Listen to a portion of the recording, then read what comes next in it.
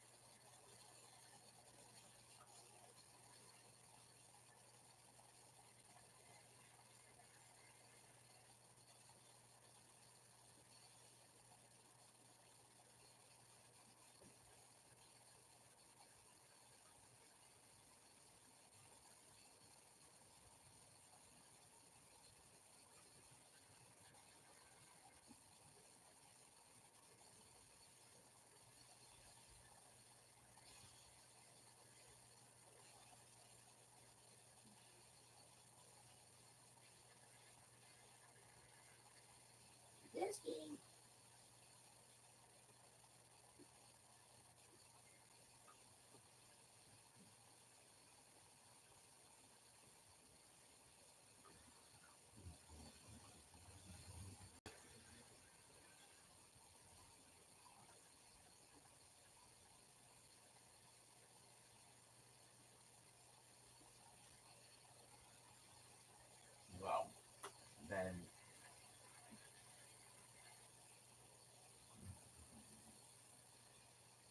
Well, then either you can call them up and change it, or I will. Period.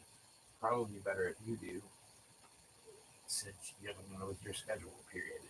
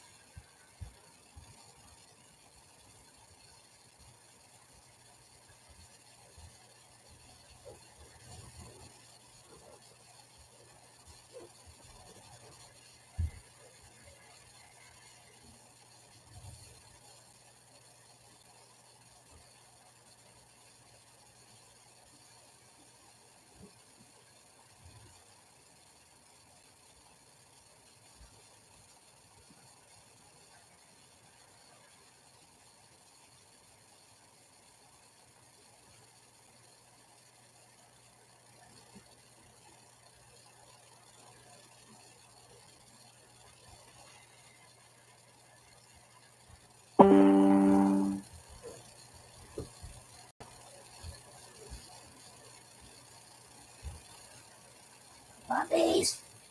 Puppies.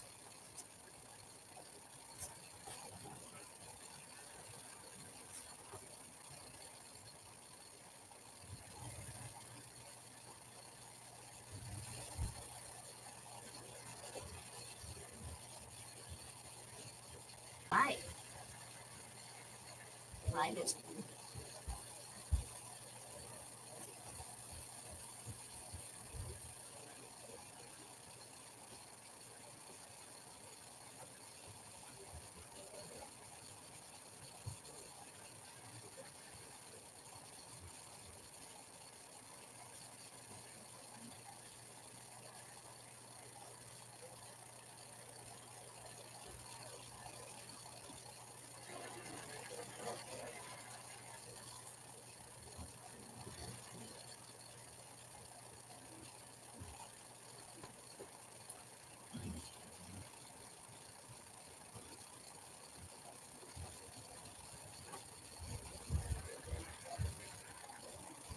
Hi.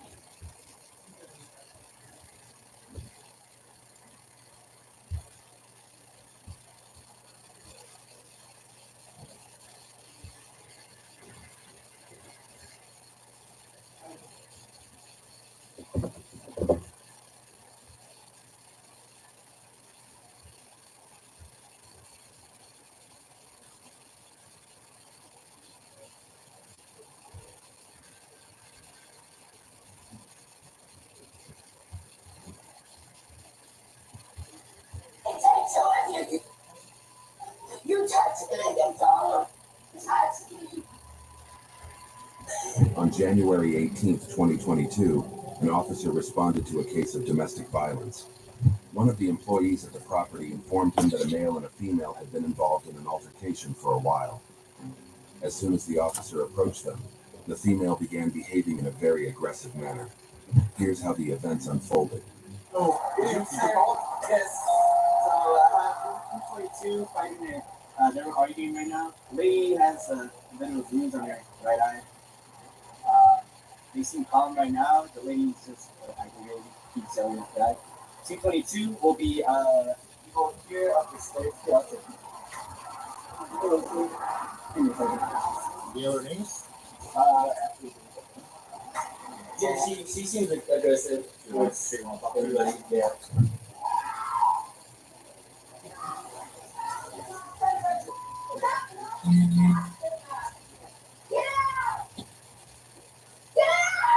Hey, police department.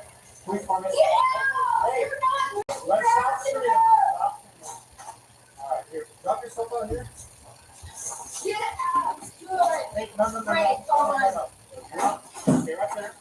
Excuse me, I'm one bleeding. Okay. Thank you. Wait for me here, my friend. You are the one bleeding. Stop screaming. Okay? No, you need to get out. No. Finally. Okay, sit down for me. No. Get out. I'm gonna put you Get out. This is my place. Get out. Do not touch me. Don't touch me. Don't touch me. You are looking at that.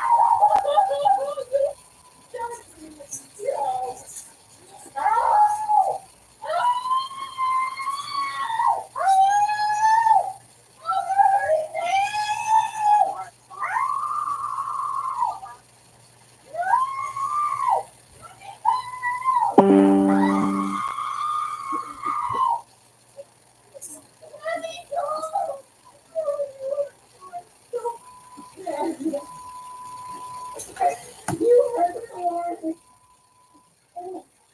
My arm is in serious pain. Serious pain. My arm is hurting so bad. My arm is really hurting. My right arm is really hurting. Here's what her boyfriend told the police. What? Did you talk to her already? Okay. What's your name? Oh, you don't understand. It's hurting so bad. And see, this is what they tell you about it. You don't understand. My right arm is really hurting. Injury? Yeah.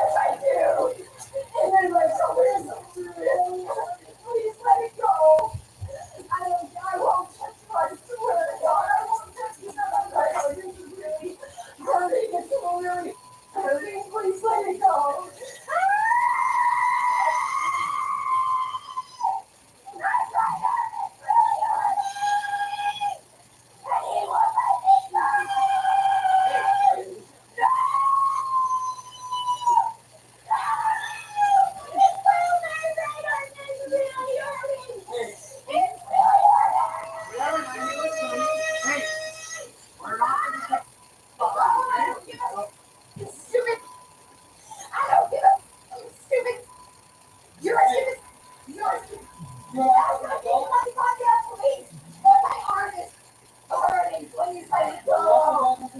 Right, I'll let you chicken in my fucking house. This is my house, you stupid. You don't come and attack me in my own goddamn house and expect not to get hit, you stupid. You don't come and attack me in my own goddamn house and expect to not get hit, you stupid.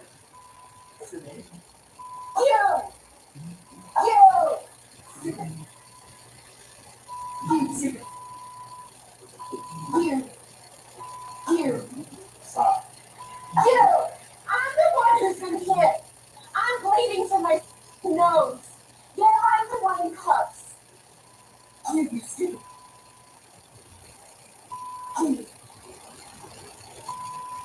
She continued to scream and abuse the officers. My name is You're Stupid. What's your name now? Get away from me, stupid! Get out! Let me go. My arm is killing me. Please. Please. My arm is hurting so. You came in my house. You don't just come in someone's house and expect not to get kicked. This is my house. Get out. Get away from me. Don't talk to me, stupid. Anything happened between you and Yeah, you see my nose? Do you not see me bleeding? Get away from me. Like, it doesn't matter. I'm the one in cuffs. It doesn't matter, obviously. You're on his side, right? No! Get away from me. Get out of my house. My arm hurts so bad. Please let me go. My arm hurts so bad. It's my pleasure. I'm sorry I My couldn't arm do is more. so bad. Period. You're lying. Let me do anything you ask me to. What do you want? Don't touch me. Wondering, Alexis, did Tara make it out to Evansville? Question mark. They closed the pharmacy at 8 p.m. Central or 9 p.m. Eastern. Listen, I'm Yeah! gonna put you in a wrap. You're not gonna be able to move.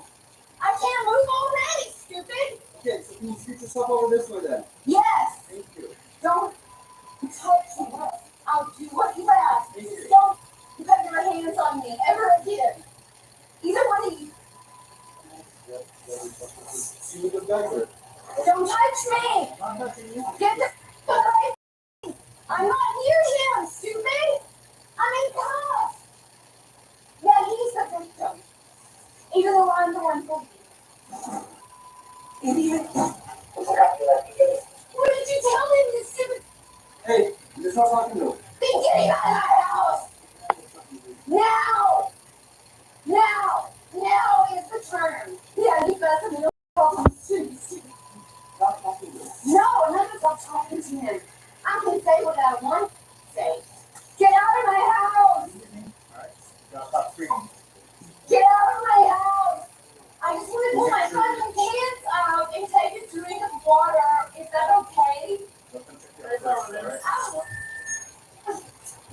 I'm under arrest for something. I'm always talking under arrest for something.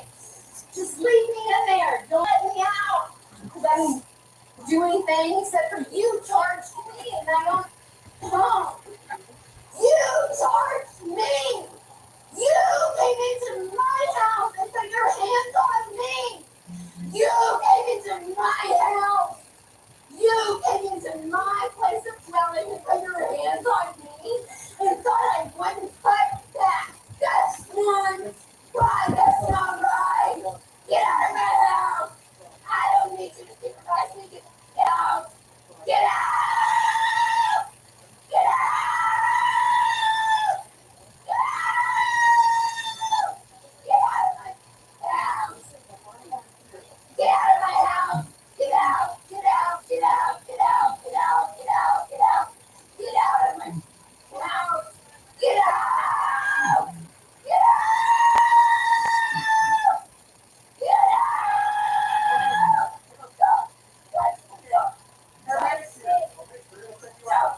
Touch me. Get out of my house. Touch Even after the medics arrived, she did not stop acting aggressively. They were really good to not talk to me. Let me talk to him. No, I wasn't talking to two of you. Were standing on top of me. It didn't take two of you to defend me. It didn't take two of you. You touched me and you don't touch me. Get away from me. Because I promise I will be a different lifeguard. I don't understand why I'm the one that got wins and I'm stealing from. I promise you, you're not going to be rude to the officers here. He needs to get the f out of my house. That's what he needs to do. Get the out of my house. He doesn't need to help. I don't want you to touch me. This is my lifetime, so yeah, I'm not very happy about being probably having all these men stand around me. I need them to get away from me. No, you're the one that put your knee in my back, you stupid. I don't want you to talk to me. I want you to get out of my house. You can stand out there while he assesses me. You want medical treatment or not? So we can take you out. I want to be taken out these goddamn That's not going to happen. I'll stand over here away from you. stand away from me and don't even touch me. I'll be right here, okay? Don't come near me. Don't come near me. Oh, you're getting your story straight now, right, Ed? Is that what you're doing? You're getting your story straight? Oh, she modest me. She modest me. Oh. Can we make sure that we can charge her with something? You don't actually have cameras like they talk about. Get out of my room. Why are there three of you in here now? Get out! Get out! Get out of my room! Get out of my room! Get out!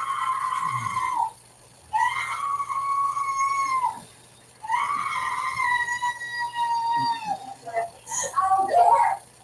Then let me cash out. Then let me. Leave me here. I don't give a what happens next. I don't give a. Kill me. Kill me. So yes, I do take prenatal vitamins. Not because I'm pregnant. I can never get pregnant again because the man that raped me made sure I could never get pregnant again. He's a sure of it. Please get out. Please get out. Someone help me. Help me.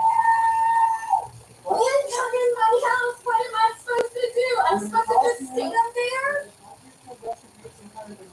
Yeah, and obviously I was the one getting hit. Yeah, I'm the one going to jail.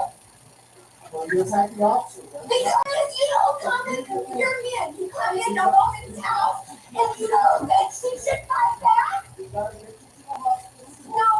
No, you don't. They don't know you're not protected. I just want to pull it back in and run them, please.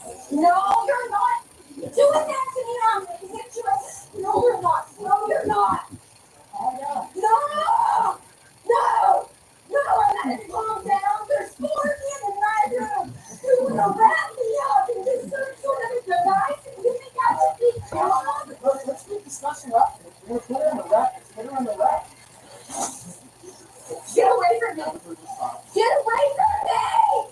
Please just let me walk out. I will pull out my own pants. Do not do that to me, Are please. you gonna walk out like that, no? Yes! Don't do You that tell to me. the doctor, we're going to this, we're gonna put you in this, okay? We wanna get you on the gurney. I just want to pull out my pants. How much is that to ask a person? We're gonna help you up, okay? I don't need your help. I don't need a man to touch me. Don't get. Do we have a gurney that we can put her on so we can get out there? I'm gonna gun my pants. Okay, please help me button my pants. Soon she was taken to the hospital for further checkup.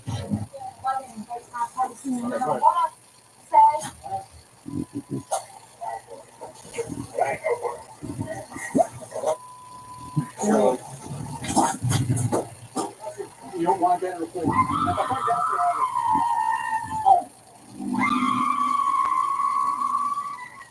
If we're going to hospital, grab the phone,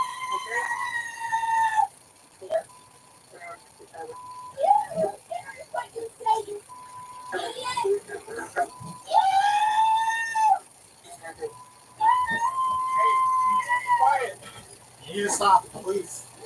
I'm asking nicely. Yeah. Yeah. You're the one that makes us me, Martha. Who kicked us? Yeah. You attacked me. You said it on the room. I know. You just. All right, Tabitha. Let's step out. You need extras, you're on. I don't need an X-ray of me. I just need you to let these things go. I'll readjust them. I'll check them. But probably can't take them off, all right? So don't check them. My arm is killing me. Mind if I can look at it? You can look at it. It's just hurting. Which arm? It's my right arm. Right arm? Yes. It's fine though. It's not broken. Let's look at It's check it out. just in pain. Oh, I see your water.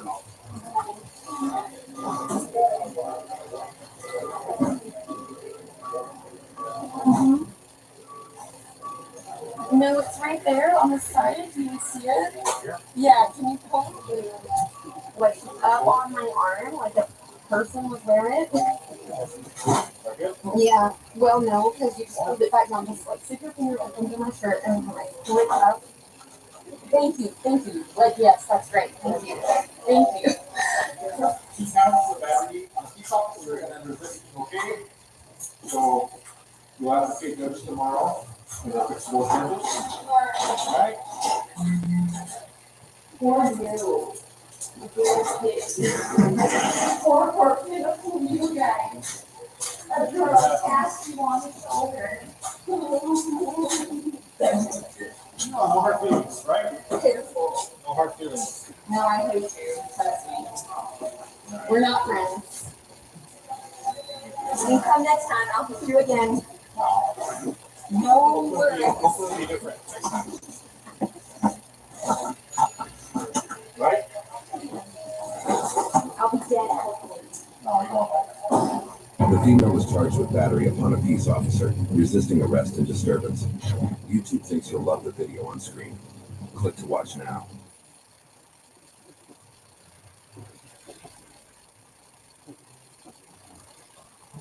Why you shouldn't drive a stolen car. Keep your hands where I can see them. Good car. You don't let your friends say anything about their car? Your story doesn't make sense at all. Occupants in the red Kia. Roll down all the windows of the vehicle. Keep your hands where I can see them. Stay where you are. Keep your hands where I can see them. Is it compliant so far? These officers are staying diligent due to the fact that they just chased down this vehicle after a high-speed 100-mile-an-hour pursuit. Keep both hands out of the vehicle where I can see them. Driver, step out of the vehicle, face away from me. Keep your hands where I can see them. Step out of the vehicle. With one hand, take off your seatbelt if that's what you're going to do. At least one passenger. Step out of the vehicle, face away from me. Walk backwards slowly to the sound of my voice. Keep going back. Keep going back. Got some of my hands? Nope. I'll go hands. No, I got hands. You got the rifle. You got the rifle. Keep walking back. Keep walking back. I'll take me. Walk back. Step to your left. Face forward. Walk back.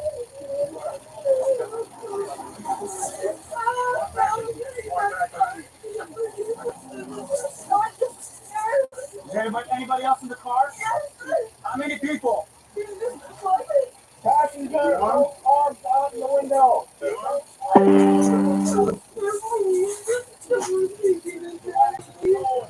Exit the vehicle and face away from me. Face away from me. Step back here.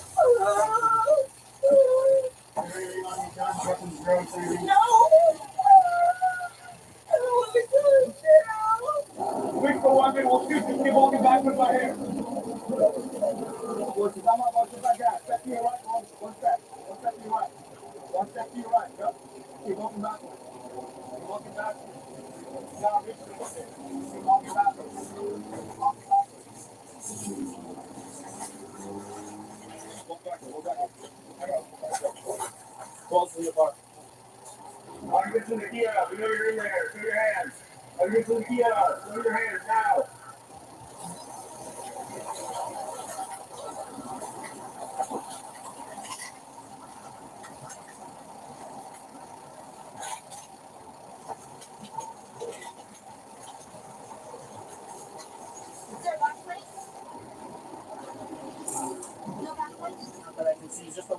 temporary tag or whatever. They're on the phone and they're on the line with somebody still.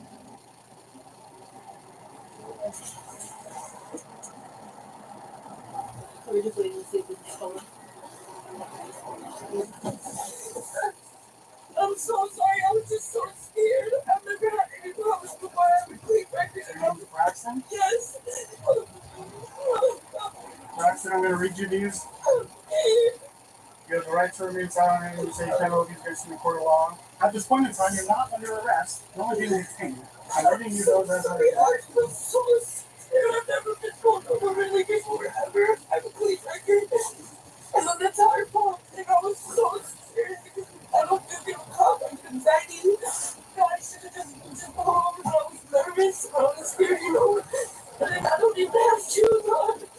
What did you say about why you ran away? I was scared, sir. Scared of what?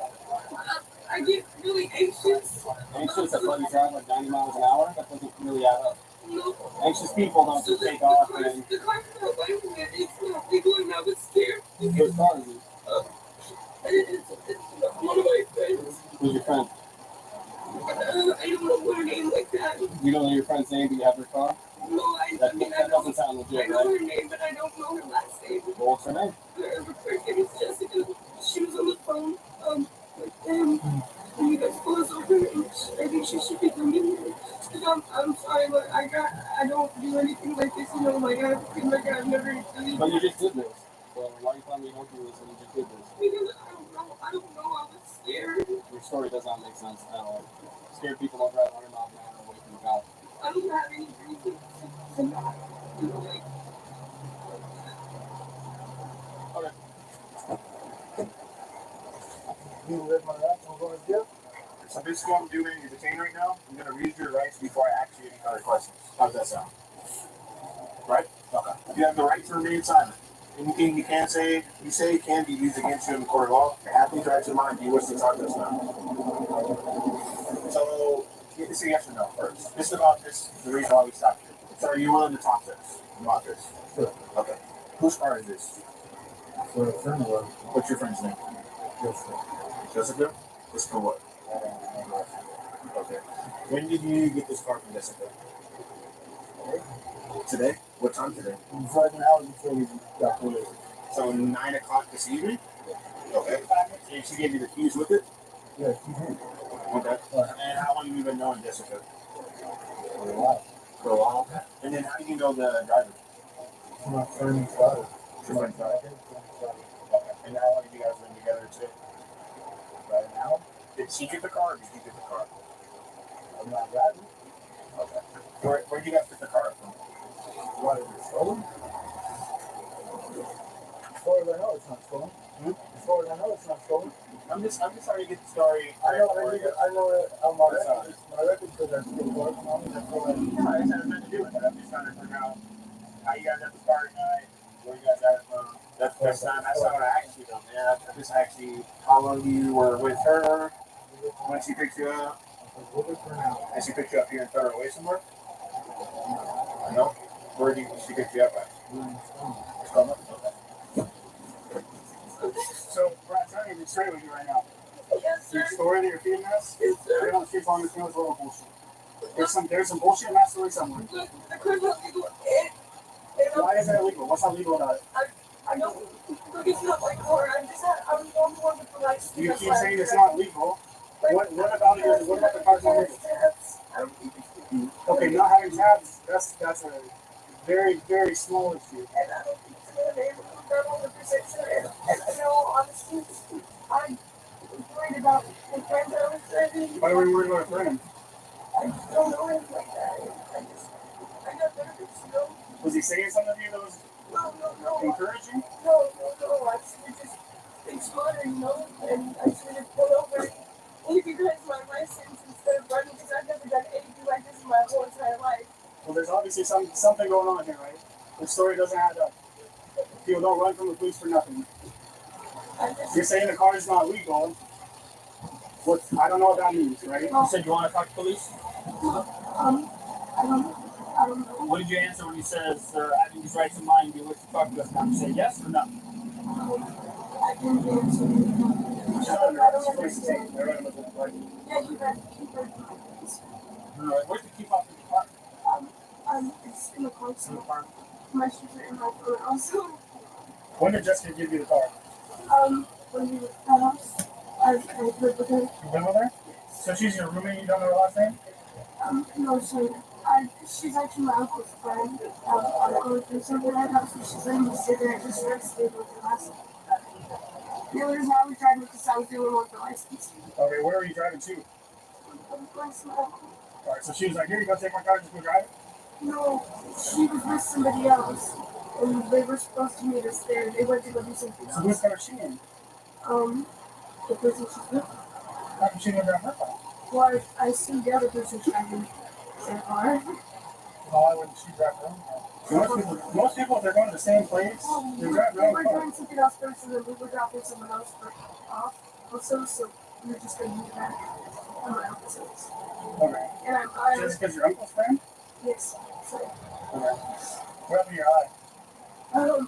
I got punched. Why? I got in a fight with a girl. With? With a girl. Which is a fist fight. It was one of my friends.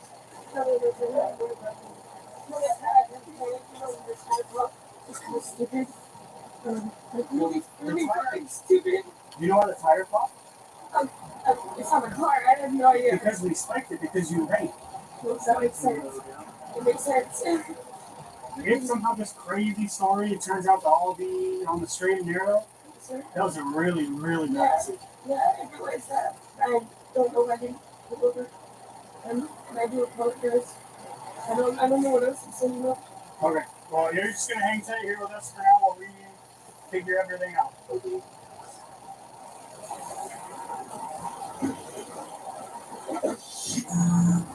Alright, you're under arrest. Reckless driving and failure to obey an officer. I'm gonna have you step out. We're gonna do a quick search, make sure you don't have anything on you, and then we're gonna put you back in, okay? Okay, my foot's messed up. So Which foot? this one, How was it messed up? What's wrong with it? I have a gash on the top of it. I'm gonna look at it. The office looking crazy people. Alright. Okay, so you got a scratch on there? Okay. Don't treat that at the hospital, okay? Okay, come on. At the jail, I mean. Make sure you don't have anything on you. Look, with the back of my hand, I'm going to go through here, make sure you don't have any weapons, or anything like that. Nothing in your pockets. Back of my hand, I'm going to check your back pocket, okay?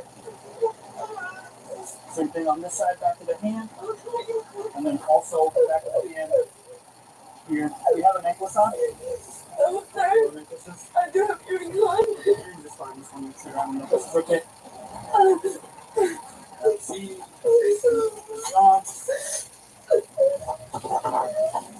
I'll give you some shoes when you get there, okay? Don't worry, I'm not going to do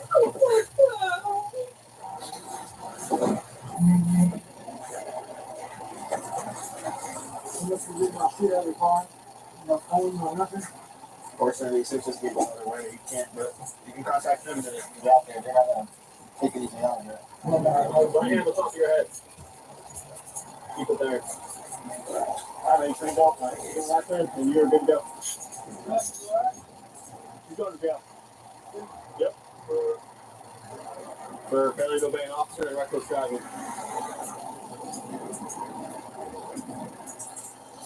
Braxton was charged with failure to obey an officer and reckless driving. She is innocent until proven guilty in a court of law.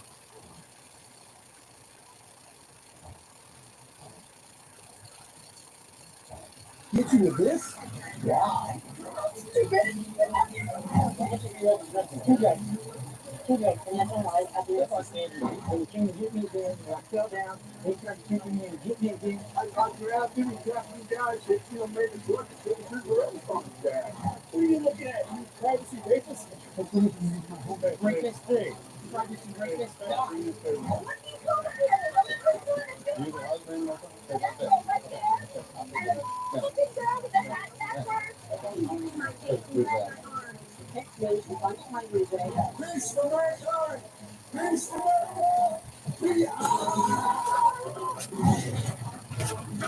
Hold on, we have to go back, full officers on a domestic violence case. They responded earlier today. We gave the lady a break.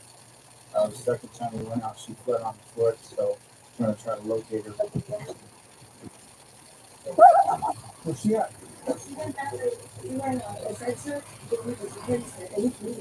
He's bleeding? Have him come out. She stabbed him? Hey. Hold on. Get over here. Turn around. Place fingers by your head. Get on your knees. Stand behind your back. Everyone in town in my house. Where did you shoot it? Well, they didn't let me have them. So who's the guy that got cut? He's the one that was swinging the axe at me. Okay. But I'm staying criticized because the whores are here. So the whores are here? No, I don't. I'm not a dope. I'm clean and the work is a job. I want my old man back. I want him off the dope. Get him help. Okay. Okay? That's all it is. I'm not the criminal. Just relax. Hey, sir, where are you injured at? It's okay. Let me see it real quick. What is that from? You have a knife? Is that a knife? Yes. Okay. Does she cut you with it, or what's the fight? Is she your girlfriend, wife? She used to be here with me. And she did it today, and we tried to get back together, and a guy came in the room, and she got upset, and then she just went crazy. She went crazy? What was she doing? You can see it. What she did? She broke out those windows right there? Why was she hitting you with the hose? What's that all about? She disrespected me, I guess. I don't know. Shit you in the mouth? No? Is your lips on? What's that thing? She hit you with a hammer? She hit you with this? Wow. Well, she really did remember. You don't want to press charges on her or anything like that? Okay, just hang out right here for a second. Let me go talk to her, find out what's going on, and then we'll see what we can do, okay? What happened now? I was in bed making love with my man, he was butt ass naked, and that black guy walked in, I don't know, he thought it was okay. My man got getting hammered, and what that guy, and so he got out of the meeting, tell him to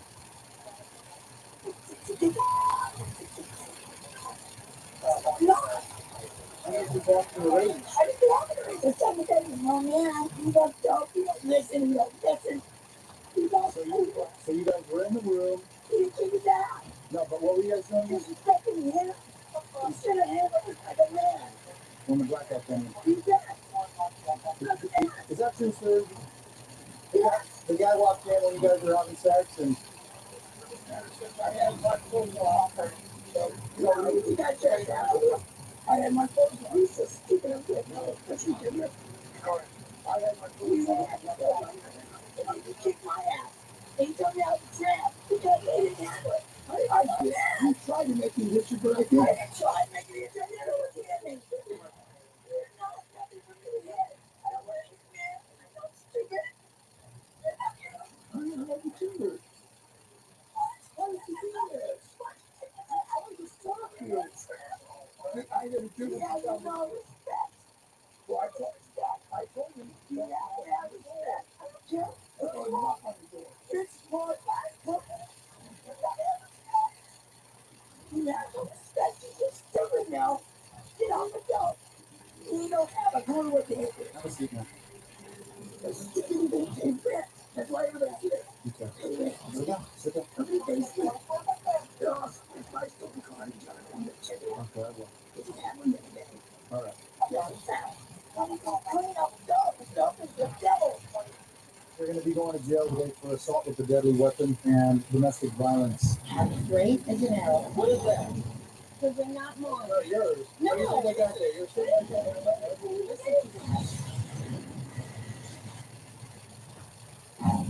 We're going to go over and back up a guy that's following a suspicious vehicle.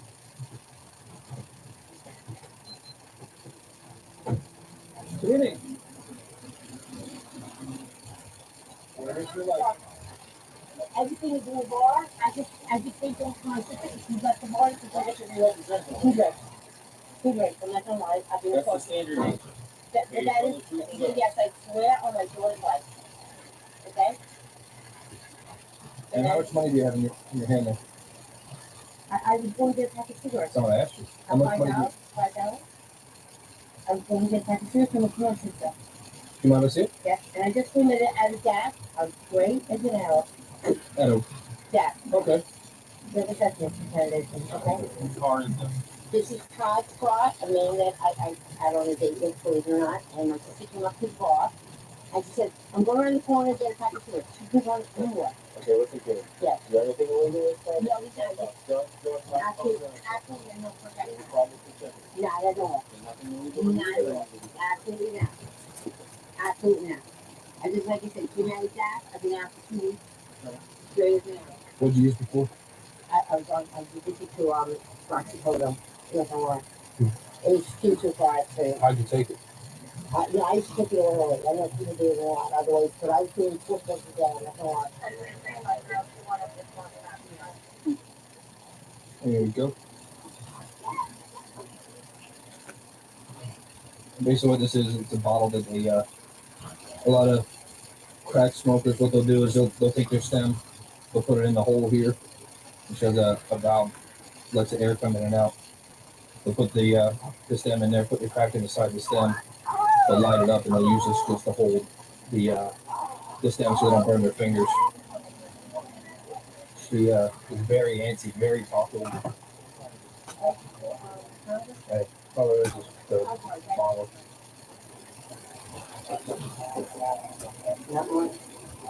What is it? I don't know.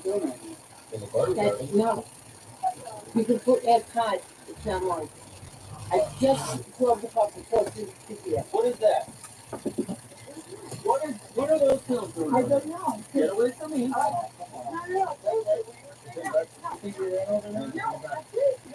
Children are mine. Because they're not mine. No. I would have ran that over. That is you. Can you look at it, please? I will look at it. I am a look. Yeah, don't look at it. No. I'm not angry at all. Those were in your hand when you just opened it up, right? That was right there? Where's your prescription? No, you're not actually so wrong. Okay, I'm not playing games with you anymore. You got up in the lab.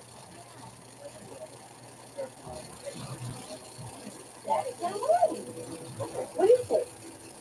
They're illegal drugs. And they weren't mine. She probably had it in her hands. That's what I'm saying, because her hands are in front of her. She probably had it in her hands.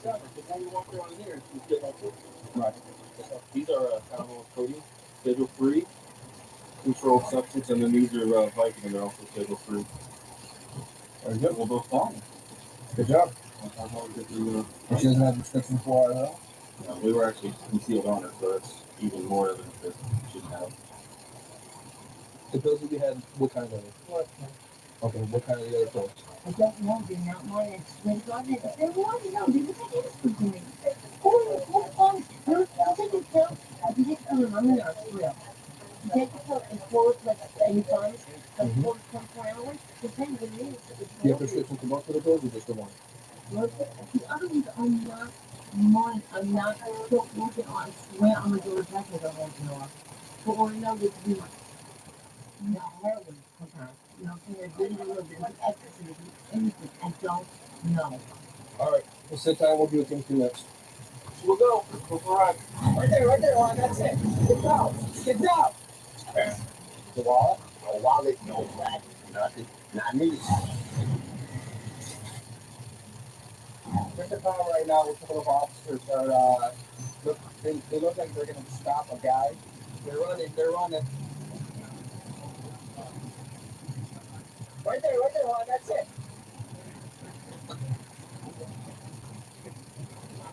Get down. Get down.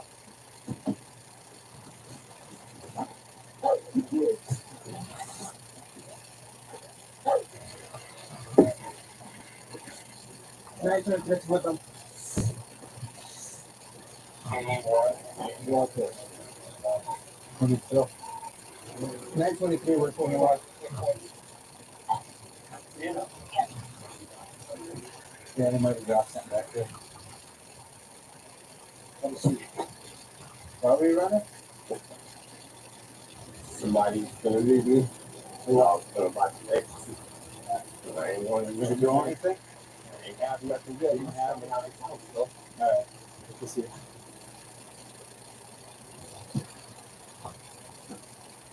Let's see if we threw some drugs with a gun or anything else.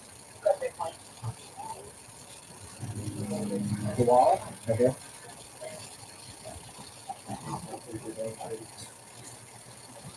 Maybe you just robbed somebody.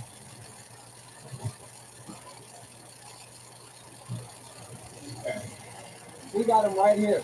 So if he dumped whatever, it happened right here. Is this Brandon's mom? It's some Mexican guy that was right down the block there. Oh. So go talk to him. It's kind of right by the crack that Not me. Did you throw a wallet? No wallet. I don't have no wallet, no crack, nothing. Not me. Somebody else. you didn't throw I anything. swear to God, I didn't throw anything. I told y'all what I was going to do. No.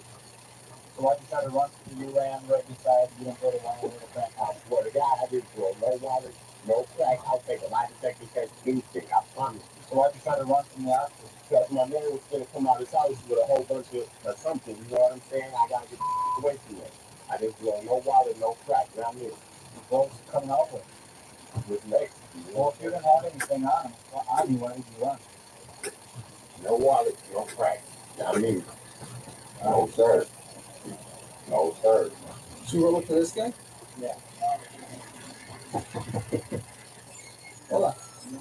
¿Se mete mejor?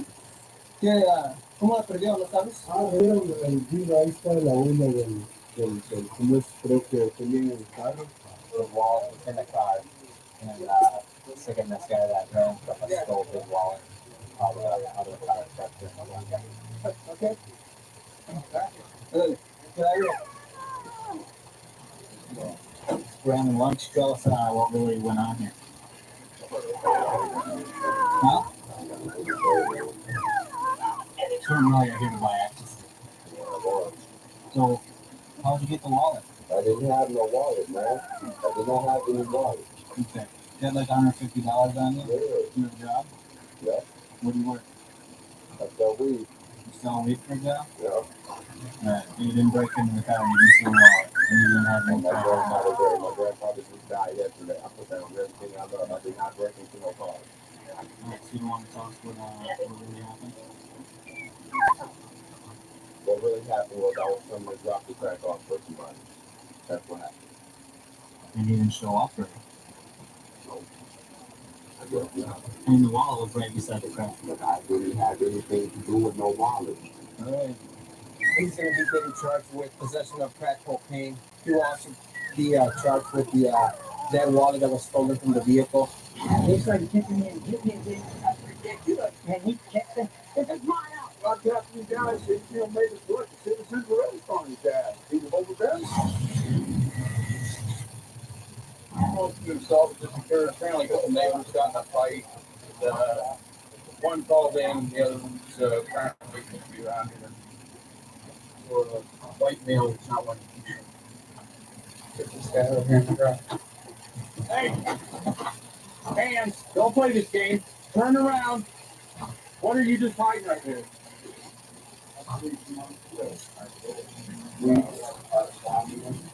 Throwing a bunch of stuff. You two what? There's some water. This is the marijuana pipe. Marijuana, I agree. What's going on down there with the neighbor?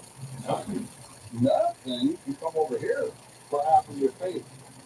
Well, he proceeded to, he's not like what I was saying in my place and shit. He knocked me clearing down that stuff under there and was gonna take over me, What was it all about? Actually, sir, to be honest with you, I could open that back window up and he didn't see me. Man, you can break a lock there. So what's this all about? I mean, not a lot, but that's good. What's this all about? Hey, what's this all about? Nothing. I don't even know the man. That's the first time I'm married in my life. Oh, What's going on? just hit me from behind, kind of stumbled me, and he came and hit me again, and I fell down, and he started kicking me and hit me again. And where do you live? Okay. You don't live here? No, So this is what happened over here. yeah, About what? about me making a suggestion about how, how to take out those windows, because he wanted air. So this is all about you making a suggestion Right, he for said, windows. right, and he kept saying, this is my house, this is my house, don't tell me how to do things. And I said, okay, man, no problem. So I went back to getting ready to do what what you asked me to do. Yep. And so I did that, and then he came up and hit me from behind. From behind. Where do you hit them? Back your head? Right here, first hit was here. These came afterwards, because I was on the floor, whatever's up this wall. How do you get straight Oh, down? as a matter of fact, that's what he's doing. Because he's tied up, there's a 2x4, a piece of the 2x4 that went across the top of my window. Yep. And it was above the window. He tied it off, and it hit me, the nose, Well, and that's where he got the bloody nose. I guarantee you that people would still me. and that wasn't from you. No, well, no. Oh, I got nothing on my nose except my blood. Hang on, okay? Alright. How'd you get straight from your nose? It's right there. You got that straight from him? Yeah, that's good. He's totally. He didn't sit there. I pulled that board out of there. I'm taking that screen off. And I want to come on the inside and take the window out. And that's how you got straight from your nose? Yeah. So then how did he get his injury? I grabbed him, tapped him down, I said, made us look, a citizen's arrest on his dad. A citizen's arrest? So we can't do that on the top. When you guys come over here talking about that, you invited him over here. He was over there.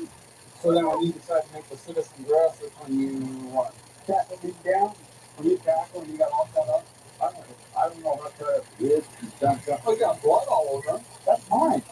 That's your blood from that? Yeah. Because I was over the top of him, so all that blood down, all the blood on him is from that little scrape. It was just dripping all over, and I didn't want to move or get off the top.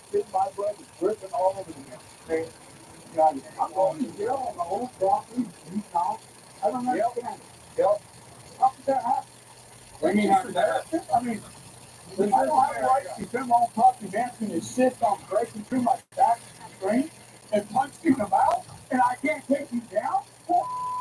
That's ridiculous. Sit down. I'm not going to play this game. No, you can't defend your own property in America. What country can you? I'll do my time traveling. All right. Saw that right on the table, and then once you got in the dust, I found this in his pocket. And you found that where he hit it in the wall. That's just all the other stuff. Citation for assault causing bodily injury, possession of Schedule 1 for marijuana, and possession of drugs paraphernalia too. Yep. Sounds good to me. Let's do it. There you go. We'll fix it. Going to jail. Some guys came out of the apartment right here, just with a knife. He got my gun. What he did, he had me making that decision in my house. He tried to see right this guy. We're gonna come around and see what this guy has to say. I'm getting way down.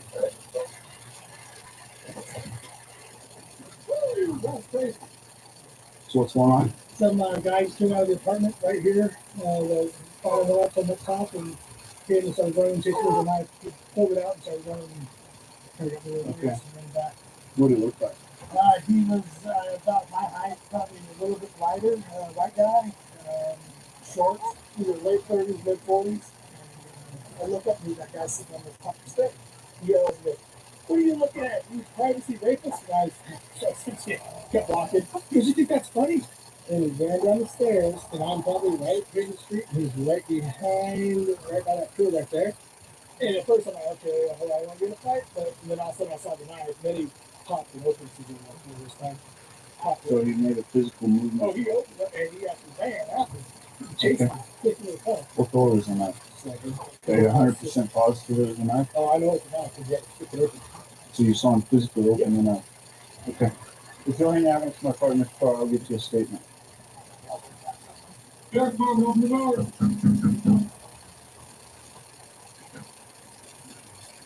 Yeah. Use your hands. Turn around, face away from me. Put your hands on top of your head. Top of your head. Face away. You going to jail? I don't know. Why would you be going to jail? I don't know. Because I had an odor outdoors. Did you have an under outdoors? Because I don't get one of that neighbor and provoked me to chase after me. Okay. What'd you do with the knife? I didn't have a knife. Okay. You have a knife? Well, let's go down here. We'll talk. I was up there having a cigarette. I asked him what he was looking at. And he said some remark and he started laughing. And I walked over there and he started running from me, so I ran after him. Did you have anything in your hands? My keys, he got my goat, he really did. How did you do that? Just by laughing at me and seeing something in the bread. So how would you mistake these for a knife? He said he saw a blade. I have no idea what you're talking about. When he walked by and he looked at you, what did you say to him that made him laugh? I said, you're a privacy rapist. You're a privacy rapist. Privacy rapist because he had me thinking that he could see me in my house. So as he walked by, I was staring at me and stuff like that. So why don't you tell me the rest of the truth about where the knife is? It is in the bedroom where the boxes are in. Can you show me? Yeah. Walk upstairs and you can show me. I won't let you fall. I have a key in my hand. And what he's saying is the knife is key. You dropped it in this box? That it? That's my knife right there. Let's go this way. Would you like to have an opportunity to say your side of the story and what happened? I don't even want to talk to this dude. Hopefully he can use my husband. Rapist. Hey. Privacy rapist. Do me a favor. Go over there and knock the profile. Privacy rapist. Calm down. I'm going to be in jail for a minute. Nobody's going to pay my rent for me. Chances are good you'll see a judge either tomorrow or Monday. When you explain your case to him, maybe they'll be able to assist you in a way of making sure your rent gets paid. Okay? Please don't take me to jail. So you're going to jail. Okay? Watch it. Slide in, have a seat, and watch it. I know I left my home. Goodbye, Vatos. What do you remember about the knife? Anything distinct or distinguishing? Yeah, I remember there was one time you have to push with the button and pull out, and I remember it being sick. Okay. Would that be it? Exactly, that's it. Okay. Thank you, sir. Hey, so you know, that guy told me the knife I showed him was exactly the knife. I didn't chase after him with the knife. You didn't chase after him with the knife? No. Hey, so you're going to go to jail for felony harassment and intimidation with a weapon. A 27-year-old girl, what are you going to beat her butt? What happened? You didn't even say that right there. Next day, she punched my music. Just got a call about a white female supposed to hang people on the fucking. What is it, bro? Hey, I'm sorry. I said I'm not fine. matter? When my daughter, 2 weeks ago, I started coming here. A 27-year-old girl, what are you going to do? Let me go to the You the husband, I think? Dad? Okay. My daughter, my other daughter. Sister on the chest, and she's got a red mark on it. Now I got a text message saying that 27-year-old was going to snatch her up by the hair of her head, Tonight. her neck, Okay. and beat her butt. Okay. This is my daughter. I walked in again. Stay right there. I'll be there in a minute. Stay right That's there. all right Okay. there. Okay. I'll be And there a in a minute. looking girl with a hat backwards. Back up. Take me. Okay. Stay back there and I'll be there in a minute. What happened? This promotion down at the snack bar. Okay. And the 13-year-old that's in the office right now, she punched her in the face, shoved her in between the Who did? Who punched her? The one in the tank top here? Okay. She shoved her in between the vending machine and the wall. The owner told me to come down. She said, get the kid. So I brought the girls out, and I brought the young man out, brought him in the spot, and she punched everybody in the face coming out the door. She said, I'm going to see you guys. And she was just hitting everybody. They're both drunk. They don't need to be here. They're both drunk. Anybody hurt his eye? Oh, one of the little girls got punched in the face. She's in the office.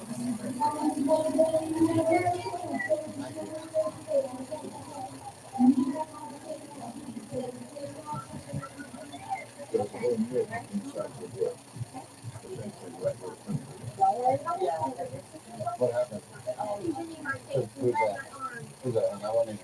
That one that you're talking to on parking lot. The one in the tank top? Had grabbed her, smacked her, shoved her between her vending machine to the floor, knocked her down so hard that we all freaked out.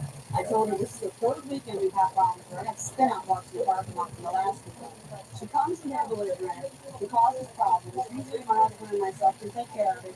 But this time it was above and beyond. She broke our office door. She kicked me. She punched my DJ. I gave her a number of 15 state guards and children that she assaulted. Here's my last girl. I had to tell somebody. It's one thing for her to mess with the adults and have parents around to deal with the children. That she was here last weekend when she messed with his daughter. But when I have to get involved, because I protect all these children, you know, I'm just always out there. I'm getting them off the table, make sure they're not on the wrong side of the floor. You know, I'm just, they call me just see her and I'm here, you know, but I don't tolerate that. Nobody touches children in my building this or anything. The last 2 times that she's done it, I have not called the cops. I have not made an issue of it. I've given her the option to leave and told her I don't tolerate vulgarity. I don't tolerate cussing in front of children. I was raised on it. So I don't put up with that too much. I walk in my dog and my son came running upstairs and Mom, someone just called, Brandon, my other son called and said, Taylor was hit by this lady. Is this the same lady? Yeah, the 37-year-old lady that hit me, that almost hit me last time. This woman about last Wednesday, Taylor came home and said, Mom, there's a 37-year-old woman that's out of my face and tried to hit me. Okay, so when Trevor looks back up and he sees her, my husband didn't see her. Did you see her today? No, I didn't. Okay. Anyways, I was talking that this lady would have the face. She has a face. You don't hit a child. You don't hit a kid. Period. Anyways, she did. And that's the lady, and she hit her tonight. She was trying to the first time, you know, tonight she hit her. I'm very upset. I want to press charges, and I personally like to do her myself. But I'm not going to do that. All right. Step out of here. Turn around. Oh, you. Yeah, turn around. Yeah, I'm explaining it to you. We talked to everybody inside. We got witnesses. We got statements. There's a whole bunch of different stories. I'm going to take you with us. Okay. I wasn't here. Okay. I didn't to see what happened.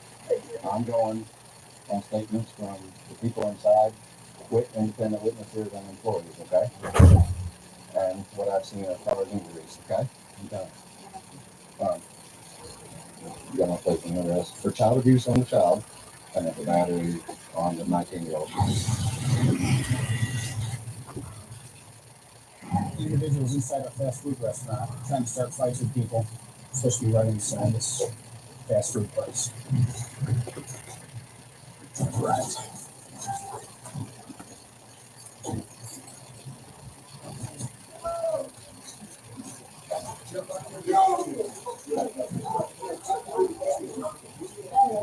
Put your smoke out. What?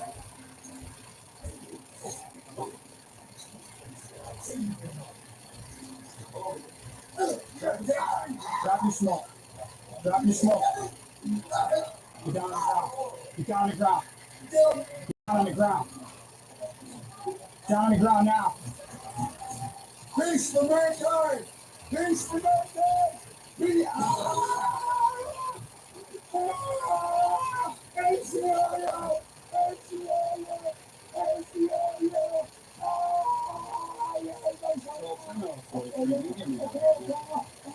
So, put your hand behind your back. Put your hand behind your back. Stop resisting. I won't resist.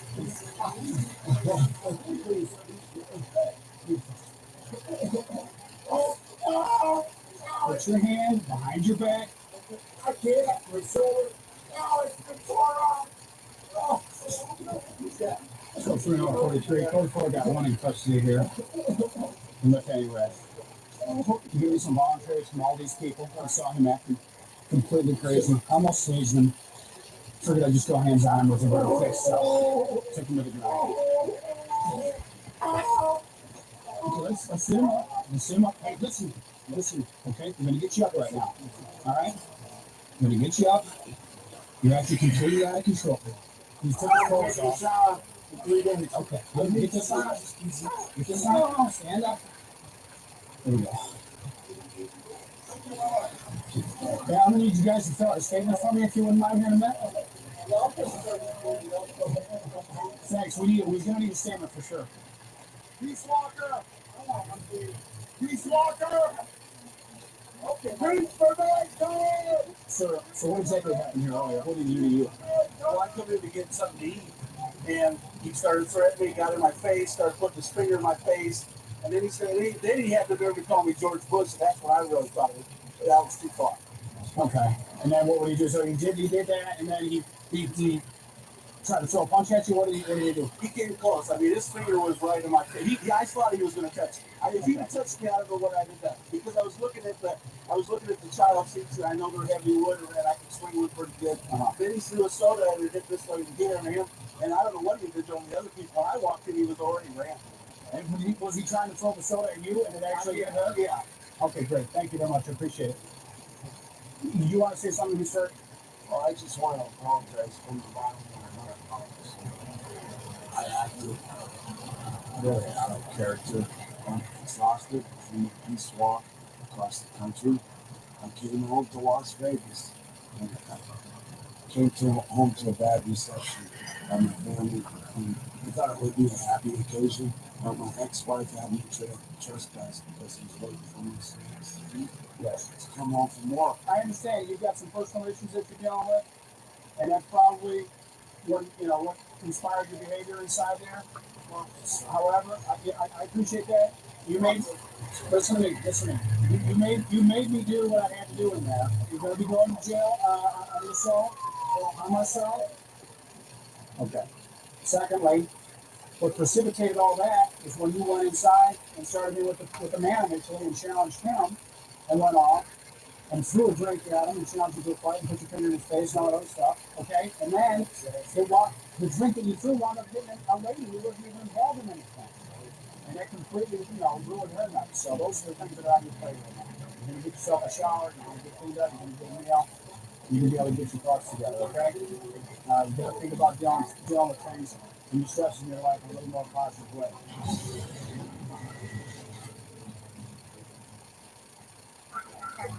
What's wrong with it?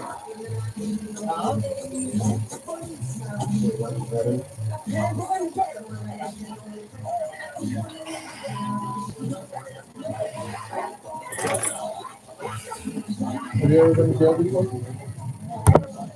You don't want to go to jail, right? Ain't nobody else in this trailer park got this shit.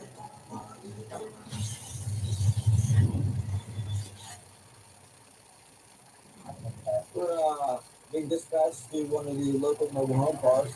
We want to get a lady here. Apparently, she's having some domestic troubles with her fiance or ex-fiance, and she wants him removed from the residence.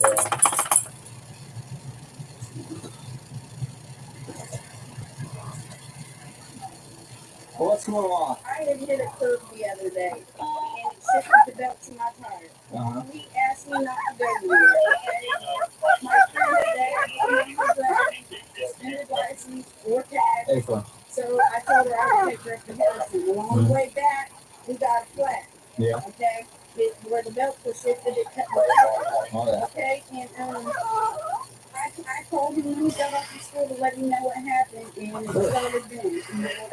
I'm immature, I'm a crackhead, I'm irresponsible. Oh, crackhead, no water. I'm going to tell you that. Yeah. Okay. And why are you saying them? What are you talking for? 13 years. Different. I thought it was different. Are you guys married or just engaged? No, we've been together 13 years, so we both have everything. Okay. So you just living as husband and wife then. And he was going to use the abandoned my trailer, and I was going to take him home. Okay. Where did you go to school at? At college. Okay. So he's what's he in school for? Medical assistant / phlebotomy, and his graduation technician. Okay. And I'm going to get us up out of this trailer park, but I'm tired of the Okay. What's his name? Robert. Robert, come on over. I'm not going to tell you something you already know. I'm just going to ask you why you love this lady? Yeah, one time I did, yeah. You did? You don't love her anymore? Yeah. Okay. Well, what are we gonna do to work it out between y'all? You guys got 13 years together. Okay. Well, what I'm trying to do is get y'all to get back together or try to work out the problems or something like that. It's 13 years. 13 years. That's a long time to be tossing it down the drain. Yeah. Yeah. Okay, we got limits on it because Yeah. we verbally abuse each other. Mm-hmm. Okay? And once, maybe twice, we have physically abused each other. Yeah. That's twice out of 13 years. And that kind of stuff happens sometimes, but. We cannot make poor judgments, poor decisions. Mm-hmm. I'm trying to better it. You see? Oh, yeah. I see that. I see that. Ain't nobody else in this going to work out this way. You know what? And nobody's going to downplay you for how you've done your fair share to become a better man. I'm trying to do that. And this lady here loves you. Good. She's trying. She was give her a hug or something, man. This lady loves you. I know it. She loves you. I know that. Let's do this. Let's do this. Do you think you guys can work this out without all the restraining orders or tossing each other around or throwing things? I'm going to be needed because this is my address. And my ID card is Yeah. your address and your address.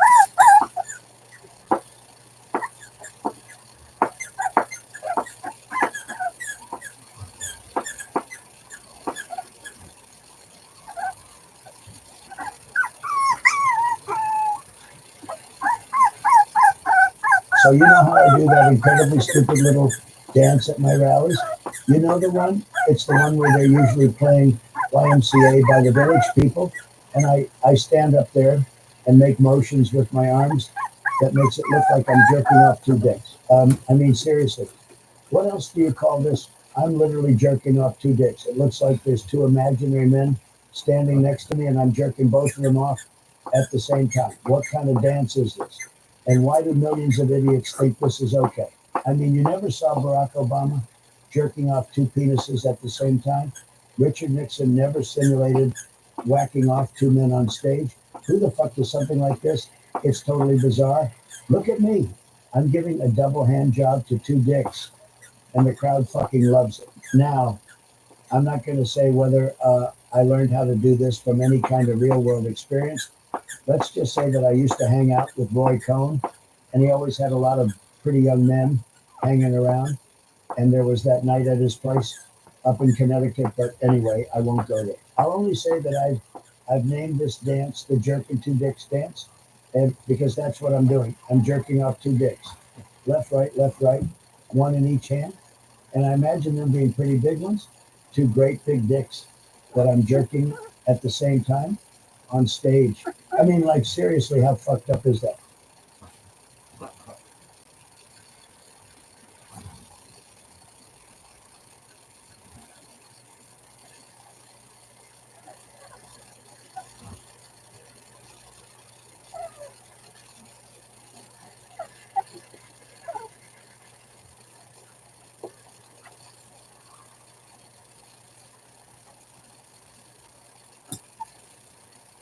If the president decides that his rival is a corrupt person and he orders the military or orders someone to assassinate him, is that within his official acts that for which he can get immunity? It would depend on the hypothetical, but we can see that could well be an official act. What started out as a provocative supposition to stand in the middle of Fifth Avenue and shoot somebody has evolved into a looming nightmare. Trump's lawyer is making the case before the Supreme Court that Donnie Indictable has the power to assassinate rivals and has the power on January 6th to overturn the election. Here's Trump's attorney, Beelzebub, speaking before the court with Justice Sotomayor. Is that within his official acts that for which he can get immunity? It would depend on the hypothetical, but we can see that could well be an official act. It could, and why? Because he's doing it for personal reasons. He's not doing it like President Obama is alleged to have done it to protect the country from a terrorist. He's doing it for personal gain. And isn't that the nature of the allegations here? That he's not doing these acts in furtherance of an official responsibility. He's doing it for personal gain.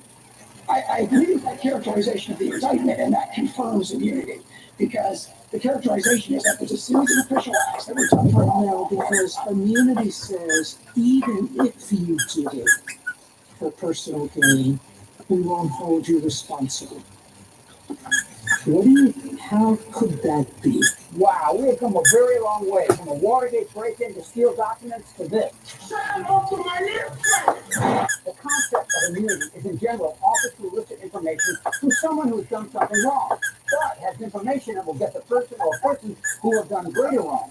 But it's not to give a sociopath a hall pass to Columbine. The president ordered SEAL Team 6 to assassinate a political rival. That's an official act in order to SEAL Team 6. He would have to be and would speedily be, impeached and convicted before the criminal prosecution. But if you weren't, there would be no criminal prosecution, no criminal liability. If he were impeached and convicted first. So your answer my answer is qualified yes. Before this ended up in the Supreme Court, an appeals court asked this very question, and Trump attorney John Sauer answered with a qualified yes.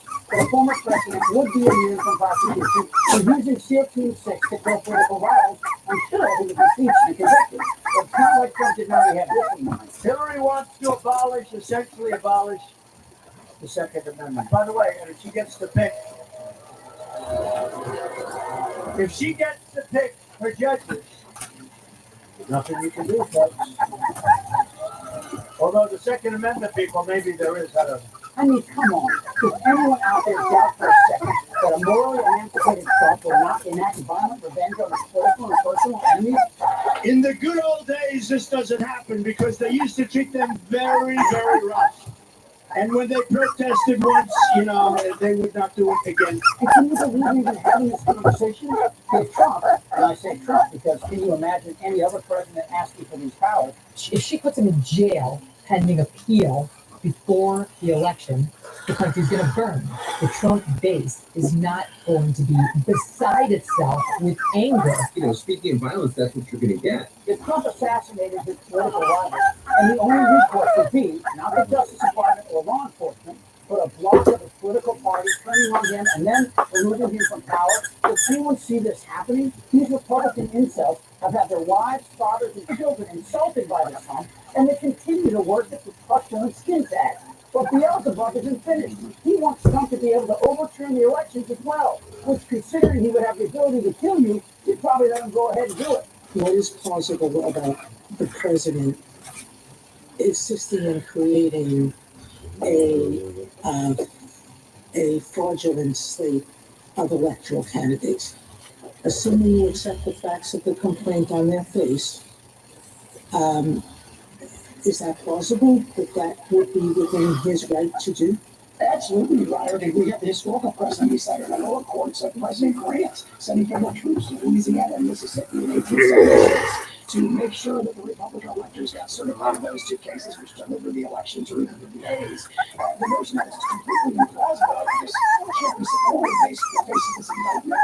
Knowing that the slate is fake, knowing that the slate is fake, that they weren't actually elected, that they weren't certified by the state. He knows all those things. The indictment itself alleges, I dispute that characterization, the indictment affixes the word label to the so-called fraudulent electors. It affixes the word fraudulent, but that's a complete mischaracterization. On the face of the indictment, it appears that there was no deceit about who had emerged from the relevant state conventions, and this was being done as an alternative basis. Cool. Okay, the lawyer's name is John Sauer, but he sounds like Beelzebub. I mean, he is making the case that Trump should be given immunity for attempting to overturn the election, and in the process, send thousands of supporters to the Capitol to violently gain that end. And my favorite part of Sauer's argument is that the electors chosen by the voters could be replaced by orders of the president. And this was not fraudulent because they would tell everyone they were doing it. That's like saying, I'm going to steal something, and by telling you I'm stealing it, it's not like stealing it. That's insane. Trump will no longer have to hide the fact that he sent these people there to hang Mike Pence and kill Nancy Pelosi. We're going to have to fight much harder. With immunity, Trump could say, damn right I attacked the Capitol. What are you going to do to stop me? This whole conversation about immunity makes me feel like I'm in my dorm room getting the bomb, discussing assassinations and coup d'etats like it's all hypothetical. But Trump doesn't only want to kill the bug, he wants to kill you too. I want to be a dictator. And listening to Sotomayor's incredulity to Beelzebub's logic, one can only hope that sentiment runs through the other 8 judges. But I'm not so confident. See, Beelzebub is making the case that Trump can break the law and not be responsible simply because he's president, to which Judge Jackson wonders why. The president would not be required to follow the law when he is performing his official acts. Everyone else, there are lots of folks who have very high-powered jobs, who make a lot of consequential decisions, and they do so against the backdrop of potential criminal prosecution if they should break the law in that capacity. And we understand and we know, as a matter of fact, that the President of the United States has the best lawyers in the world. When he's making a decision, he can consult with pretty much anybody as to whether or not this thing is criminal or not. So why do we have a situation in which we would say that the president should be making official acts without any responsibility for following the law? I respectfully disagree with that characterization. So think about this. If the Supreme Court gives Trump the immunity to request, what is that going to look like for the world? And what would that say to our allies and enemies? That our republic has been transformed from a model democracy for the world to follow to an Alabama bowling alley on a Tuesday night. For me, the last 2 years have been like that feeling you get on the way to the airport that you left the coffee pot on, and now you're wondering if the house will burn down while you're gone. Be my ultimate and absolute revenge. So Trump has positioned 3 conservative judges to rule on his behalf, thus turning our 300-year-old experiment into one of those shathole countries Trump loves to trash. And with immunity, what couldn't Trump do? Stay in office forever? Make deals with foreign governments that benefit him? And a question for Beelzebub. If you say the only way to stop him is by impeaching and convicting him, why couldn't he threaten the lives of those congressmen who would vote that way? So I'm left to wonder, is the Supreme Court really considering giving him immunity, or is this just a delay tactic to push Trump's trials back? Because every time I look at this skin tag, I smell burned coffee. Who's with me? Hi, what's up? I'm packing up. This isn't their Republican Party anymore. Come on. You're in a lot of trouble, Donnie. Thank you so much for watching. You know, YouTube frequently penalizes my videos for taking on controversial subjects, hurting our ability to earn ad revenue, which we use to hire more hosts and make more videos. We think it's so important to make these videos now and expose the Republican cult. So please join us on Patreon. The link is in the comments. We literally can't make these without you. Thank you so much. For Real American Media, I think he's crazy. Honestly, I think he's crazy. I'm Kip Frank.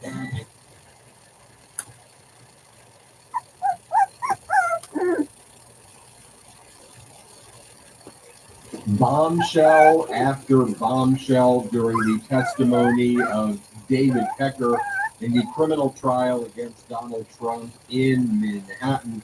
Karen, I thought this was going to be explosive, but this exceeded my expectations, and I've really never seen a witness in all the years I've practiced, frankly, as powerful, as credible, as appealing to this jury as David Pecker. Completely exceeded my expectations. Just for everybody joining, every day we keep a scorecard of everything that went down on each day. Karen Friedman and Niccolo and I do a summary every morning of what to expect. Then in the afternoon, we do a summary of everything that went down in each day of this trial. I'm a visual learner, so I like to see things on these scorecards, and you can collect them all. You can go back and watch each of these broadcasts that we've done, and you can keep all of these to remind yourself of what happened in the previous day. There's trial 1, there's 2, there's 3, there's 4, there's 5, there's 6, and here we are on day 7 after court was dark on Wednesday. No trial yesterday and trial today. Let's just take a look at everything that's went down, and then I'm going to toss it over to you, Karen, for your analysis of everything that happened today. And as a programming note, I want to remind everybody that after Karen Friedman, Niccolo, and I finish, I will then be hosting Political Beatdown with Michael Cohen after this. So after Karen and I are done, you'll be actually brought to the live with Michael Cohen and I. Trump trial day 7, let's pull up the scorecard. The day began with the prosecution introducing a new contempt motion against Donald Trump for violations of the gag order.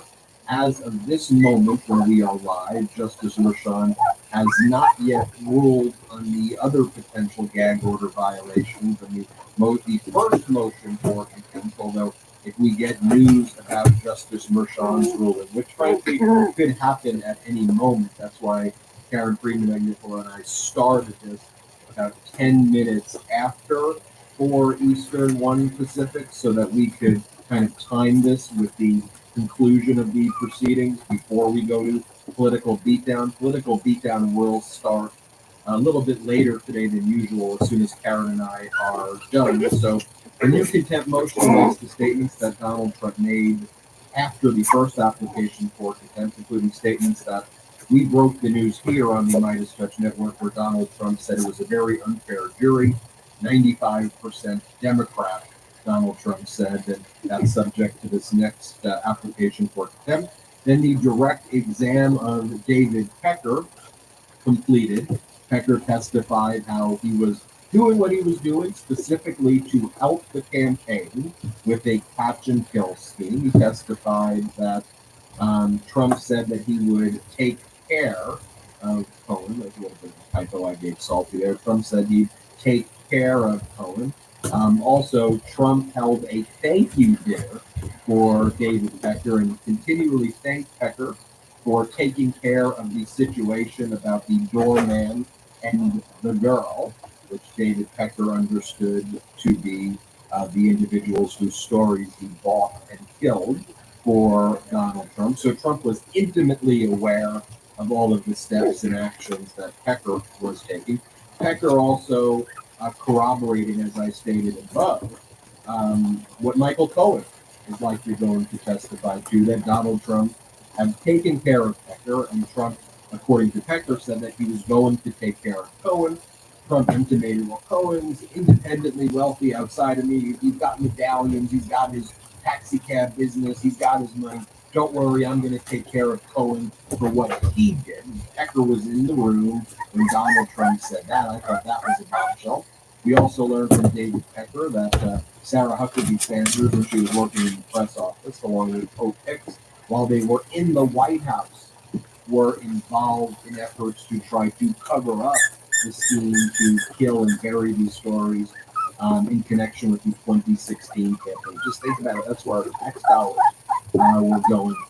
There was also a part where I think Pecker was told not to worry about any criminal investigations because the Attorney General was in the pocket of Donald Trump. Just go take a look at least one more time and finalize the things that happened. Then there was a cross-exam of David Pecker, and one of the notable things is that Todd Blanche, Donald Trump's lawyer who got dressed down by the judge said, "You are losing all credibility." He was the one who was leading all of the Trump's trial team, and Blanche seems to be silent. He didn't speak at all the entire day. So that's my summary of what went down, but let's turn it to the person of the hour, Karen Freeman and Nicola, the former number 2 at the Manhattan District Attorney's Office. She has close to 30 years experience working at the Manhattan DA's office. Nobody in the country with more experience in this courtroom before Justice Merchan at the office of the DA than Karen Freeman and Nicola. Karen, would love your insight. So this was an incredible day. So much news was going on. I can't even believe it. I had a split screen of watching the updates from the trial because, as you know, the trial is not broadcast anywhere. So we have to rely on people who are in the courtroom who are essentially live tweeting, whether it's Adam Klasfeld or CNN, whatever it is. They have these running analysis and scripts of what's being said because we can't hear it or see it. But at the same time, literal split screen, as I'm reading this stuff to keep up with the case, is the Supreme Court argument on presidential immunity and listening to that in detail. And that was so intense to think how important that case is. It was so important that oral argument was broadcast live on many networks, including the Midas Touch network, because it is essential and foundational to our democracy, and it all involves Donald Trump, of course. And the third thing that was happening at the exact same time is the New York Court of Appeals, the highest court, overturned the Harvey Weinstein conviction here in New York that was prosecuted by my old office. Devastating result. You might wonder why I'm bringing that up today. What does it have to do with Donald Trump? Well, it might, and I'll explain in just a minute. But this was a case that was a conviction that Harvey Weinstein was convicted of sexually assaulting 3 women in New York. And the reason it was reversed, it was a 4-3 reversal, so it was a very close call. The reason it was reversed was because the Court of Appeals said that the judge erred in allowing in the Molyneux evidence that they allowed in prior sexual assault to go towards the intent of Harvey Weinstein. And they said the judge made a mistake when they balanced the probative value with the prejudicial effect. That was too prejudicial and sent it back down to be retried. And the DA's office said they're going to retry that case. Now, there were 3 scathing dissents. I think it's a wrong ruling, and New York law is just really behind the times. But putting that aside, because it's our highest court, that is the law of the land. And the reason I say it might affect, could affect Donald Trump, is if you recall, there's a Molyneux decision in the Trump case, in this very case. So Juan Merchan, the judge, is going to have to look at this Harvey Weinstein decision that now sets up this new standard for Molyneux about what can come in and what can't, and look at his ruling in this particular case and determine whether he's still going to allow the civil judgments and the underlying facts of them that he already said can come in this particular case. So it's just a blockbuster day with a lot of information. So getting back to the trial at hand, David Pecker was on the stand for the entire day. That's all they really did today. It was not a short day, it was a full day. And they will be finishing, they actually just finished cross-examination for the day. They're nowhere near done with cross, but the judge is telling the jury that they're wrapping up for the day, dismissing them. And while we're broadcasting this live, for all we know, then he's going to rule on the order to show cause on the gag order. So we'll definitely keep our eye open for that. But let's talk about the highlights of the testimony today. So David Pecker testified, and a lot of us thought it was going to just be a background person to kind of tell the story of how all this worked and kind of be the narrator of context and background information. Well, I don't know about you, but I was blown away by the substance of what he said today and how incredibly powerful and important it is in terms of proving the guilt of Donald Trump beyond a reasonable doubt. It definitely got us a little bit closer. And I think if he holds up under cross, this is going to be extremely powerful. I'm picking up my notes because I take a lot of notes, so I can remember all the stuff that came out. There was so much that I thought was so incredible.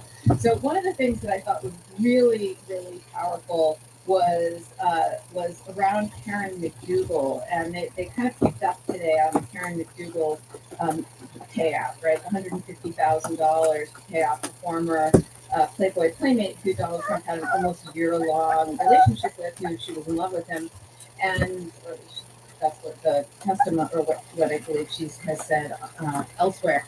And there was this whole discussion about whether or not that she should be paid and how that would work. And David Pecker said, look, Trump called David Pecker and asked him directly, what should I do? What should I do about her? And Pecker said, I think that you should pay her. This would be really bad and really embarrassing. And Michael Cohen told him the boss will take care of it.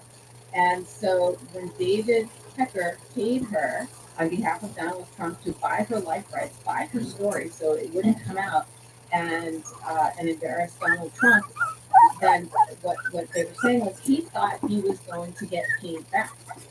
If he had gotten paid back, it would not be a crime. It would not be an election violation.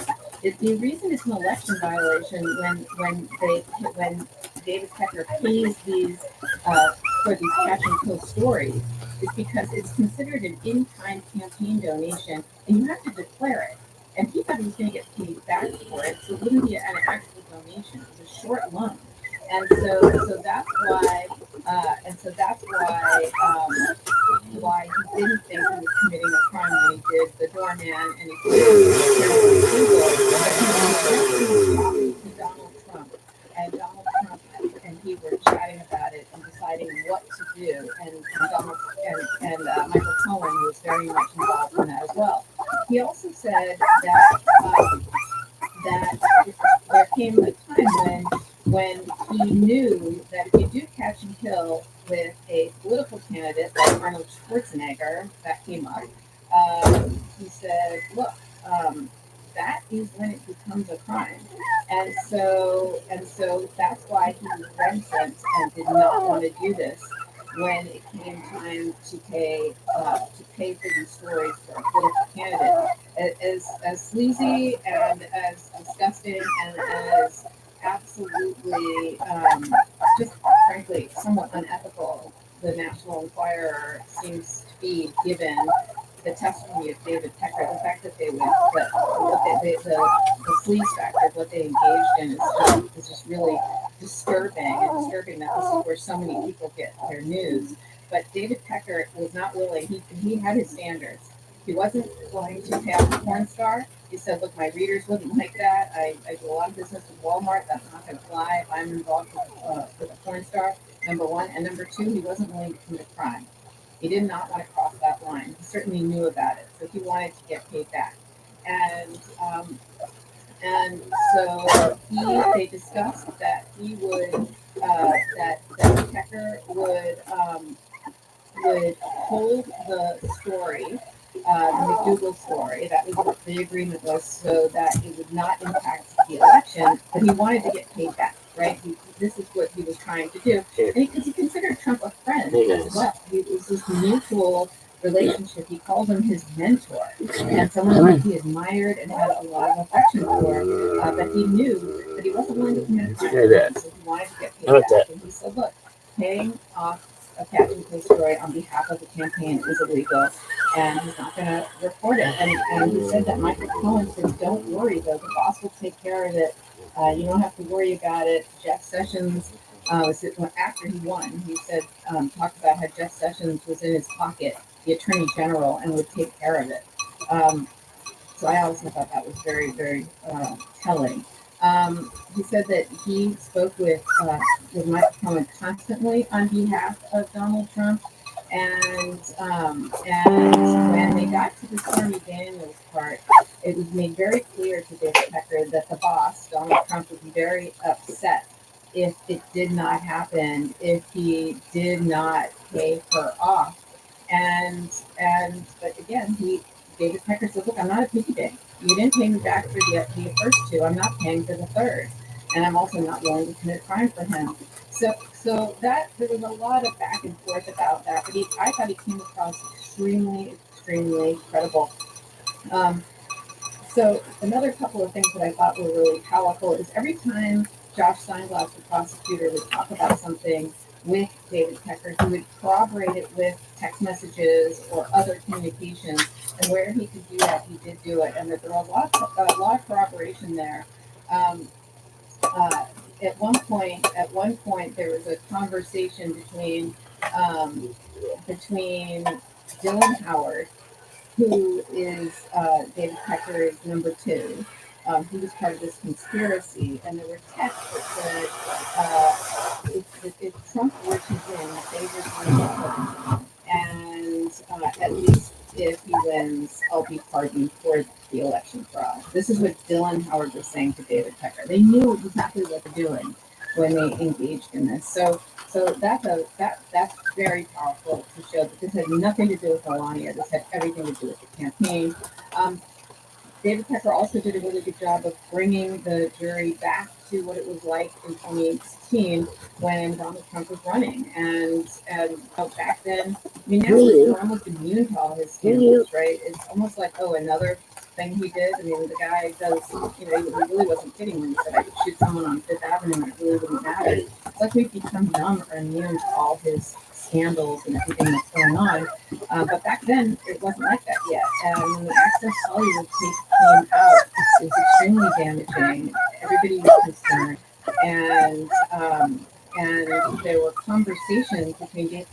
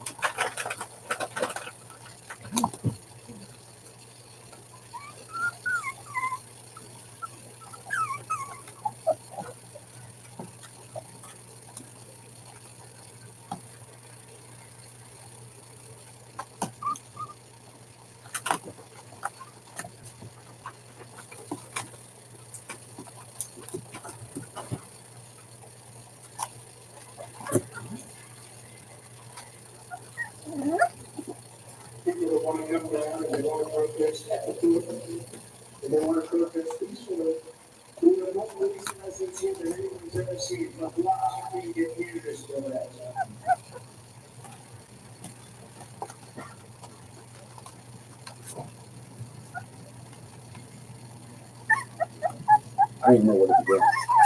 Yeah, that's a constant challenge factor with Donald Trump. And only Donald Trump could bring a crowd size lie to a criminal trial. So that was it.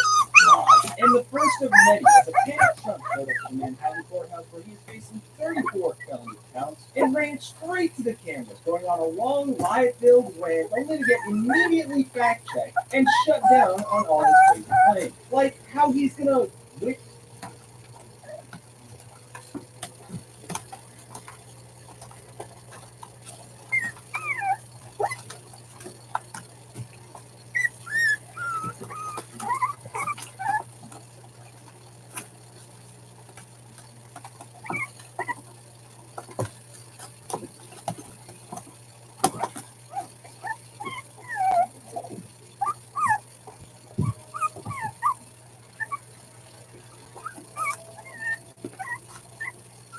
Hey, I'm Matt with Meat Church. Let's make chicken fried bacon with jalapeno ranch.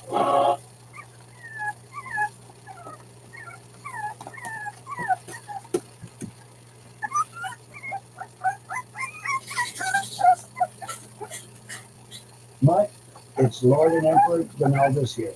Listen, everybody says your old pedo accusations are boiling up again. So I need you to distance yourself from me and the rest of the MAGA elite right away. Christ in a cracker, you perverted freak.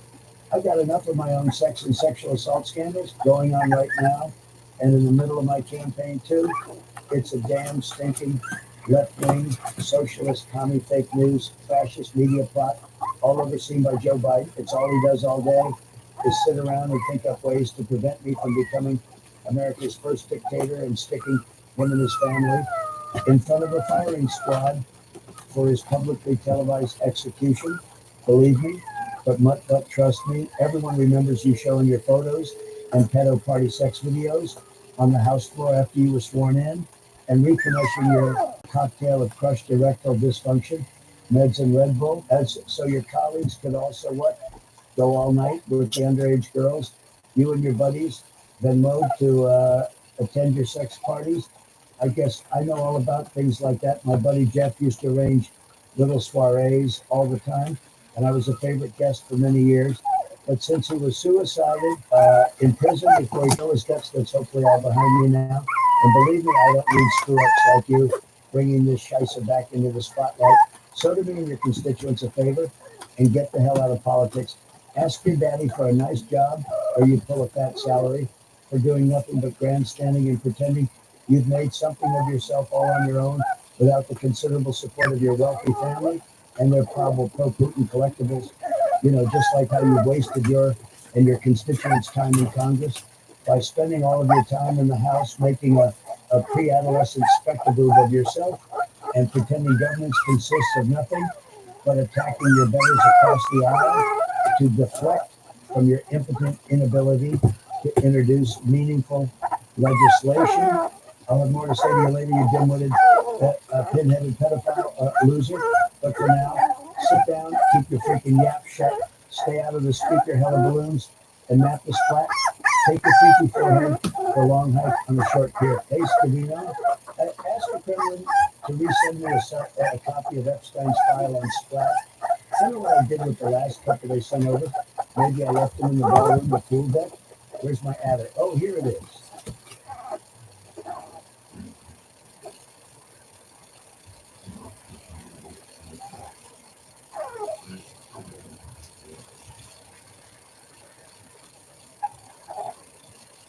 What's this all about? Why am I being abducted? It's just a routine checkup to see if human beings qualify as intelligent life. Yeah. How about this? No. Okay, and how about this? Oh, yes, this is nothing. It's Oh, great. Now, let's get you out of that skin. Don't be shy. Take no skin off. All right, human, sorry. Okay, what do we got here?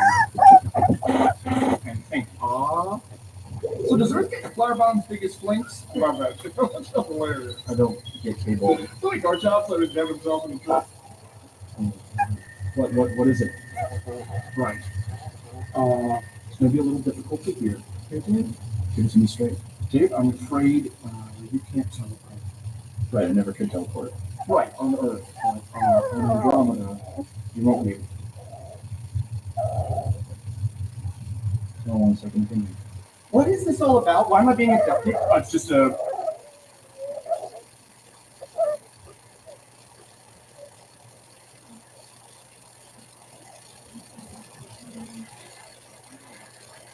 This is the first evening in such a long time. It's so what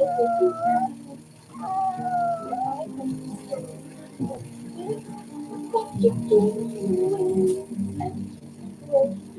Good job. Good job.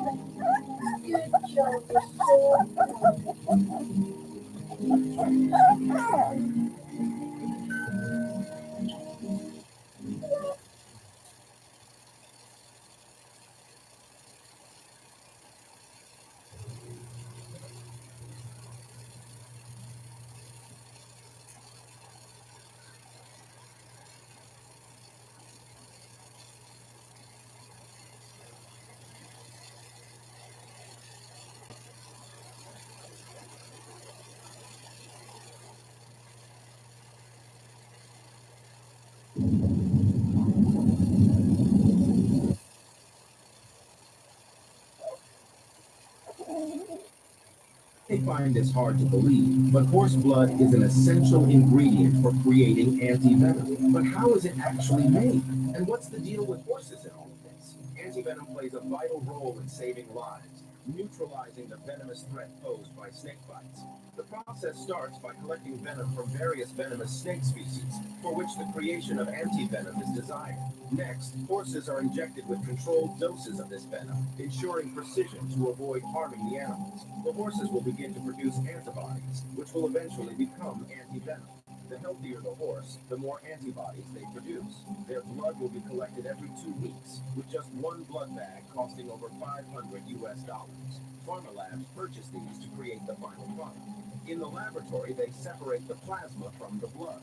This is typically done through a process called centrifugation by placing it in a rapidly rotating machine. From the plasma, they isolate the antibodies and convert them into antivenom. You may find this hard to believe, but horse blood is an essential.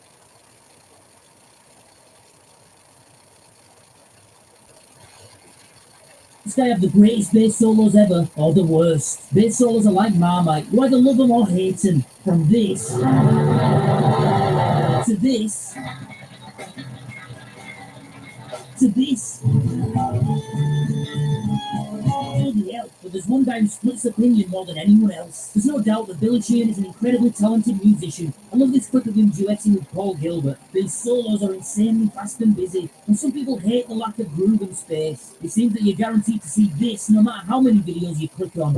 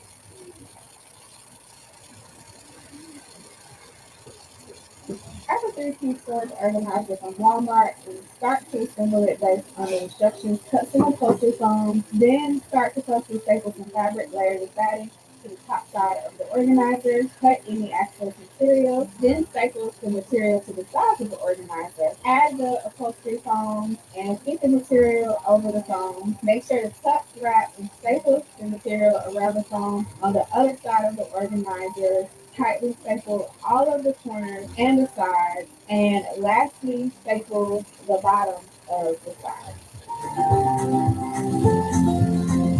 I picked up an inexpensive woven rug at IKEA. I started by pulling the bins out of their storage area, and I'm going to lay the rug down flat and then put the bin on top to measure how much fabric I need. To attach the rug to the bin, I'm going to use hot glue. So I'm gluing it to the back, so the handle part of the bin is actually going to be on the back, and this fabric is going to be on the other side. I'm going to wrap those sides of the rug around and secure it to the sides. Now I'm going to add a handle to this bin. So I'm going to poke a hole into the handle, one on each side, and stick the brad through. Punch a hole through the rug and through the storage bin, and then push that brad through. And then on the inside of the storage bin, I'm going to push the two ends of the brad down to secure it in place.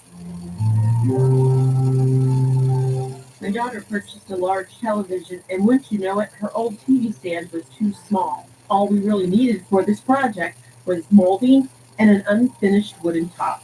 I laid the board on top of the stand and measured to center it. Using my miter saw, I cut the molding to size. I pre-hammered finishing nails into the molding, added wood glue to the edge of the board, and hammered the molding into place. I continued to measure, glue, and nail molding to all three sides of the board. To secure the board to the old stand, I pre-drilled and added screws to the top, then filled the holes with wood fill. I also filled in the edges with wood fill. Once the wood fill was dry, I sanded it smooth. I applied one coat of a dark stain with polyurethane and allowed it to dry. Then I sanded using a fine grit sandpaper.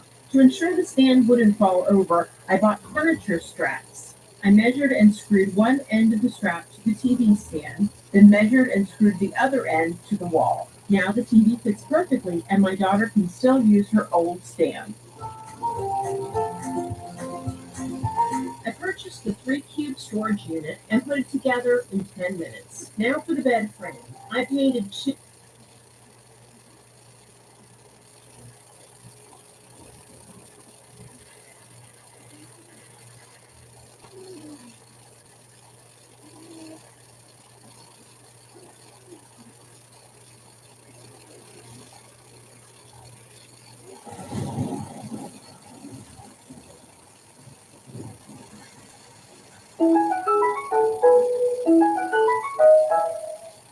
Good morning. Welcome to day 10,276 of your existence. Remember, you have a spacious modern apartment in a safe neighborhood, a new car in your garage, and savings in your bank account. Your health state is above satisfactory. You have never experienced the danger of battle, imprisonment, torture, or starvation. You are among the luckiest people on earth.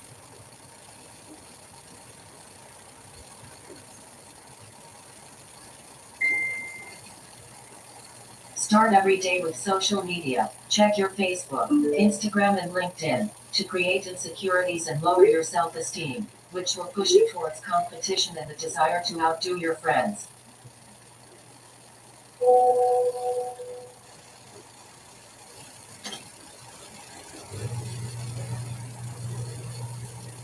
New collections are now available in stores and online. Constantly purchasing new clothes will make you feel happier and more confident.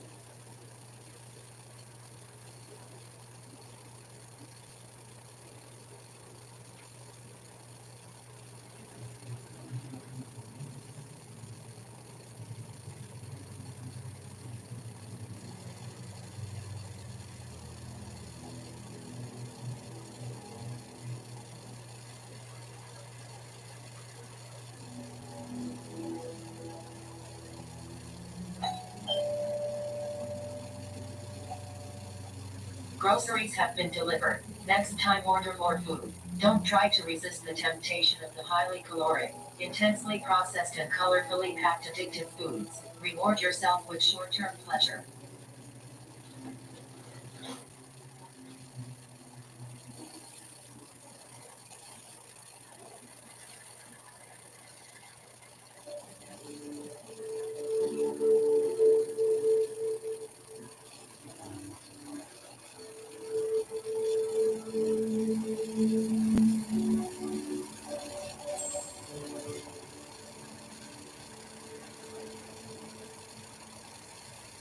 If you've never tried a juicy, cheesy, iconic Big Mac, it's just right. If you want to start, smaller. The delicious Mac Jr., the Big Mac with a single patty and no middle bun. Now available for a limited time only. Just creep.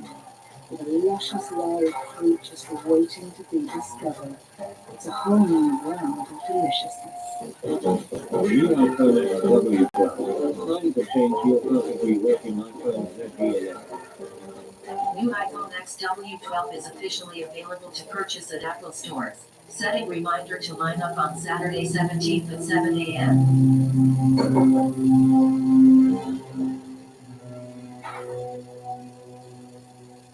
Work starts in 1 hour 15 minutes. Approximate time in traffic 35 minutes. Leave home in 10 minutes. 27 emails in your inbox. 1 conference call at 11:30 a.m.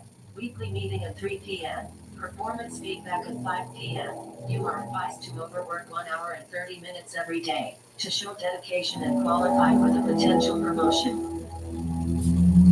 Remember, there are approximately 5,900 potential candidates in your region with similar skills and experience that can replace you. Showing dedication is essential.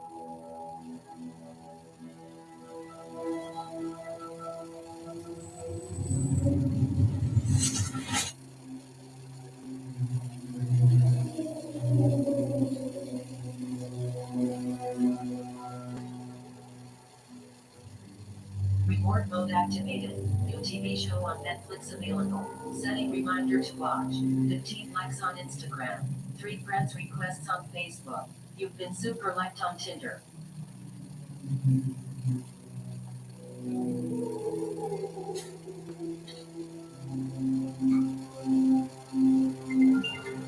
The effect of the mood enhancer will be felt in a couple of minutes.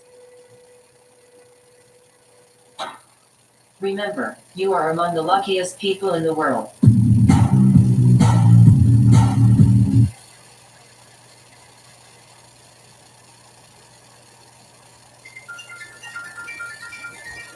Sometimes blind faith in scientific.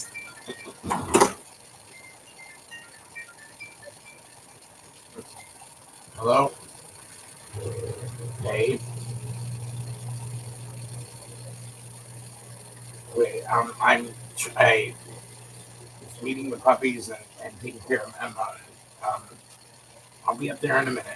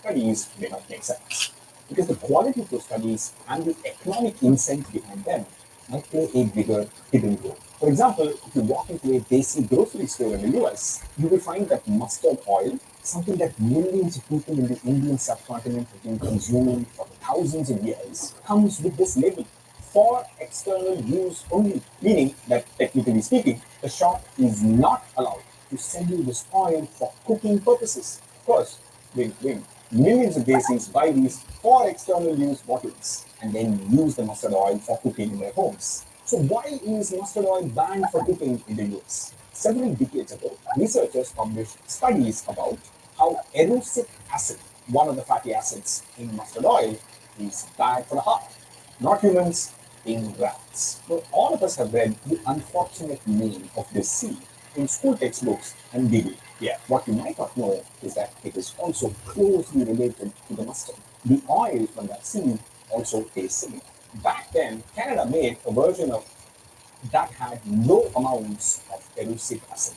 And because they rebranded it, Canada Oil Low Acid, canola. And canola oil is now one of the largest selling edible oils in the US market. Are there human studies that show that mustard oil consumption is bad for humans? Not really, but the ban remains.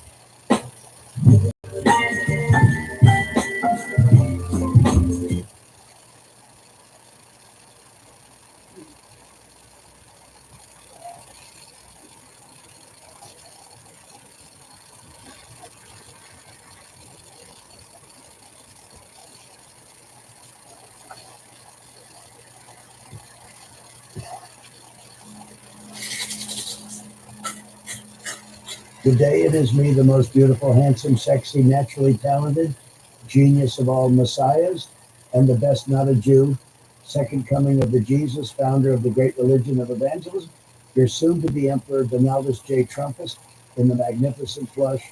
Everybody knows the people in New York hate my guts. They won't come out to protest for me, and because 95% of them are stinking left-wing liberal Democrats, I can't get a fair trial. Believe me, and they love me so much, I'm going to take New York in a landslide.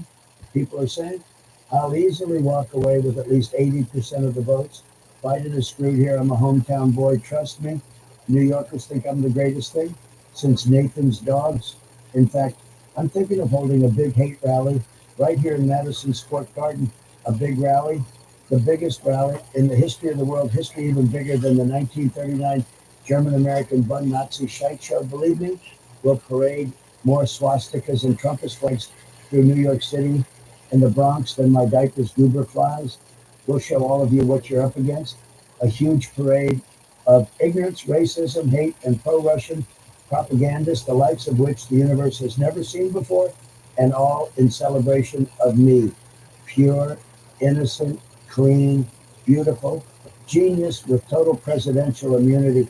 Me, a man who could shoot you between the eyes in front of 50 witnesses and walk away to eat his lunch, which I think will be fried chicken. Today, trust me, I still can't dislodge the 4 Big Macs I crammed in at noon yesterday.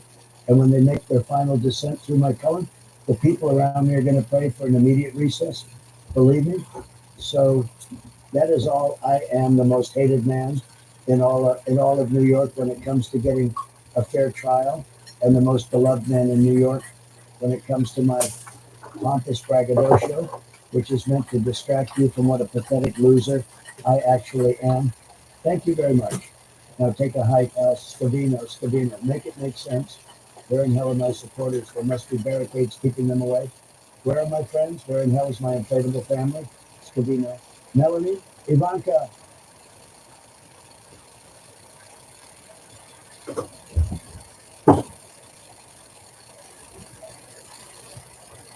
Listening to the defendant.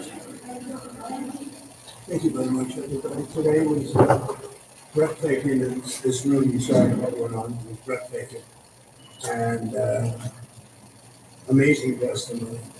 This is a trial that should have never happened. This is a case that should have never been filed. And it was really an incredible day. Open your eyes. And we can't let this continue to happen to our country. But another matter, the economy has just been reported to be doing very badly. The stock market's way down, and some horrible numbers came out, including very high numbers on inflation, in particular gasoline at $7.50 in California. That usually leads the way. It's going to happen here too. And very importantly, as you look at the various colleges all over the country and beyond colleges, because it's happening in other areas too. You see what's happening on the front having to do with Palestine and Israel and protests and hate, anger. Biden is sending an absolutely horrible message. Horrible message. He has no idea how to message. He can't speak. He can't put two sentences together. He doesn't know what to do. This is not our president. This is somebody that shouldn't be doing what he's doing because he can't do it. He can't do it well. We're having protests all over. He was talking about Charlottesville. Charlottesville was a little peanut, and it was nothing compared, and the hate wasn't the kind of hate that you have here. This is tremendous hate, and we have a man that can't talk about it because he doesn't understand it. He doesn't understand what's going on with our country. He doesn't understand that all over the world we're being laughed at as a country because of him and his administration. And today I hear because I was forced to be here, and I'm glad I was because it was a very interesting day in a certain way. But the U.S. Supreme Court had a monumental hearing on immunity, and the immunity having to do with presidential immunity. And I think it was made clear, I hope it was made clear that the president has to have immunity, or you don't have a president. Or most you can say it would be a ceremonial president. That's not what the founders had in mind. I'm not talking about ceremonial. We want presidents that can get things done and bring people together. So I heard the meeting was quite amazing, and the justices were on their game. So let's see how that all works out. But again, I say presidential immunity is very powerful. Presidential immunity is imperative, or you practically won't have a country anymore. Thank you very much. Thank you. All right, defendant Donald J. Trump, after this third day of testimony, former tabloid magnate David Pecker coming out, not attacking witnesses, not attacking jurors, so his lawyers can be happy about that. Going into campaign issues, legitimate campaign issues, but as always, worth the fact check. So let's bring in Senior Daniel Dale. Daniel, we heard talk of the stock market down, which is true. Inflation up, gas in California, Charlottesville being a peanut. Give us what you got. Yeah, so Charlottesville, former President Trump said the Charlottesville protest in 2017 was a little peanut compared to what we're seeing now on college campuses, pro-Palestinian protesters. I guess that's a matter of opinion on which I can't render a definitive fact check. But let's remember the fact that a woman, a counter protester, was murdered there in Charlottesville. We've had no reports of anything like that happening on any college campus today with pro-Palestinian protests. He said the hate in Charlottesville paled in comparison to the hate we're seeing there again, a matter of opinion, but let's remember there was neo-Nazi and other white nationalist hate in Charlottesville. So remember those points. On gas prices, former President Trump again said it just been announced California gas is $7.50 per gallon. There always are some outlying, rural, deserted stations in California that have high prices. But today's average, according to AAA, is $5.41 per gallon. And then on the stock market, yeah, it has fallen today in the wake of the GDP report. But if you look, I have the S&P numbers right in front of me. If you look at 1 year, it's up 25%.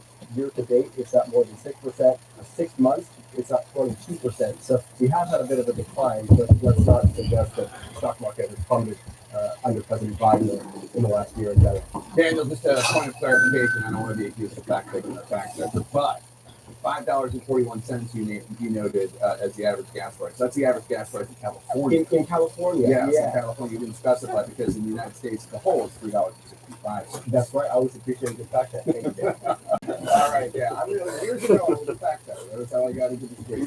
Thank you so much, Daniel. Always good to have you in here. But I mean, Jim, you've got to be happy that he's at least, generally speaking, sticking to things he's allowed to talk about and not violating the gag law. His lawyers have to be happy about that. Right? I think no doubt about that. I mean, getting it, just the fact that he's mentioning Charlottesville has to make his campaign cringe at this point, right? Like that just brings back all those bad memories about that issue. It was a really bad issue for him at the time. I was in the White House when all that was unfolding, and to bring that back now was a big mistake on his part politically to raise that.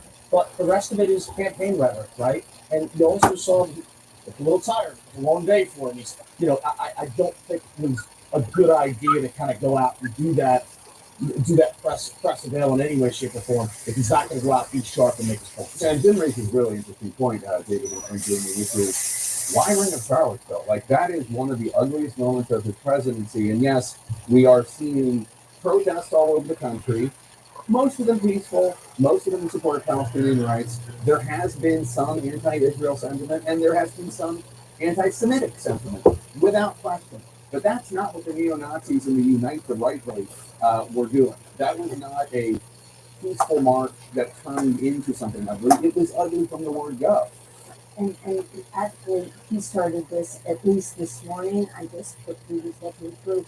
This is a new theme that he's playing on. He thinks, and perhaps rightly, that people are very upset about what's going on in college campuses. Just like the border, he sees it as an issue to bring up. And just to go back to when he came out of the courtroom, the first thing he said, and I think this, Daniel would agree, is actually true. He said, today's testimony in court was breathtaking. It was breathtaking, but not in the way he was having. For you today in court, I was personally surprised to hear David Becker calling White House aides, Hope Hicks and Sarah Huckabee Sanders, now Governor Sarah Huckabee Sanders, and asking them their opinion of whether Karen McDougal's hush money contract should be extended, and them saying, yes, that is breathtaking. Right, and actually from there, we talked about Hope Hicks maybe being a witness, and it turns to David and I said, do you think Governor Sanders may be called as a witness in this case? There was one thing that wasn't sort of as shocking as that, but I wonder from the jury's point of view whether it speaks to David Pecker's credibility. There are sometimes things that people just say in a certain way and it cuts through. And this was about when David Pecker says to Michael Cohen, why should I pay? I just paid $30,000 for this doorman story. Now you're asking me to pay $150,000 for the Karen story. I said I'm not a bank. In other words, and this plays to Trump wasn't paying him back for these things. I just think little anecdotes like that. Yes, the defense is going saying you didn't remember that Hope Hicks was at a meeting. I think that weighed against something like this actually helps the prosecutors with Pecker's credibility. And I would just say, back to the former president coming out there, this has been a shift in strategy in the last couple of days. Like, all of his outside court appearances had been solely focused on railing against Michael these Cohen. prosecutions and witnesses and the. So I don't know if it's the waiting for the gag order ruling or the threat of that, or he's gotten advice that just says you have this opportunity in front of a microphone every day with so much attention on it. Use it for the purpose of your campaign. This is now the second day in court where when we see him, he is on an anti-Biden, more political message than he is on his legal message. Yeah, I completely agree that possibly the threat of the gag order is sort of hanging over this, right? And the judge may be looking at this and wondering, well, can this man really reform his behavior, or how serious would the sanctions need to be? He struck me as quite low energy, to coin a phrase, borrow one, I guess. We really know how to hurt it. But it's a step in the right direction. I think the thing that, his lawyers must be happy about, I completely agree with him. But, all of these comments he's been making on video, and truthing or whatever, they're currently the subject of this contempt hearing. But the prosecutors also may have the option of introducing those comments in trial. Because these are typically these statements from the defendant are admissions that can be entered into evidence by the prosecution. So the government may be able to say at the end of the day, like, just play a series of clips from the last week or two saying, this is what this man was doing while he was on trial. He was railing against you, he was attacking witnesses, he was disobeying the judge's order.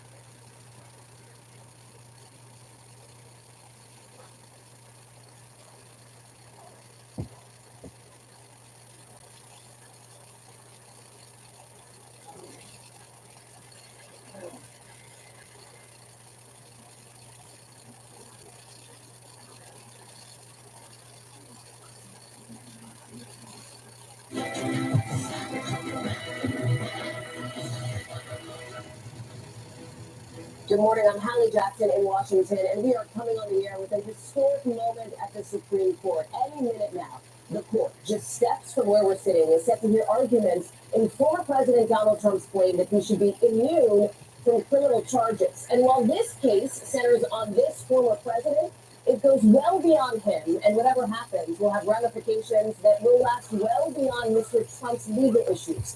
Think about it this way. The highest court in the land is set to decide whether the most powerful person in the country, the President of the United States, can be prosecuted for crimes committed while in office. It means whatever they decide could affect future presidents for generations to come. Now, here's the specific question in front of the justices today. Can Mr. Trump be tried on criminal charges that he conspired to overturn the 2020 election? Now, the former president says no. He's arguing he cannot be charged, that he's immune because he was a sitting president at the time and that his actions were part of his official duties. Whether the court agrees or not will have a direct impact on 3 of the 4 criminal cases he's facing. If the justices say he is not immune, Mr. Trump's federal election interference trial here in Washington will get the green light to move forward. Same goes for that federal classified documents case against him in Florida and the state election interference case against him in Georgia. And today is one of those split-screen moments. Yes, we are watching the Supreme Court. You see it on the left of your screen. But earlier this hour, you're looking at, on the right side, former President Trump. That's him walking into a Manhattan courtroom where testimony will continue in that hush money trial there. And let's point out here, the Supreme Court's decision will not impact that trial because the events from that case happened before he was president. We've got team coverage this morning, covering it from every angle. Let's start outside the Supreme Court, where Shaq Brewster has posted up. And Shaq, we see some folks behind you. It looks like there's some signs. Give us a sense of the scene and what to expect. Yeah, Ali, definitely a big day outside of the Supreme Court today. We're inside in just a couple of minutes. You'll hear an attorney from or representing former President Trump, an attorney from the government, go back and forth and try to make that argument in front of the Supreme Court. But outside the court, you have a scene of protesters. You have demonstrators right now.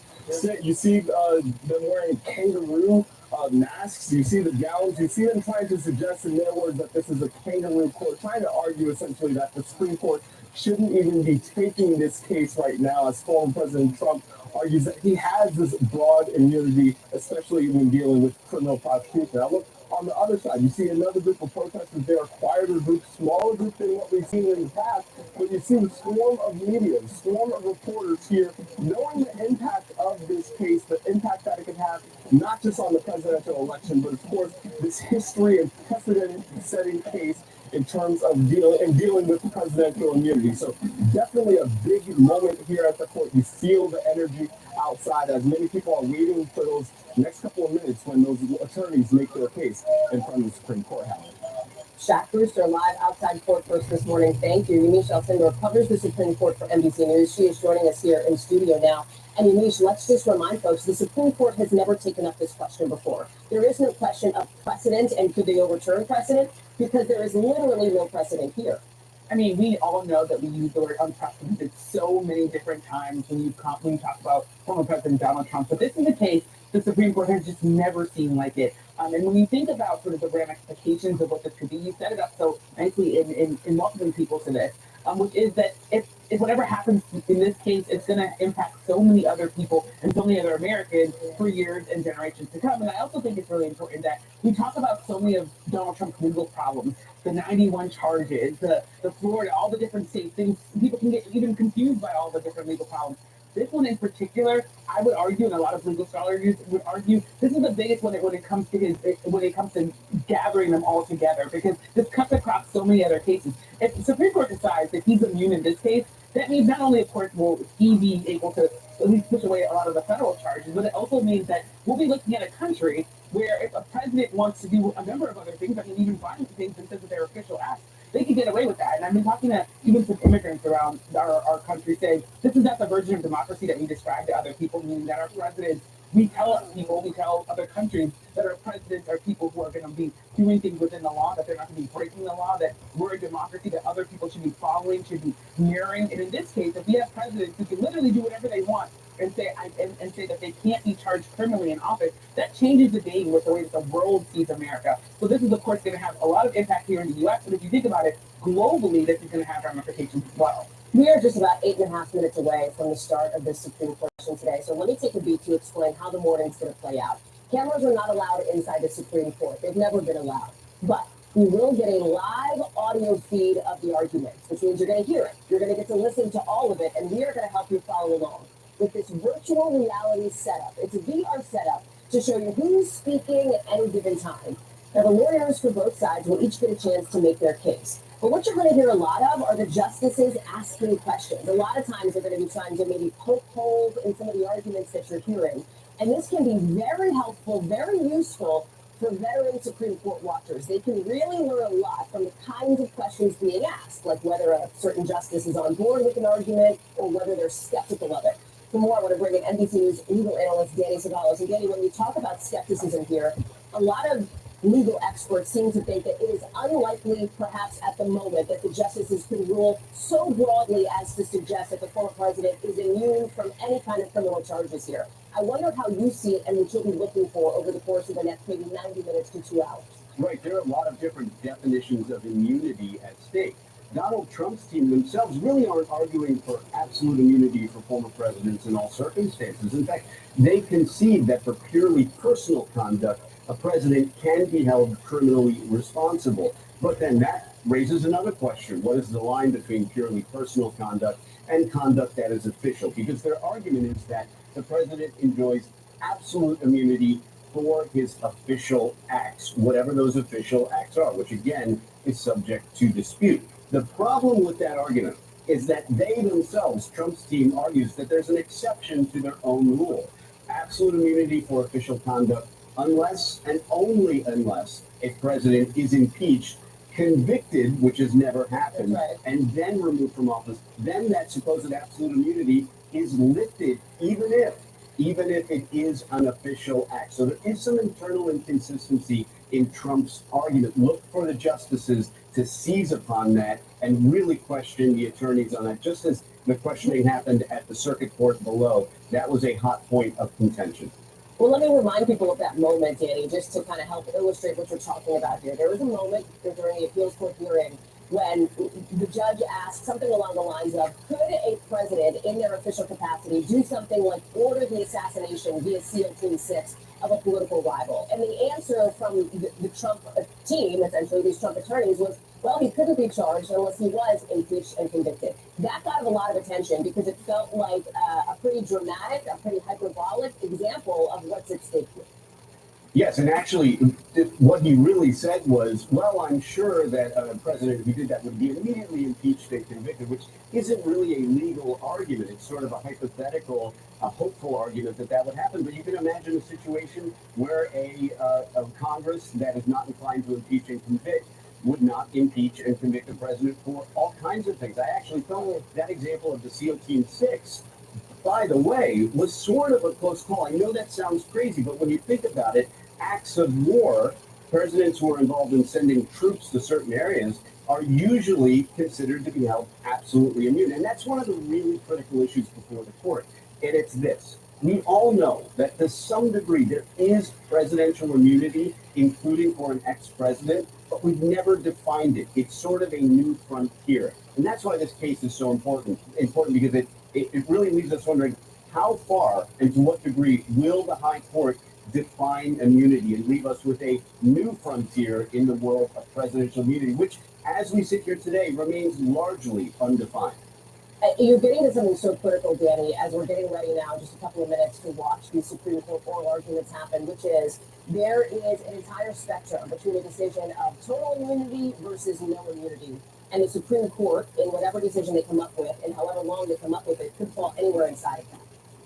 Exactly right. And then, of course, another issue is what is the situation when a president does something official, but his motive is so obviously self-interested? Now, Trump's team argues that the court can't even look into motive. As long as it is an official act, it is not reviewable by the courts. And the example was given at the circuit court argument, well, what about a president who sells pardons for money? And the Trump team appeared to respond that, well, that's an official act. So unless he's impeached and then convicted, which is the one exception to the absolute immunity rule, that is something that a president would not be criminally responsible for. And then in that argument, he suggested that there was a parallel with with President Bill Clinton's presidency and a pardon that he handed out. But I mean, again, at that point, the circuit court was very skeptical of this argument because there are internal inconsistencies. So what you may see is Trump losing on their argument of absolute immunity for all official acts, but maybe something somewhere in the middle. Although the Supreme Court does not like to decide any issues that are not before it, and that it doesn't absolutely have to decide, which is a good policy. So really, there are so many questions that need to be answered today, and I expect an oral argument, they're going to get them. And one of the biggest we're not going to know for a bit yet, which is the timing on this and the timeline here, because that is critical and central to the former president's legal cases moving forward.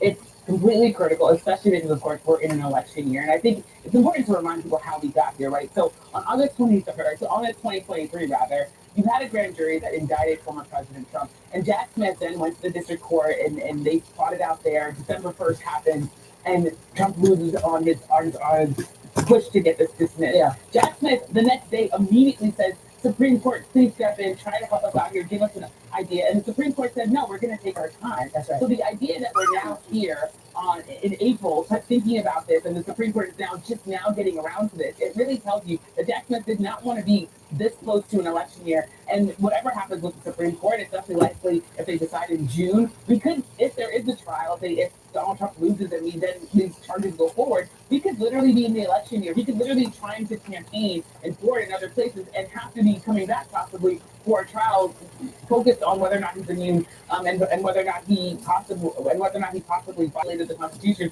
by trying to overturn the 2020 election. So it's definitely a timing here is definitely critical when you think about all of that. Yeah, from a legal perspective, November is sneaking up pretty quickly there. I want to get to Rahima Ellis, who is joining us now outside the court where the former president's hush money trial is happening as we speak. We talked about this split screen moment, Rahima. We are down here in Washington, just steps away from the Supreme Court. You are in New York. That's where the former president is. He's not down here because he has to be in court. Yeah, absolutely. And he is in court, and the court got underway just a short while ago. And David Pecker, the former head of the National Enquirer, is back on the stand under direct examination by the prosecution. But before that, before the jurors report brought into the courtroom, I'm going to tell you very quickly, the prosecution brought up what they say are 4 more allegations of Donald Trump violating the gag order, which says that he is not supposed to make any kind of disparaging remarks or attacks on potential witnesses in this trial. And they laid out examples of those. Let me give you one of them real quickly. They talked about Donald Trump in the last few days that he did an interview with a Philadelphia station, and he said, quote, Michael Cohen is a convicted liar. He was a lawyer for many people, not just for me, and all he did for the campaign, there was nothing wrong with that. He did pretty bad things, and that was personal to him. And then he talks about David Pecker. These are the kinds of things that the prosecution wants the judge to rule on. The judge did not rule on it today. We should mention that the prosecution is not suggesting that there be incarceration for the former president, but they are saying he should be fined $1,000 for each of these violations that they are alleging that he has committed.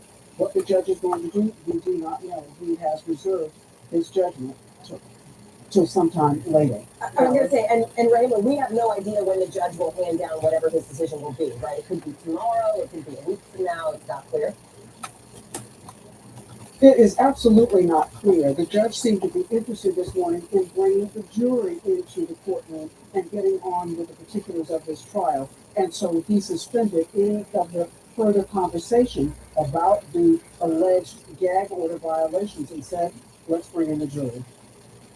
Rahima Ellis live for us there from downtown Manhattan, where the former president is dealing with one of the trials that he faces, the first criminal trial that's happening on those so-called hush money charges back here in Washington. I want to show you the Supreme Court because, yes, it is 10 a.m. Eastern time. That is when court is set to be called into session. We are waiting to see and hear when the justices will actually begin these oral arguments. And Danny, it is a critical moment for so many reasons. Talk us through the expectation. What's the first thing we're going to hear, and how would you expect this to play out? Actually, I think we got a pretty good preview at the circuit court oral argument. One of the issues, for example, to look for is the request to send this case, to remand it back down to the lower court for a decision. By the way, if that happens, and it's really a procedural issue, that is a major win for Donald Trump because it would delay. A couple things are at play here. The substantive issues of immunity. I'm so sorry, Ben. I'm going to interrupt you here only because we do have those live oral arguments beginning now from the Supreme Court. Again, no cameras, but we do have that live audio feed and our VR setups that, who's speaking at any given time. Let's listen in. As we know it. For 234 years of American history, no president was ever prosecuted for his official acts. The framers of our Constitution viewed an energetic executive as essential to securing liberty. If a president can be charged, put on trial, and imprisoned for his most controversial decisions as soon as he leaves office, that looming threat will distort the president's decision-making precisely when bold and fearless action is most needed. Every current president will face de facto blackmail and extortion by his political rivals while he is still in office. The implications of the court's decision here extend far beyond the facts of this case. Could President George W. Bush have been sent to prison for obstructing an official proceeding or allegedly lying to Congress to induce war in Iraq? Could President Obama be charged with murder for killing U.S. citizens abroad by drone strike? Could President Biden someday be charged with unlawfully inducing immigrants to enter the country illegally for his border policies? The answer to all these questions is no. Prosecuting the president for his official acts is an innovation with no foothold in history or tradition and incompatible with our constitutional structure. The original meaning of the executive vesting clause, the framers' understanding and intent, an unbroken historical tradition spanning 200 years, and policy considerations rooted in the separation of powers all counsel against it. I welcome the court's questions. Mr. Sauer, to your last point, could you be more precise as to the source of this immunity? The source of the immunity is principally rooted in the executive vesting clause of Article 2, Section 1. How does that happen? The source of it, Justice Thomas, I think is, as you described in your separate opinion in Sivotofsky, for example, that the executive vesting clause does not include only executive powers laid out explicitly therein, but encompasses all the powers that were originally understood to be included therein. And Marbury against Madison itself provides strong evidence this kind of immunity, a broad principle of immunity that protects the president's official acts from a scrutiny, direct sitting in judgment, so to speak, of the Article 3 courts that matches the original understanding of the executive. How exactly would we determine what an official act is? I point the court to two cases for that. Obviously, Fitzgerald against Nixon is the best guidance that the court gives, where the court adopted the outer perimeter test. And this court engaged in analysis there that's very instructive here, where it looked at the level of specificity at which the acts are described in that case, a civil case. Here it would be the indictment. Well, what if you have, let's say, the official act is appointed ambassadors, and the president appoints a particular individual to a country, but it's in exchange for a bribe. Somebody says, I'll give you $1 million if I'm made the ambassador to whatever. How do you analyze that?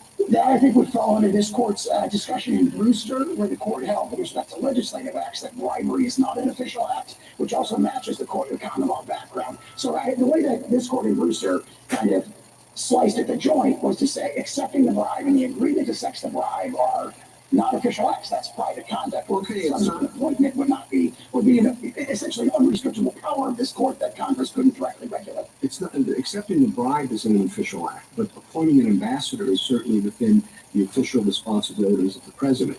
So how does your official acts or the official acts order boundary come into play when it's going to be official, assuming that the president is innocent? But the whole question is whether he's going to be found innocent or guilty. Again, I think Brewster and Johnson do address that, or very persuasively, at least in a slightly different context. Brewster and Johnson say the indictment has to be expunged of all the immune official acts. So there has to be determination what's official, what's not official. Before you expunge the official, you say, okay, we're prosecuting you because you accepted $1 million. They're supposed to not say what it's for, because the what's for part is within the president's official duties? There has to be, we would say, independent source of evidence for that. And keep in mind that this indictment charges what this court has described as unrestrictable powers of the president. So the logical premise of this indictment is that Congress, by passing vague and general criminal statutes, has purported to directly regulate the president's exercise of things like the exercise of the appointment and removal power, things like his ability to speak directly to the American public, core exercises of his authority under the Recommendations Clause to recommend to Congress, members of Congress, the measures he thinks necessary and expedient. So we have an indictment in this case that goes right to the heartland of the president's powers, that alleges a whole series of official acts and tries to tie them together by saying, well, there's a private aim or a private purpose in that case. And that's a situation which, of course, could be alleged in virtually any indictment. So it can be alleged, but it has to be proven. Malum in se is a concept long viewed as appropriate in law, but there's some things that are so fundamentally evil that they have to be protected against. Now, I think, and your answer below, I'm going to give you a chance to say if you stay by it. If the president decides that his rival is a corrupt person and he orders the military or orders someone to assassinate him, is that within his official acts that for which he can get immunity? It would depend on the hypothetical, but we can see that could well be an official act. It could, and why? Because he's doing it for personal reasons. He's not doing it like President Obama is alleged to have done it, to protect the country from a terrorist. He's doing it for personal gain. And isn't that the nature of the allegations here? That he's not doing these acts in furtherance of an official responsibility. He's doing it for personal gain. I agree with that characterization of the indictment, and that confirms immunity, because the characterization is that there's a series of official acts that were done for an No, because immunity says even if you did it for personal gain, we won't hold you responsible. How could that be? That's an extremely strong doctrine in this court's case law in cases like Fitzgerald. Well, we go back to Justice Thomas's question, which was, where does that come from? There are Laniakea here who tell us that the founders actually talked about whether to grant immunity to the president. And in fact, they had state constitutions that granted some criminal immunity to governors. And yet, they didn't take it up. Instead, they passed an impeachment clause that basically says you can't remove the president from office except by a trial in the Senate, but you can impeach him after. So, or you can impose criminal liability. We would be creating a situation in which we would be saying, this is what you're asking us to say, which is that a president is entitled not to make a mistake, but more than that, the president is entitled for total personal gain to use the trappings of his office. That's what you're trying to get us to hold, without facing criminal liability. Your Honor, I would say three things in response to that. First, the doctrine that immunity does not turn on the allegedly improper motivation or purpose is something that this court has reaffirmed in at least minor That's absolute immunity, but qualified immunity does say that whatever act you take has to be within what a reasonable person would do.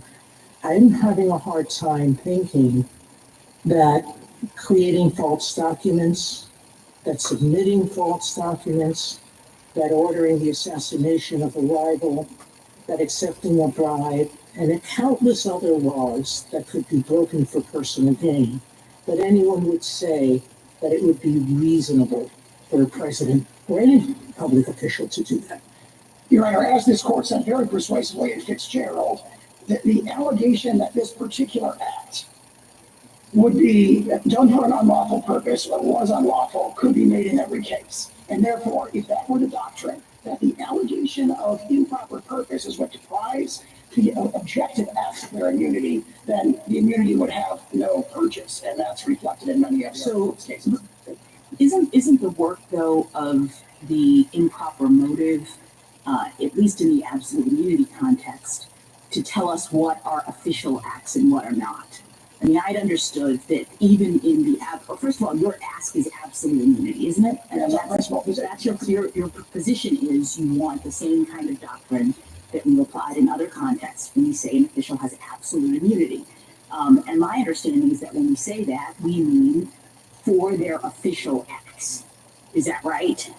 Yes. Okay. So any official acts, so then in that world, the real decision making from the court standpoint is whether or not something is an official act or not, correct? That is an important determination by all means. I mean, that's the determination in the absolute immunity world, because if you determine that it's an official act, then the principle is that you get immunity for it, correct? That is correct. All right. So my question, and I think the Chief Justice may have asked this at the beginning, is how do you determine what, or maybe Justice Thomas, how do you determine what is an official act? And when we're talking about the kinds of scenarios that Justice Sotomayor brought up, one could say that when the president is using the trappings of his office to achieve a personal gain, then he's actually not acting officially, even if the doctrine was absolute immunity. So what do you say about that?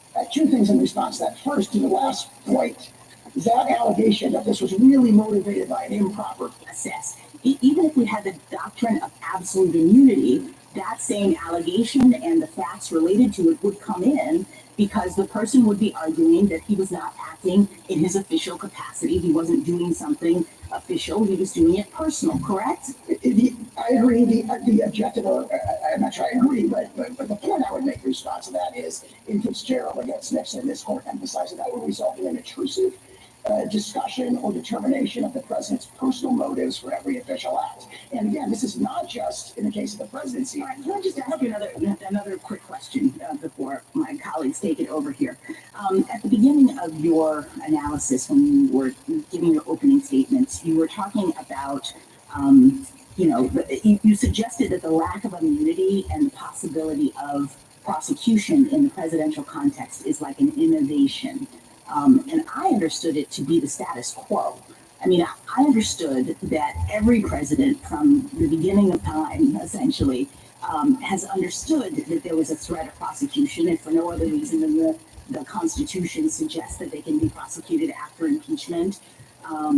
The Office of Legal Counsel has said forever that presidents are amenable to a threat of prosecution, and they have continued to function and do their jobs and do all the things that presidents do. So it seems to me that you are asking now for a change in what the law is related to immunity.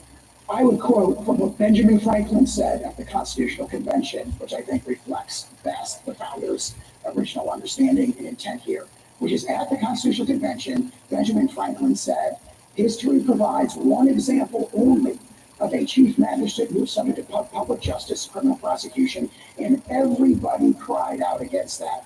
No, I understand, but since Benjamin Franklin, everybody has thought, including the presidents who held the office, that they were taking this office subject to potential criminal prosecution, no? I don't. I see the opposite. I see all the evidence going the other way. Marbury against Madison, Mississippi against Johnson discussed this broad immunity principle that naturally. So what was up with the pardon? What was up with the pardon for President Nixon? I think if everybody thought that presidents couldn't be prosecuted, then what was that about? Well, he was under investigation for both private and public conduct at the time, official acts and private conduct. I think everyone has properly understood what the president, since like President Grant's carriage writing incident, everyone has understood that the president couldn't be prosecuted.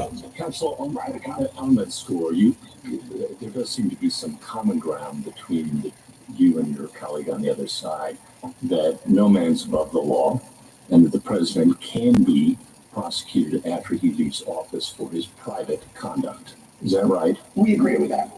And then the question becomes, as we've been exploring here today, a little bit about how to segregate private from official conduct that may or may not enjoy some immunity. And I'm sure we're going to spend a lot of time exploring that. But the D.C. Circuit in Blazing Game, Chief Judge there, joined by the panel, expressed some views about how to segregate private conduct, for which no man is above the law, from official acts. Do you have any thoughts about the test that they came up with there? Yes, we think in the main that test, especially if it's understood through the lens of Judge Katz's separate opinion, is a very persuasive test. It would be a great source for this court to rely on in drawing this line. And it emphasizes the breadth of that test. It talks about how actions that are, plausibly connected to the president's official duties are official acts. And it also emphasizes that if it's a closed case or it appears there's considerations on the other side, that also should be treated as immune. Those are the aspects of that we emphasize as potentially guiding the court. That's left open in that case the possibility of further proceedings and trial.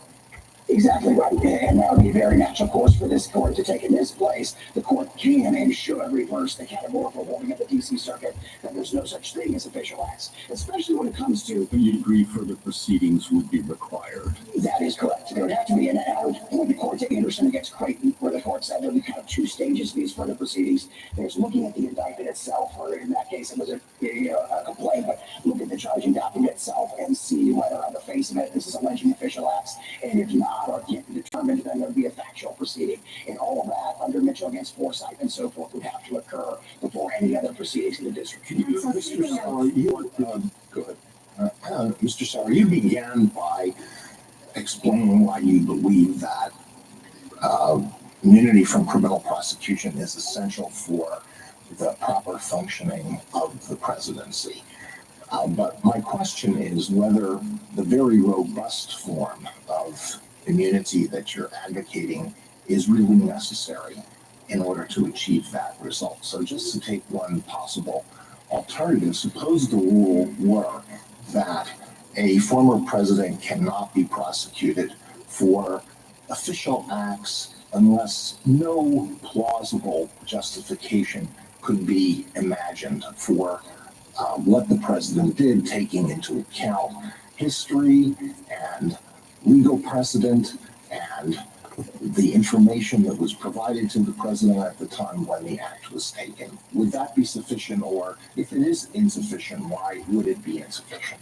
That might be a much better rule than what emerged in the lower courts here. We think it would be insufficient because, again, that long line of cases talking about using the president's motives and the intrusive sort of consideration of the president's motives as transforming acts to official and unofficial would come into play. And of course, once you can make that allegation, all of a sudden you've opened the door. You no longer have a per se clear bright line rule. You have a determination in every single case. And what if it were not? What if it did not involve any subjective element? It was purely objective. You would look objectively at the various relevant factors.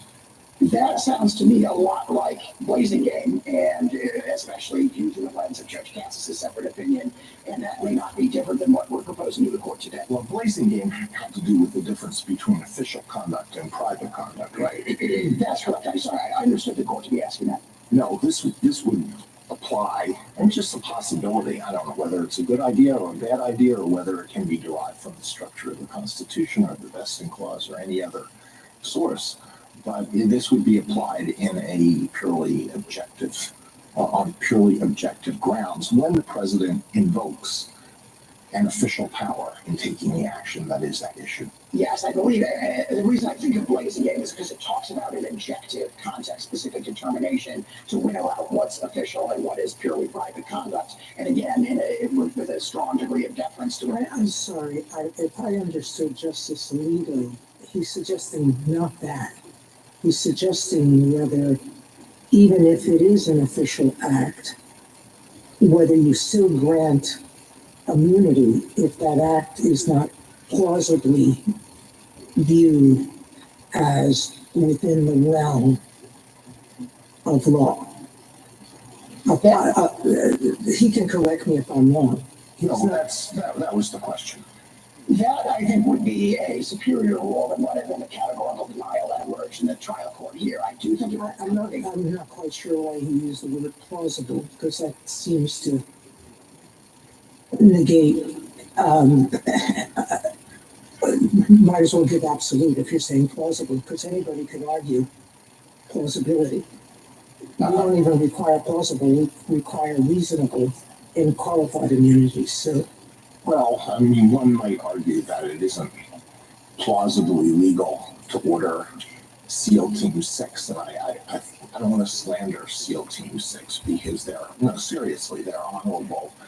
They're honorable officers, and they are bound by the Uniform Code of Military Justice not to obey unlawful orders. But no, I think one could say that it's not plausible that is legal, that action would be legal. And I'm sure I've thought of lots of hypotheticals. I'm sure you thought of lots of hypotheticals where a president could say, I'm using an official power, and yet the president uses it in an absolutely outrageous manner.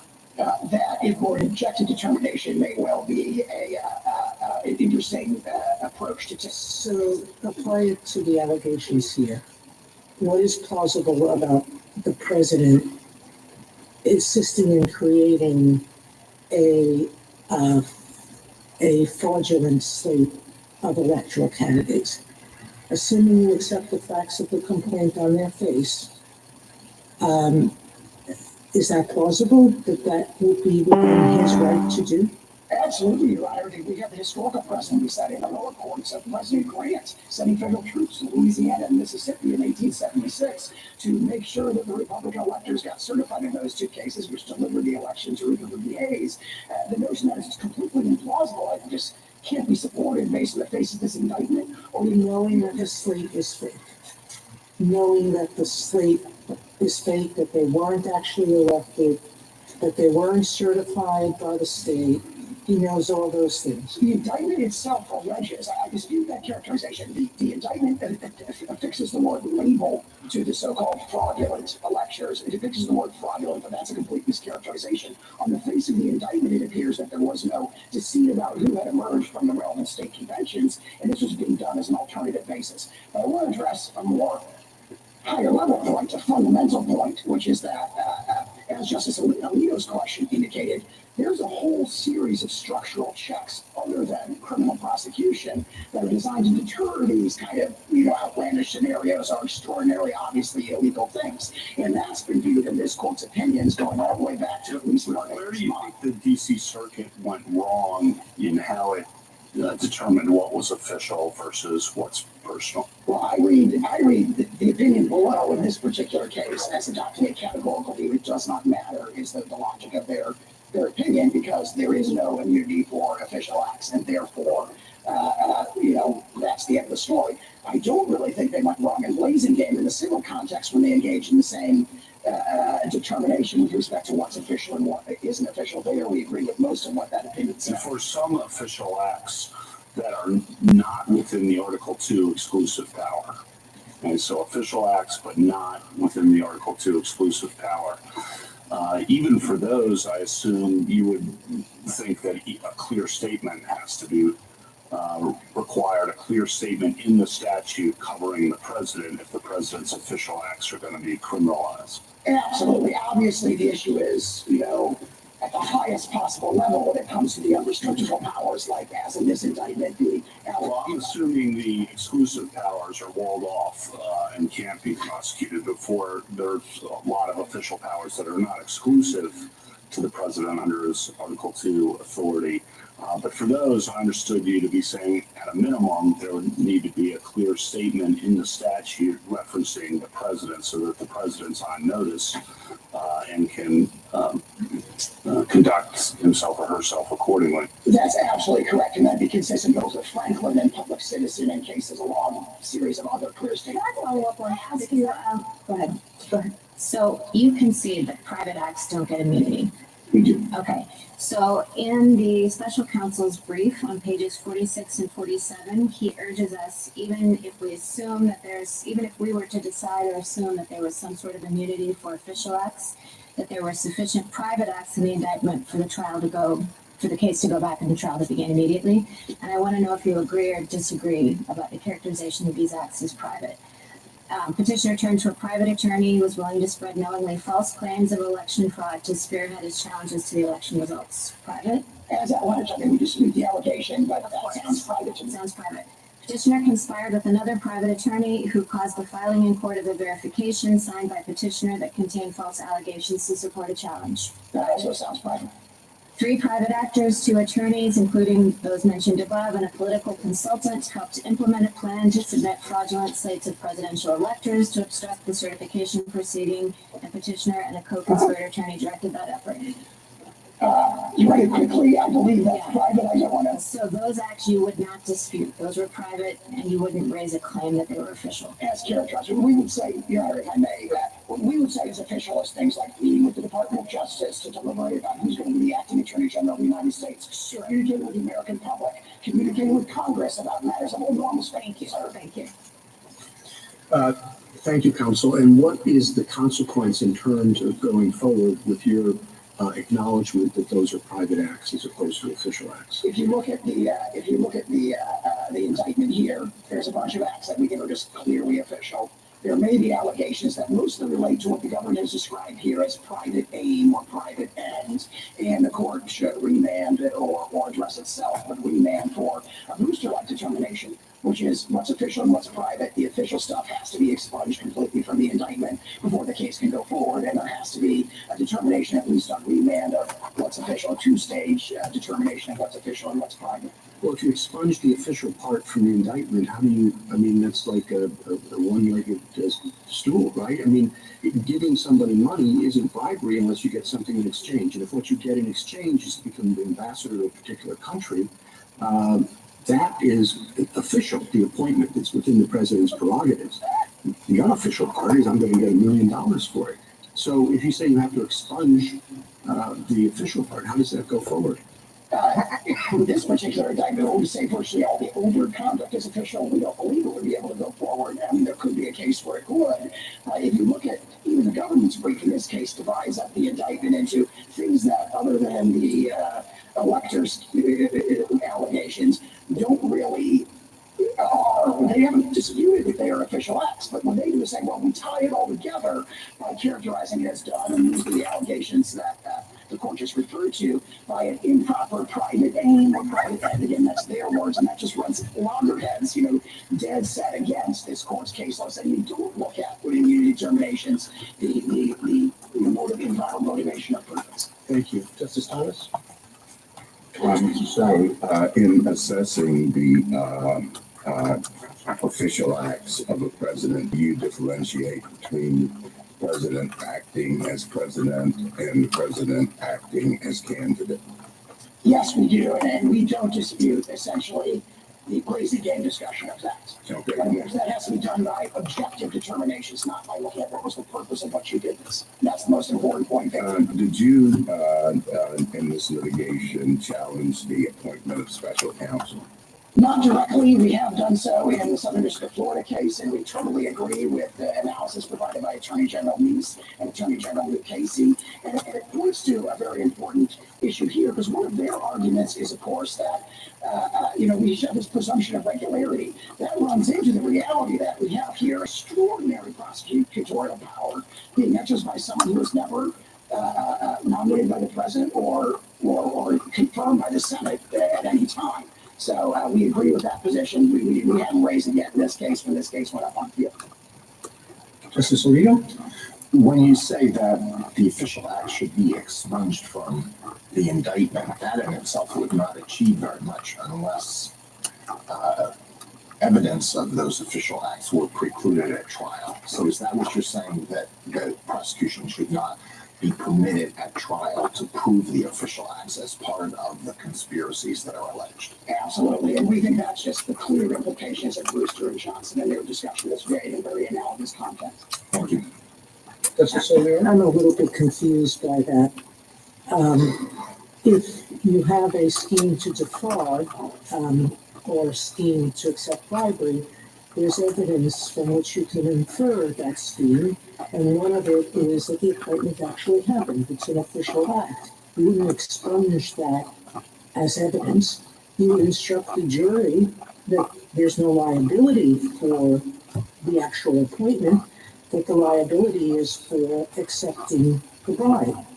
Similarly here, I don't think the indictment is charging that the obstruction occurred solely because of conversations with the Justice Department. They're saying you look at all of the private acts and you look in the context of some of the public acts, and you can infer the intent, the private intent from them. So I'm not sure that I understand why your problems couldn't be taken care of at trial with an instruction, if we believe, if the court were to find, I'm not even sure how they could, but if it were to find that some public acts could not be the basis of criminal liability.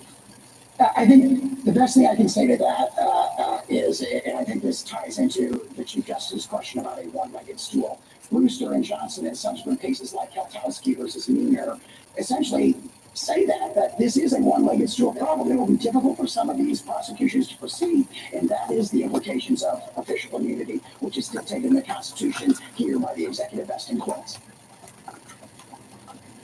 Justice Kagan? I continue on in Justice Barrett's vein a little bit and ask you about some of the allegations of the indictment and whether they're official acts or not in your view. So the defendant signed a verification affirming false election fraud allegations made on his behalf in a lawsuit filed in his name against the Georgia governor. I don't think we've disputed that that's official. I'm sorry, that is unofficial. That's unofficial. Same for the defendant called the chairwoman of the Republican National Committee, asked her to gather electors in targeted states, falsely represented to her that such electors' votes would be used only if ongoing litigation in one of the states changed the results in the defendant's favor. We have taken the position that that is official. That's official? Yes. Why would that be official? Because the organization of alternate slates of electors is based on, for example, the historical example of President Grant is something that was done pursuant to and ancillary and preparatory to the exercise of the core recommendation clause power. So when President Trump couldn't he have taken this action just in the status of a candidate? The fact that he could have done so doesn't demonstrate that he did do so in this case, and based on the allegations, we think it's clear he did not. But this was done in an official capacity. The defendant asked the Arizona House Speaker to call the legislature into session to hold a hearing based on their claims of election fraud. Absolutely an official act for the president to communicate with state officials on a matter of enormous federal interest and concern, attempting to defend the integrity of a federal election, to communicate with state officials and urge them to view what he views as their job under state law and federal law. That's an official act. Well, attempting to defend the integrity of the election, I mean, that's the defense. The allegation is that he was attempting to overthrow an election. Essentially, exactly right. And neither allegation of what the purpose is should make a determination, should make a difference as to whether it's immune. That is extremely strong precedent from this court. Does it strike you as odd that your understanding of immunity goes way beyond what OLC has ever claimed for the former president? I view the OLC opinions here as strongly supporting us, because any time a congressional statute basically got anywhere near touching the president's prerogatives, they said, oh, we're going to interpret the statute narrowly to avoid that. Well, that's a different question. I mean, what OLC has always said is that sitting presidents get immunity, but former presidents, no. Now, there might be a different argument made about whether a statute or whether a statute that's applied to particular conduct is properly available against the president. But that's a very different argument than the immunity claim that you're making here, which OLC has definitively not supported. I don't know if I put it that way. I don't recall an opinion directly addressing it, but more fundamental to us, Your Honor, is in fact the language of cases like Marbury and statements like made by Benjamin Franklin at the Constitutional Convention, statements of George Washington talking about the massive risk of factional strife and how that could destroy the Republic and erect a new government on the ruins of public liberty. That's what we rely on principally here. I cite the OLC opinions because, of course, what you see there is a very strong trend that if there's any statute that might trench in any way on the president's prerogatives, which they interpret it to avoid that. If a president sells nuclear secrets to a foreign adversary, is that immune? That sounds like similar to the bribery example, likely not immune. Now, if it's structured as an official act, you'd have to be impeached and convicted first before. What does that mean if it's structured as an official act? Well, I don't know in the hypothetical whether or not that would be an official act. You probably have to have more details to apply the blazing game analysis or even the Fitzgerald analysis that we've been talking about. How about if a president orders the military to stage a coup? I think that, as the Chief Justice pointed out earlier, where there's a whole series of, sort of guidelines against that, so to speak, like the UCMJ prohibits the military from following a plainly unlawful act. If one adopted Justice Alito's test, that would fall outside. Now, if one adopts, for example, the Fitzgerald test that we advance, that may well be an official act, and you would have to be, as I'll say in response to all these kinds of hypotheticals, has to be impeached and convicted before it can be criminally prosecuted. But I emphasize to the point. Well, he's gone. Let's say this president who ordered the military to stage a coup. He's no longer president. He wasn't impeached. He couldn't be impeached. But he ordered the military to stage a coup, and you're saying that's an official act. I think it would depend on the circumstances whether it was an official act. If it were an official act, again, he would have to be. What does that mean? Depend on the circumstances. He was the president. He is the commander in chief. He talks to his generals all the time, and he told the generals, "I don't feel like leaving office. I want to stage a coup." Is that immune? If it's an official act, there needs to be impeachment and conviction beforehand because the framers viewed that kind of. If it's an official act, is it an official act? If it's an official act, it's impeachment. Is it an official act? On the way you described that hypothetical, it could well be. I just don't know. You have to, again, it's a fact-specific context as to the determination. That answer sounds to me as though it's like, yeah, under my test, it's an official act, but that sure sounds bad, doesn't it? Well, it certainly sounds very bad, and that's why the framers have a whole series of structural checks that have successfully, for the last 234 years, prevented that very kind of extreme hypothetical. And that is the wisdom of the framers. What they viewed as the risk that needed to be guarded against was not the notion that the president might escape, a criminal prosecution for something, sort of very, very unlikely in these unlikely scenarios. They viewed much more likely and much more destructive to the republic, the risk of factional strife discussed by George Washington. Framers did not put an immunity clause into the Constitution. They knew how to. There were immunity clauses in some state constitutions. They knew how to give legislative immunity. They didn't provide immunity to the president. And, not so surprising, they were reacting against a monarch who claims to be above the law. Wasn't the whole point that the president was not a monarch and the president was not supposed to be above the law? I would say two things in response to that. Immunity, they did put an immunity clause in a sense, they put in the executive vesting clause, which was originally understood to have to adopt a broad immunity principle that's set forth in the very broad language of Marbury against Madison. And also, they did discuss and consider what would be the checks on the presidency. And they did not say, we need to have criminal prosecution right there at the Constitutional Convention. Benjamin Franklin says we don't have that. That's not an option. Everybody cried out against that as unconstitutional. The structural check we're adopting is impeachment. And they're very clear on that in pages 64 and 69 of the second volume of Fairland. Thank you. Justice Gorsuch? Just returning to the Chief Justice's hypothetical about the ambassador sale and bribery. Congress has a statute that specifically names the president and says he can be criminally prosecuted for bribery, presumably after he leaves office. Outside the core areas that Justice Kavanaugh was talking about, when Congress speaks clearly, couldn't a statute like that, Congress provide a statute like that would allow all manner of evidence to come in to prove the case? I think our position is that would have to be an unofficial act, purely private conduct for that prosecution to go forward. All right, but outside the core areas of executive power, if there is a clear statement from Congress that something is unlawful and it applies to the president, I'm struggling to see why in that case, perhaps, the evidence could come in. Yeah, the strongest possible case, in our view, is what you described as kind of the core executive powers, the unrestrictable powers within the meaning of civil law. But again, the holding of, for example, Brewster and Johnson that we relied on doesn't turn on how central it is of a legislative act. It just says it is an official act, which here we would say applies to basically the outer perimeter test of Fitzgerald against Nixon. That doesn't come in. What would happen if presidents were under fear that their successors would criminally prosecute them for their acts in office, whether they engaged in drone strike, all the hypotheticals? I'm not going to go through them.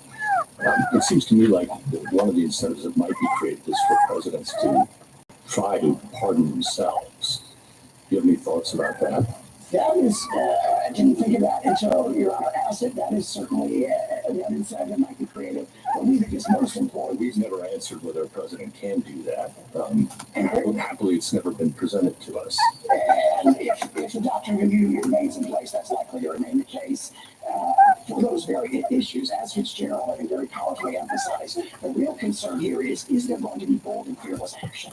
Is the president going to have to make a controversial decision where his political opponents are going to come after him the minute he leaves office? Is that going to unduly deter? Is that going to dampen the ardor of that president to do what our constitutional structure demands of him or her, which is bold and fearless action in the face of controversy? And perhaps if he feels he has to, he'll pardon himself every 4 years from now on. But that, as the court pointed out, wouldn't provide the security because the legality of that is something that's never been addressed. Now, one of the checks and balances, in addition to impeachment that you've discussed is subordinate liability. You don't contest that everybody following an unlawful order beneath the President of the United States can be immediately prosecuted, do you? I'm sorry, the court is asking whether they If could the be. President gives an unlawful order, call in the troops, all the examples we've heard, every subordinate beneath him faces criminal prosecution, don't they? That is what Governor Morris said explicitly at the Constitutional Convention. Co-agitators could be prosecuted. There's an important caveat because, of course, there would have to be a statute that would govern that for them to be prosecuted. Well, we've got lots of statutes. The criminal law books are replete. But, I mean, do you agree, is that one check that's available? Absolutely. And again, the only caveat that I was making is if that statute was doing what Marbury says you can't do, which is going after the subordinates to restrict, for example, in core executive function, the Franklin Clear Statement rule might be triggered, and then you might not be able to go after that president. So I don't think Congress can say, well, we can't go after the president directly, but we're going to criminalize the way that the president speaks to Congress under the exercise of the recommendations clause, and therefore we're going to put in a criminal statute that says if you provide false information to Congress in carrying out the president's recommendation powers, you can be immediately prosecuted. That would at least be a very difficult question. But the fundamental point of drawing that distinction between the president himself and his co-agitators, in the word of Governor Morris, the Constitutional Convention, is an excellent distinction. Justice Kavanaugh? Just follow up on the OLC opinions question. As you read them, and I think I read them, they articulate a clear statement rule as to this court's cases for covering official acts. And your point, I think, but I just want to underscore this, is that none of the statutes alleged here or cited here have a clear statement covering the president, therefore meaning that the president can't be charged for any official acts under these statutes. That's absolutely correct. They're extended way beyond. Now, that's separate from the question what's official versus what's personal. But for that bucket that is official, there's no clear statement, period. That's right. And as to purely private conduct, and we don't think that clear statement rule would be invoked. But as to official acts, these statutes, the ones charged in the indictment, are just way far afield from purporting to criminalize in clear terms the president's official acts. And then, just to clarify this, the president's not above the law. The president's not a king. The founders thought that. I think your point in response to that is the president is subject to prosecution for all personal acts, just like every other American for personal acts. The question is acts taken in an official capacity. That's correct. And even those, of course, if there was an impeachment conviction, could be prosecuted under review. And we emphasize the whole series of structural checks in addition to that, which deter those kind of, and have successfully deterred presidential misdeeds for 234 years. The source of immunity, it's not explicit in the Constitution, but also executive privilege is not explicit in the Constitution. Yet in United States versus Nixon, the court unanimously said that the Article 2 executive power in the Constitution encompassed executive privilege, and the same principle presumably would apply to executive immunity being encompassed within that. Executive power is historically understood. That's absolutely correct. And there's a very telling passage in the Enterprise Fund where this court talks about how there's a letter from James Madison to Thomas Jefferson at the time of the founding where Madison said, hey, as to the removal power, they did not expressly take this away. So the 1789 Congress understood that it was left in place. So if the original understanding of the executive vesting clause is broad enough to encompass that, it would have to be expressly taken away, which is the opposite of the presumption that they're advancing here. And then lastly, I think you've acknowledged in response to others' questions that some of the acts in the indictment are private, and your view is that some are official. Is it your position then that analysis of which is which should be undertaken in the first instance by the D.C. Circuit or the District Court? Most likely the District Court under the logic of Anderson. Thank you. Justice Barrett? So, Mr. Sauer, you've argued that the impeachment clause suggests or requires impeachment to be a gateway to criminal prosecution, right? Yes, I think that's the plain meaning of that second phrase in the clause. Okay, so there are many other people who are subject to impeachment, including the 9 sitting on this bench, and I don't think anyone has ever members suggested that impeachment would have to be the gateway to criminal prosecution for any of the many other officers subject to impeachment. So why is the president different when the impeachment clause doesn't say so? Someone very important has made the opposite suggestion as to the president himself, which is Solicitor General Pork, which is reaffirmed in the OLC opinions on this, where Solicitor General Pork in 1973 asked to the issue of the vice president reviewed the historical materials. He said the sequence is mandatory only as to the president. That is DOJ's view of the original understanding of the impeachment judgment clause, which is exactly our position. The sequence is mandatory only as to the president. Keep in mind that the criminal prosecution of the president prior to impeachment contradicts the plain language of the Constitution, but also hundreds of years of history. And what DOJ admits is the framers' intent. And so we say that practice, whatever its validity, should not be extended to this novel context where it clashes with the Constitution. Criminal conduct isn't discovered until after the president is out of office, so there was no opportunity for impeachment. We say the framers assumed the risk of under enforcement by adopting these very structural checks. As Justice Scalia said in Morrison against Wilson, the separation of powers prevents us from righting every wrong, but it does so that we do not lose liberty. Okay, and the special counsel makes a point that I think is a pretty compelling one. You admit that if the president were successfully impeached, that he could be criminally prosecuted after impeachment, right? Okay, assuming the prosecution was for the same conduct of which he was convicted, not impeached, he must be convicted. That word conviction is right there in the clause. Okay, granted. But you also say that these criminal statutes, unless they explicitly mention the president, don't apply to him. So how can you say that he would be subject to prosecution after impeachment while at the same time saying that he's exempt from these criminal statutes? No, there are statutes, as they can see, where Congress has proposed. Two or three. They haven't done a comprehensive review. I think it's what's called was text search for president in 18 U.S. Code. Again, under Franklin, that's a very tight indication of the word president is not in the statute. Isn't necessarily a magic word requirement, so to speak. But more fundamentally than that, they can see there are statutes that exist. In addition to that, much impeachment can occur as a result of private conduct.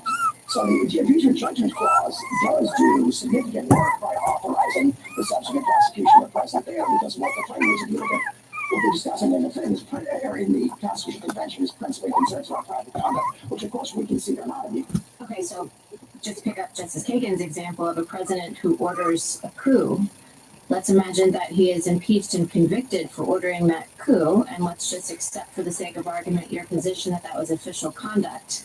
You're saying that he couldn't be prosecuted for that even after conviction in an impeachment proceeding if there was not a statute that expressly referenced the president and made it criminal for the president. There would have to be a statute that made a clear statement that Congress purported to regulate the president's conduct. Okay, thank you. Justice Jackson? So I think that I now understand better your position. In the discussions with Justice Kavanaugh, it became clear that you were saying that for the private acts of a president, there's no immunity, but for the official acts of the president, there is immunity. Is that your position? I agree with that. All right. So one thing that occurs to me is that this sort of difficult line drawing problem that we're having with all of these hypotheticals, is this a private act or a public act, is being necessitated by that assumption. Because of course, if official acts didn't get absolute immunity, then it wouldn't matter. We wouldn't have to identify which are private and which are public, correct? That, in fact, is the approach of the DC Circuit. There's no determination that needs to be made. But I'm just making, so to the extent we're worried about like how do we figure out whether it's private or public, we have to understand that we're only doing that because of an underlying assumption that the public acts get immunity. So let me explore that assumption. Why is it, as a matter of theory, and I'm hoping you can sort of zoom way out here, that the president would not be required to follow the law when he is performing his official acts? Everyone else, there are lots of folks who have very high-powered jobs, who make a lot of consequential decisions, and they do so against the backdrop of potential criminal prosecution if they should break the law in that capacity. And we understand and we know, as a matter of fact, that the President of the United States has the best lawyers in the world. When he's making a decision, he can consult with pretty much anybody as to whether or not this thing is criminal or not. So why would we have a situation in which we would say that the president should be making official acts without any responsibility for following the law? I respectfully disagree with that characterization. The president absolutely does have a responsibility. He absolutely is required to follow the law in all of his official acts. But the remedy for that is the question: could he be subject to personal vulnerability, sent to prison for making a bad decision after he leaves office? But other people who have consequential jobs and who are required to follow the law make those determinations against the backdrop of that same kind of risk. So what is it about the president? I mean, I've heard you say it's because the president has to be able to act boldly, make kind of consequential decisions.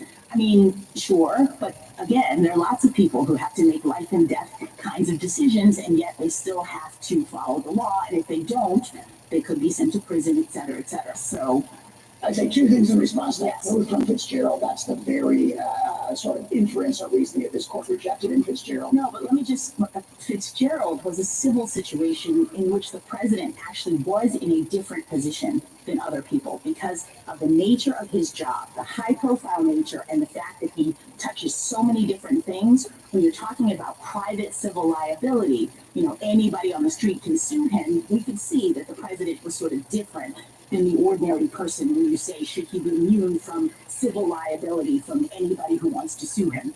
But when we're talking about criminal liability, I don't understand how the president stands in any different position with respect to the need to follow the law as he's doing his job than anyone else. He is required to follow the law. But he's not. If there's no criminal prosecution, if there's no threat of criminal prosecution, what prevents the president from just doing whatever he wants? All the structural checks that are identified in Fitzgerald and a whole series of this court's cases that go back to Martin against Mott. For example, impeachment, oversight by Congress, public oversight. There's a long series that Fitzgerald directly addresses this in the civil context. And we don't I'm not sure that's much of a backstop. And what I'm, I guess, more worried about, you seem to be worried about the president being chilled. I think that we would have a really significant opposite problem if the president wasn't chilled. If someone with those kinds of powers, the most powerful person in the world, with the greatest amount of authority, could go into office knowing that there would be no potential penalty for committing crimes. I'm trying to understand what the disincentive is from turning the Oval Office into, the seat of criminal activity in this country. I don't think there's any allegation of that in this case. What George Washington said is, what Benjamin Franklin said is, we view the prosecution of a chief executive as something that everybody cried out against as unconstitutional. And what George Washington said is, we're worried about factional strife, which will. No, also let me put this worry on the table. If the potential for criminal liability is taken off the table, wouldn't there be a significant risk that future presidents would be emboldened to commit crimes with abandon while they're in office? It's right now the fact that we're having this debate because OLC has said that presidents might be prosecuted. Presidents from the beginning of time have understood that that's a possibility. That might be what has kept this office from turning into the kind of crime center that I'm envisioning. But once we say, no criminal liability, Mr. President, you can do whatever you want, I'm worried that we would have a worse problem than the problem of the president feeling constrained to follow the law while he's in office. Yeah, I respectfully disagree with that because the regime you described is the regime we've operated under for 234 years. There has not been an expectation based on 234 years of unbroken political. All right, let me ask you another question.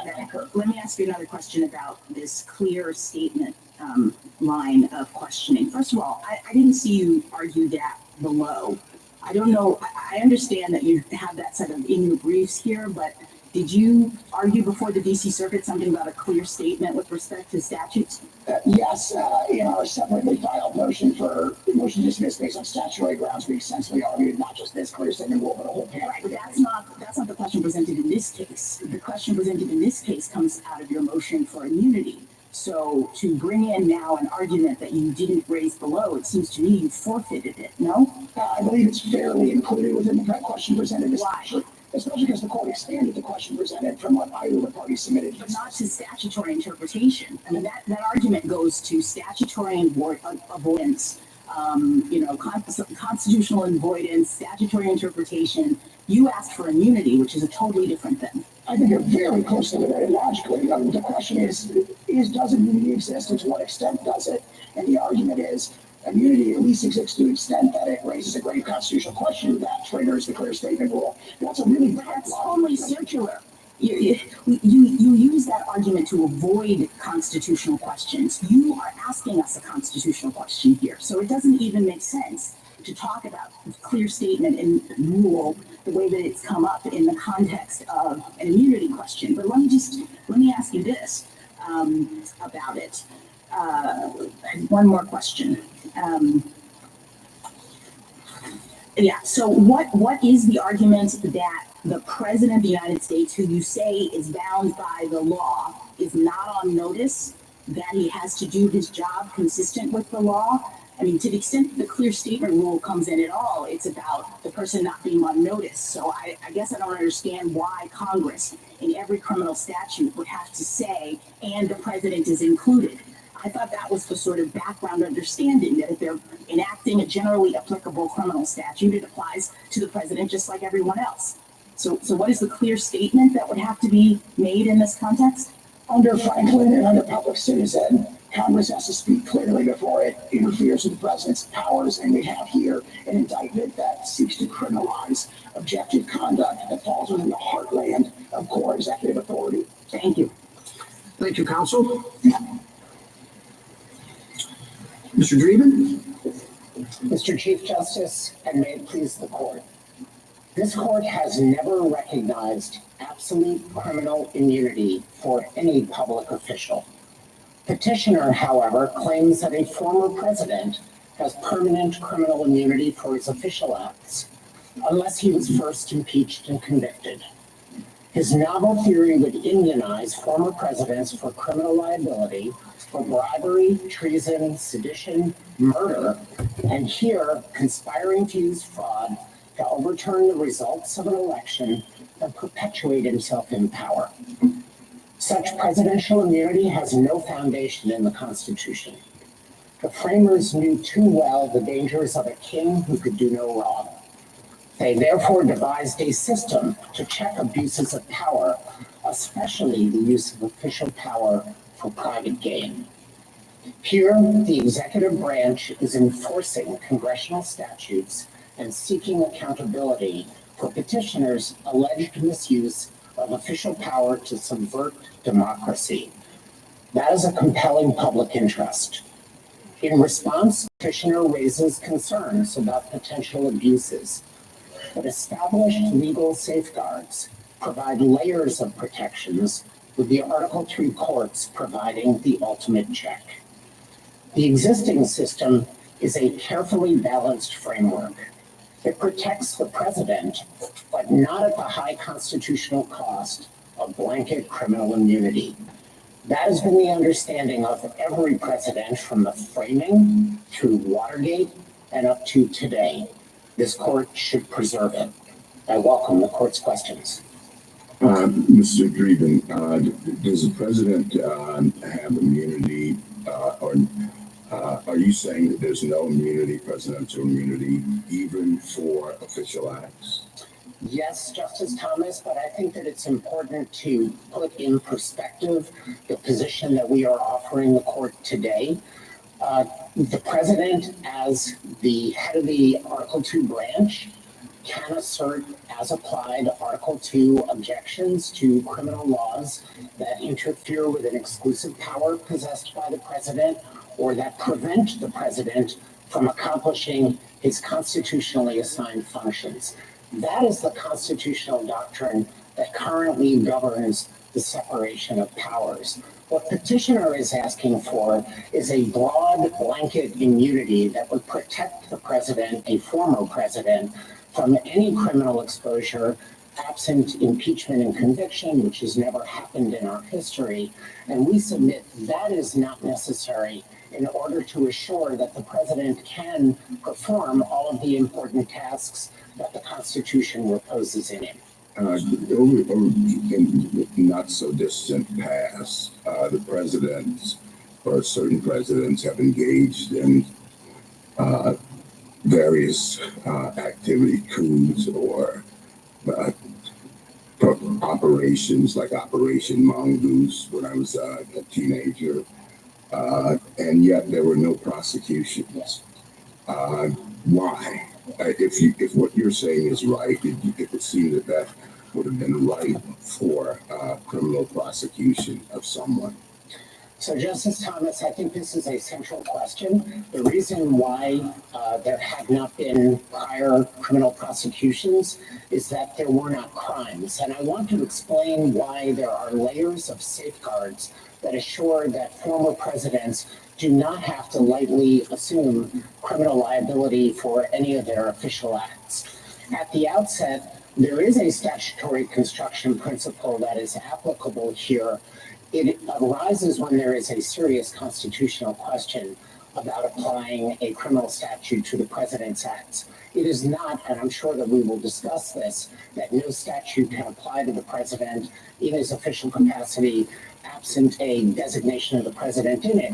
But there is a principle that if there is a serious constitutional question, courts will strive to construe the statute so that it does not apply to the president. In addition to that, the president, I think has been mentioned earlier, has access to advice from the attorney general, and it would be a due process problem to prosecute a president who received advice from the attorney general that his actions were lawful, absent the kind of collusion or conspiracy that itself represented a criminal violation, which I don't really see as being a realistic option. And then if I could say one more thing, because you raised the question about potential overseas taking of life. And the Office of Legal Counsel has addressed this quite specifically. There is a background principle of criminal law called the public authority exception to liability, and it is read into federal law unless Congress takes specific action to oust it, which it never has done as far as I am aware. And in a case in which the president sought to engage in overseas activity that would result in the taking of life, OLC did not say the federal murder statute doesn't apply. That would be the thrust of my friend's argument on clear statement.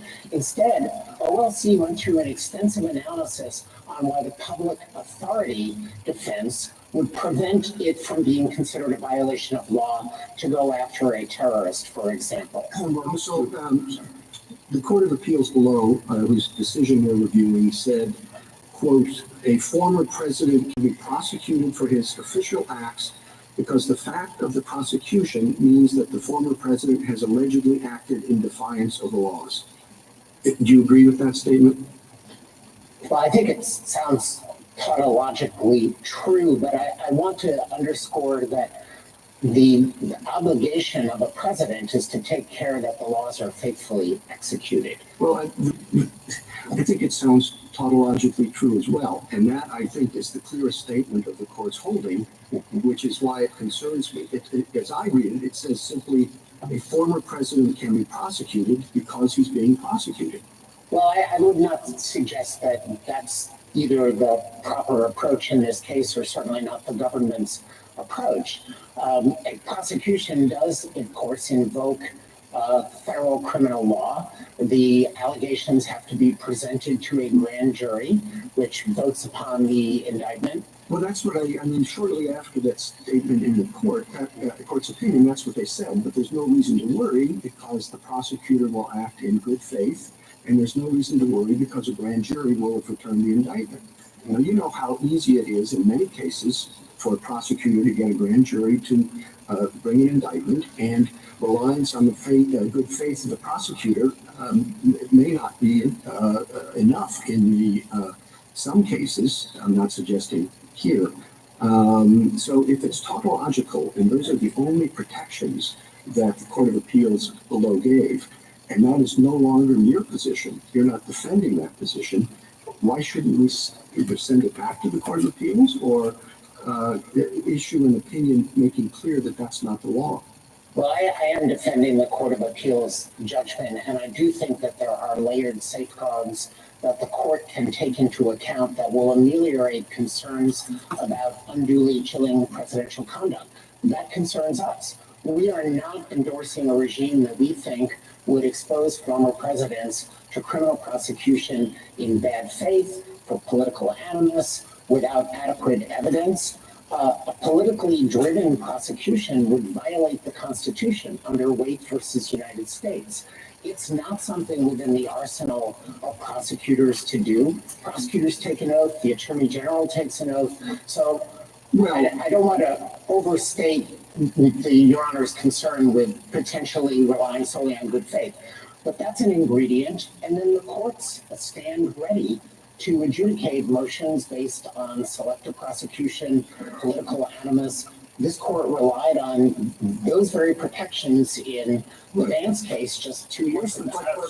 What concerns me is, as you know, the Court of Appeals did not get into a focused consideration of what acts we're talking about or what documents we're talking about because of its adoption of what you termed, and I agree quite correctly, as a tautological statement, because the fact of prosecution was enough to take away any official immunity. The fact of prosecution, they had no need to look at what courts normally look at when you're talking about a privilege or immunity question. Well, I think I would take issue, Mr. Chief Justice, with the idea of taking away immunity.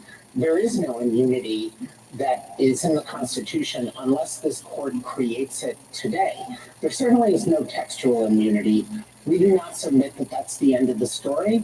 United States versus Nixon wasn't a textually based case. Neither was Nixon versus Fitzgerald. We endorse both of those holdings. But what is important is that no public official has ever had the kind of absolute criminal immunity that my friend speaks of. And with respect to the speech or debate clause, it's very narrow. It's focused on legislative acts. It's not focused on everything that a congressman does. And it responds to a very specific historical circumstance that basically involved the two other branches potentially harassing legislators and preventing them from doing their jobs. That's why it ended up in the Constitution. Nothing like that ended up in the Constitution for the presidents. And that's because one of the chief concerns of the framers was the risk of presidential misconduct. They labored over this. They adopted an impeachment structure that separated removal from office as a political remedy from criminal prosecution. This departed from the British model. The British model was you get impeached and criminally prosecuted and convicted in the same proceeding. The framers did not want that. They wanted a political remedy in case a president was engaging in conduct that endangered the nation. He can be removed. He can't be prosecuted while he's a sitting president. That's been the longstanding Justice Department position. Mr. Dreeben, you dispute the proposition that a former president has some form of immunity. But as I understand your argument, you do recognize that a former president has a form of special protection, namely that statutes that are applicable to everybody must be interpreted differently under some circumstances when they are applied to a former president. Isn't that true? It is true because, Justice Alito, of the general principle that courts construe statutes to avoid serious constitutional questions. And that has been the longstanding practice of the Office of Legal Counsel in the Department of Justice. So this is more, I think, than just a quarrel about terminology, whether what the former president gets is some form of immunity or some form of special protection, because it involves this difference, which I'm sure you're very well aware of. If it's just a form of special protection, in other words, statutes will be interpreted differently as applied to a former president, then that is something that has to be litigated at trial. The former president can make a motion to dismiss, and they cite OLC opinions, and the district court may say, well, that's fine, I'm not bound by OLC, and I interpret it differently, so let's go to trial. And then there has to be a trial, and that may involve great expense, and it may take up a lot of time. And during the trial, the former president may be unable to engage in other activities that the former president would want to engage in. And then the outcome is dependent on the jury, the instructions to the jury, and how the jury returns a verdict, and then it has to be taken up on appeal. So the protection is greatly diluted if you take the form, if it takes the form that you have proposed. And why is that better? It's better because it's more balanced. The blanket immunity that petitioner is arguing for just means that criminal prosecution is off the table unless he says that impeachment and conviction have occurred. Those are political remedies that are extremely difficult to achieve in a case where the misconduct occurs close to the end of a president's term. Congress is unlikely to crank up the machinery to do it, and if the impeachment trial has to occur after the president has left office, there's an open question about whether that can happen at all. So you're arguing against most far-reaching aspects of Mr. Sauer's argument, right? That is correct. And let me turn then to why. Well, what about, to unpack it a little more, do you agree that there's some aspects of Article 2 presidential power that are exclusive and that Congress cannot regulate and therefore cannot criminalize? Absolutely. Okay. For other official acts that the president may take that are not within that exclusive power, assume for the sake of argument, this question, that there's not blanket immunity for those official acts, but that to preserve the separation of powers, to provide fair notice, to make sure Congress has thought about this, that Congress has to speak clearly to criminalize official acts of the president by a specific reference. That seems to be what the OLC opinions suggest. I know you have a little bit of a disagreement with that, and what this court's cases also suggest. So, Justice Kavanaugh, I'd like to take all of those in turn because I don't think this court's cases speak that broadly. I definitely don't think that the Office of Legal Counsel opinions stand for this broad proposition that unless the president is specifically named, he's not in the statute. And I don't think that that's necessary in order to afford adequate protection for the president's valid Article 2 functions. You said unless, sorry to interrupt, but I want to just get this out and you can incorporate it in the answer. You said unless there's a serious constitutional question. Right.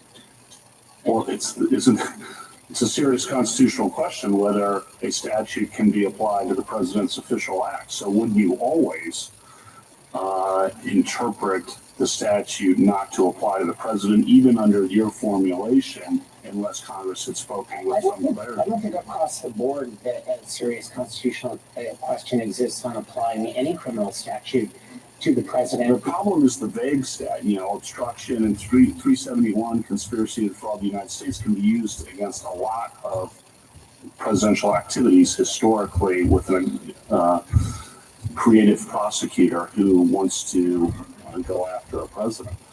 Well, let me try to backtrack a little bit. That's what we're talking about historically is the risk that, and going forward, the risk. So you can take all of that. I think that the question about the risk is very serious. And obviously, it is a question that this court has to evaluate.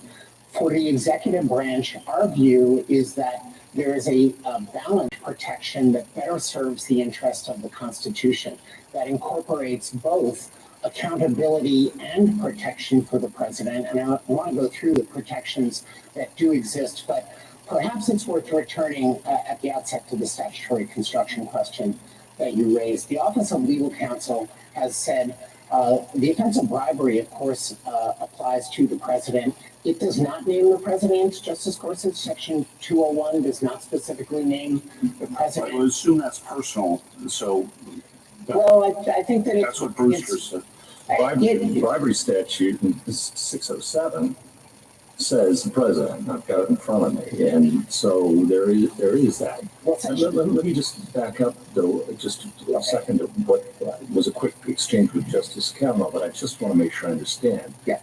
did you agree that there are some core functions of the executive that president conduct that Congress cannot criminalize? Yes. So is that a form? I mean, we can call it immunity, or you can call it they can't do it. But what's the difference? We call it an as applied Article 2 challenge. And that Okay. Can we call it immunity just for shorthand's sake?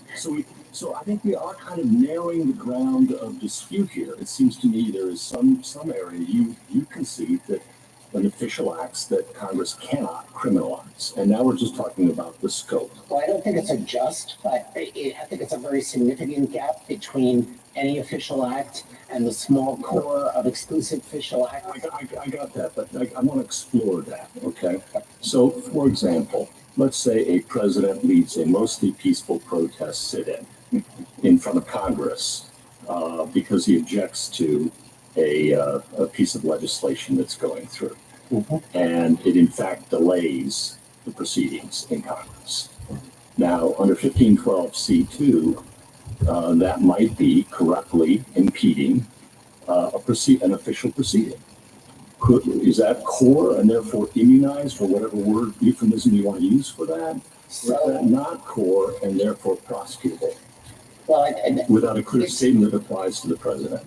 It's not core. The core kinds of activities that the court has acknowledged are the things that I would run through the Youngstown analysis. And it's a pretty small set, but things like the pardon power, the power to recognize foreign nations, the power to veto legislation, the power to make appointments, these are things that the Constitution specifically allocates to the president. Once you get out, a president then could be prosecuted for the conduct I described after he leaves office? Probably not, but I want to explain the framework of why I don't think that would be prosecution that would be valid. First, I think you need to run through all of the sort of normal categories of analysis. Is there a serious constitutional question that's posed by applying that statute to the president? If so, then you may well default to it does not apply, at least on that fact. I thought you said it, that was my question. Yes, and you said it fell outside that core, we'll call it immunity for simplicity's sake. Yes, I understand. But there's a separate category. Okay, so why couldn't he be prosecuted for leading a civil rights protest in front of the Capitol that delays a vote on a piece of important legislation? So I think what you need to do is run through all of the very president-specific protective layers of analysis. So one of them is whether the statute would be construed not to apply to his conduct, even if it's not part of that small core of things that Congress can't regulate at all. If it operates to prevent the president from fulfilling his article. He could have given speeches against it. He did. Yes. But he did something more, and it corruptly impeded and sought to influence an official proceeding. Well, so I don't know. We're starting with the layers, I think, of protection, and we're now down through whether the statute would be construed to apply to him. Then there would be a question of whether it does. I'll assume it. Then there's a question of whether he has the state of mind necessarily. Assume he does. Okay. Nobody knows what corrupt intent means. We've been around that tree. We'll probably find out. And maybe it means that he knows that he was doing wrong, is what the government told us. Right. He knows he's doing wrong. He knows he shouldn't be up there blocking a congressman from. Well, let me get to the next layer then, which is that the president does have access to the attorney general to provide legal advice and regularly gets legal advice from the attorney general on the lawful scope of the president's activities. We can go down two tracks here. One is that the Attorney General advises him that as an incident of his Article 2 authority and in carrying out the functions of the presidency, he can lawfully participate in that protest. It's kind of the First Amendment analog to the president's official powers, which the court is exploring in other cases. Alternatively, the Attorney General could advise him, I'm sorry, Mr. President, there's nothing in the language of this statute that carves you out. I don't see a serious constitutional question in it because you don't have to do that. And I would advise you not to violate criminal law. No.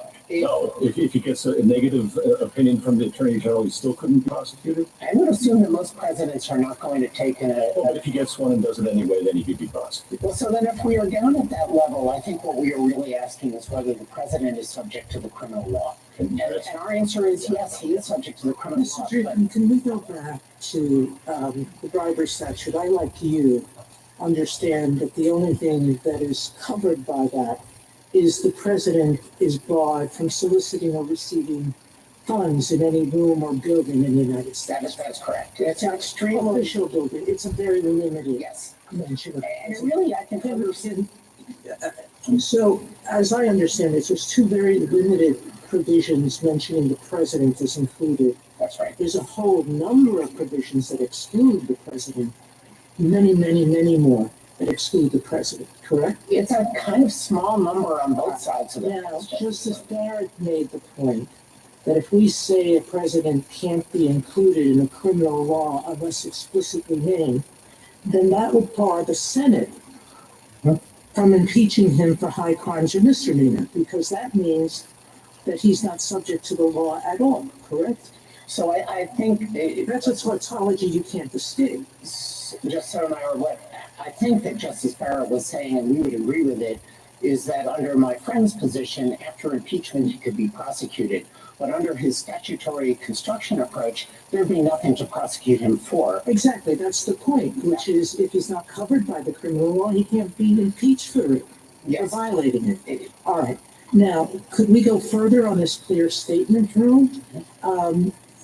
The situations, and you mentioned it earlier, in which we have looked to see if the president is covered, is contextual, correct? Correct. And what are the factors that generally we'll look at? I'm thinking specifically about whether the APA covers the president. Correct. And what we did there was analyze what powers were being given to in the lawsuit and et cetera. We looked at words, we looked at structure, we looked at separation of powers issues relating to our case law that said you can't direct the president to do anything, and this would have been a subterfuge for that, correct? All correct. All right. So I don't know why two of my colleagues, how they would fashion a clear statement ruling that would say when the law says any person can't accept the bribe, that permits the president to do it. So I agree, Justice Sotomayor, that the way that this court has interpreted statutes that do carve out the president, Justice Kavanaugh asked about this, was very context specific. The Franklin case basically involved a holding that we are highly unlikely to say that the president is an agency, something that the government said would be a peculiar understanding of agency, when the effect of it would be that we would review the president's decisions under statutes for abuse of discretion, which is a very extraordinary thing to do. I think even going back to Marbury, this is perhaps a point on which I agree with my friend. Marbury says discretionary acts of the president are not the kind of thing that the court reviews. All right, could I go back to your brief and going back to what some of my colleagues have asked you? There appears to be some narrowing principles to the concept that the president is subject to all criminal laws in all situations. Correct. You agree that if it affects core powers, then he would not be subject to any laws that attempted to limit those core powers, correct? You're defining core powers as those specified by Article 2. That is essentially correct, yes. All right. And the only words in the Constitution is that have to do with the president in law is that he shall take care that the law be faithfully executed, correct? That's right. Hard to imagine that a president who breaks the law is faithfully executing the law, correct? He has to execute all of the laws. Well, Mr. Dreeben, you really, I mean, presidents have to make a lot of tough decisions about enforcing the law, and they have to make decisions about questions that are unsettled, and they have to make decisions based on the information that's available. Do you really, did I understand you to say, well, you know, if he makes a mistake, he makes a mistake, he's subject to the criminal laws just like anybody else? You don't think he's in a special, a peculiarly precarious position? He's in a special position for a number of reasons. One is that he has access to legal advice about everything that he does. He's under a constitutional obligation he's supposed to be faithful to the laws of the United States and the Constitution of the United States. And making a mistake is not what lands you in a criminal prosecution. There's been some talk about the statutes that are issued in this case. I think they are fairly described as malum se statutes, engaging in conspiracies to defraud the United States with respect to one of the most important functions, namely the certification of the next president. Well, I don't want to dispute that particular application of that 371 conspiracy to defraud the United States to the particular facts here, but would you not agree that that is a peculiarly open-ended statutory prohibition, in that the fraud under that provision, unlike under most other fraud provisions, doesn't require any impairment of a property interest? It's designed to protect the functions of the United States government, and it's difficult to think of a more critical function than the certification of who won the election. Yeah, I'm not, as I said, I'm not discussing the particular facts of this case, but it applies to any fraud that interferes seriously with any government operation, right? So what the government needs to show is an intent to impede, interfere, or defeat a lawful government function by deception, and it has to be done with scienter. These are not the kinds of activities that I think any of us would think a president needs to engage in order to fulfill his Article 2 duties. And particularly in a case like this one, I want to pick up on something that the court said earlier about the distinction between a public official acting to achieve public ends and a public official acting to achieve private ends. As applied to this case, the president has no functions with respect to the certification of the winner of the presidential election. It seems likely that the framers designed the Constitution that way because at the time of the founding, presidents had no two-term limit. They could run again and again, and were expected potentially to want to do that. So the potential for self-interest would explain why the states conduct the elections. They send electors to certify who won those elections and to provide votes. And then Congress, in a extraordinary joint session, certifies the vote. And the president doesn't have an official role in that proceeding. So it's difficult for me to understand how there could be a serious constitutional question about saying you can't use fraud to defeat that function. You can't obstruct it through deception. You can't deprive millions of voters of their right to have their vote counted for the candidate who they chose. Thank you, counsel. Justice Thomas? Justice Alito? Could we just briefly review the layers of protection that you think exists? And I'm going to start with what the DC Circuit said. So the first layer of protection is that attorneys general and other Justice Department attorneys can be trusted to act in a professional and ethical manner, right? Yes. How robust is that protection? Most of the vast majority of attorneys general and Justice Department attorneys, and we both served in the Justice Department for a long time, are honorable people, and they take their professional ethical responsibilities seriously. But there have been exceptions, right? Both among attorneys general and among federal prosecutors. There have been rare exceptions, Justice Alito, but when we're talking about layers of protection, I do think this is the starting point. And if the court has concerns about the robustness of it, I would suggest looking at the charges in this case. Well, I want to talk about this in the abstract, because what is before us, of course, does involve this particular case, which is immensely important. But whatever we decide is going to apply to all future presidents.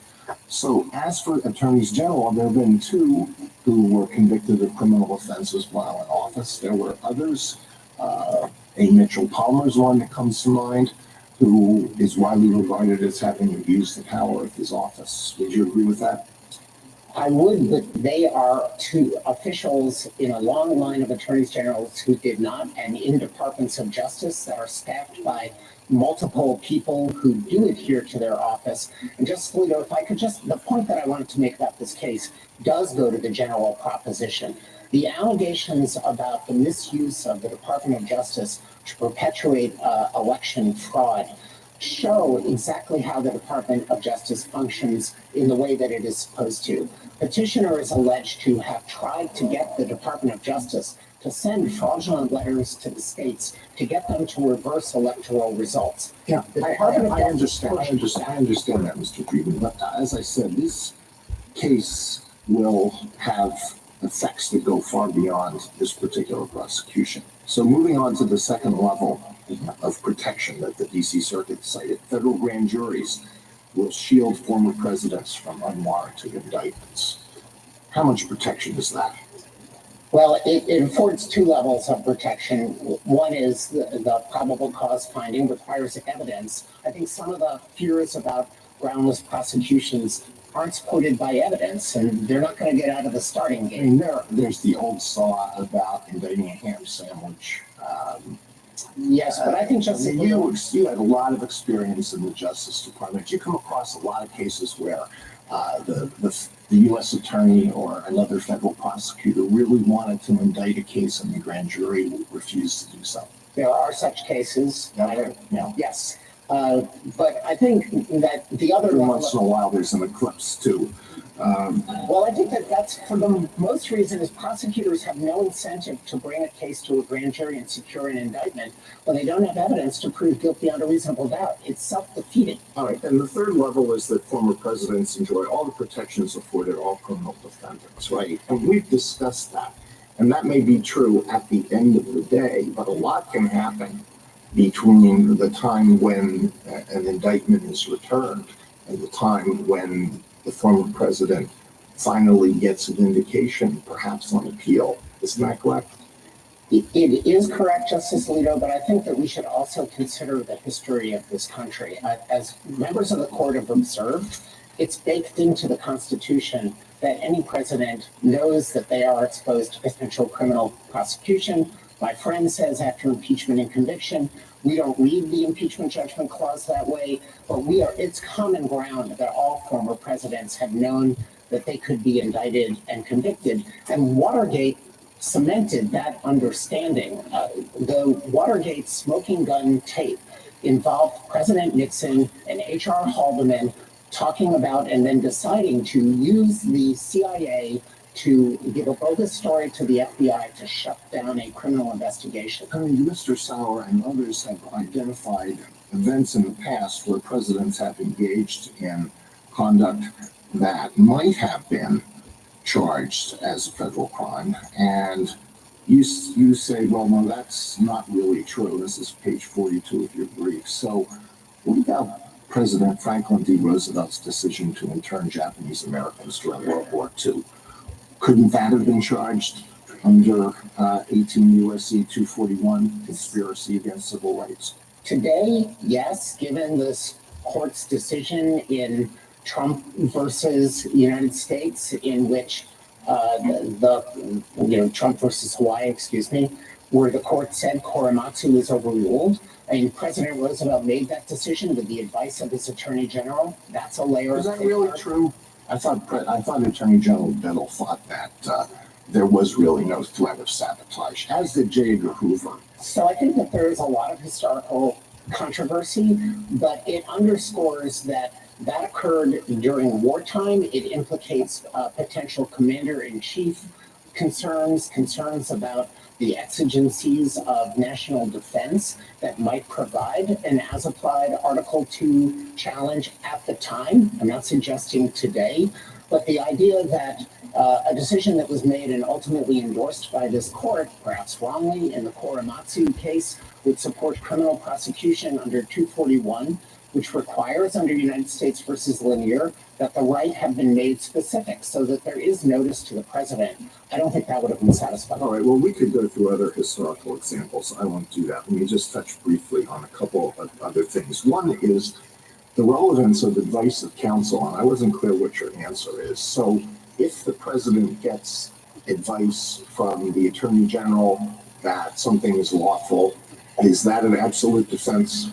Yes, I think that it is under the principle of entrapment by estoppel. This is a due process doctrine that we referred to in our brief, our reply brief in Garland versus Cargill this term at page 19, where we cited authority of this court that if a authorized government representative tells you that what you are about to do is lawful, it would be a root violation of due process to prosecute you for that. Won't that give presidents an incentive to be sure to pick an attorney general who will reliably tell the president that it is lawful to do whatever the president wants to do if there's any possibly conceivable argument in favor of it? So I think the constitutional structure protects against that risk. The president nominates the attorney general and the Senate provides advice and consent. And these are the sort of structural checks that have operated for 200 years to prevent the kind of abuses that my friend fears going forward as a result of this once in history prosecution. On the question of whether a president has the authority to pardon himself, which came up earlier in the argument, what's the answer to that question? I don't believe the Department of Justice has taken a position. The only authority that I'm aware of is a member of the Office of Legal Counsel wrote on a memorandum that there is no self-pardon authority. As far as I know, the department has not addressed it further. And of course, this court had not addressed it either. Well, when you addressed that question before, so are you speaking in your capacity solely as a member of the special counsel's team, or are you speaking on behalf of the Justice Department, which has special institutional responsibilities? I am speaking on behalf of the Justice Department representing the United States. Now, how don't you think we need to know the answer to at least to the Justice Department's position on that issue in order to decide this case? Because if the president has the authority to pardon himself before leaving office, and the DC Circuit is right that there is no immunity from prosecution, won't the predictable result be that presidents on the last couple of days of office are going to pardon themselves from anything that they might have been conceivably charged with committing? I really doubt that, Justice Alito. I mean, it sort of presupposes a regime that we have never had except for President Nixon and as alleged in the indictment here.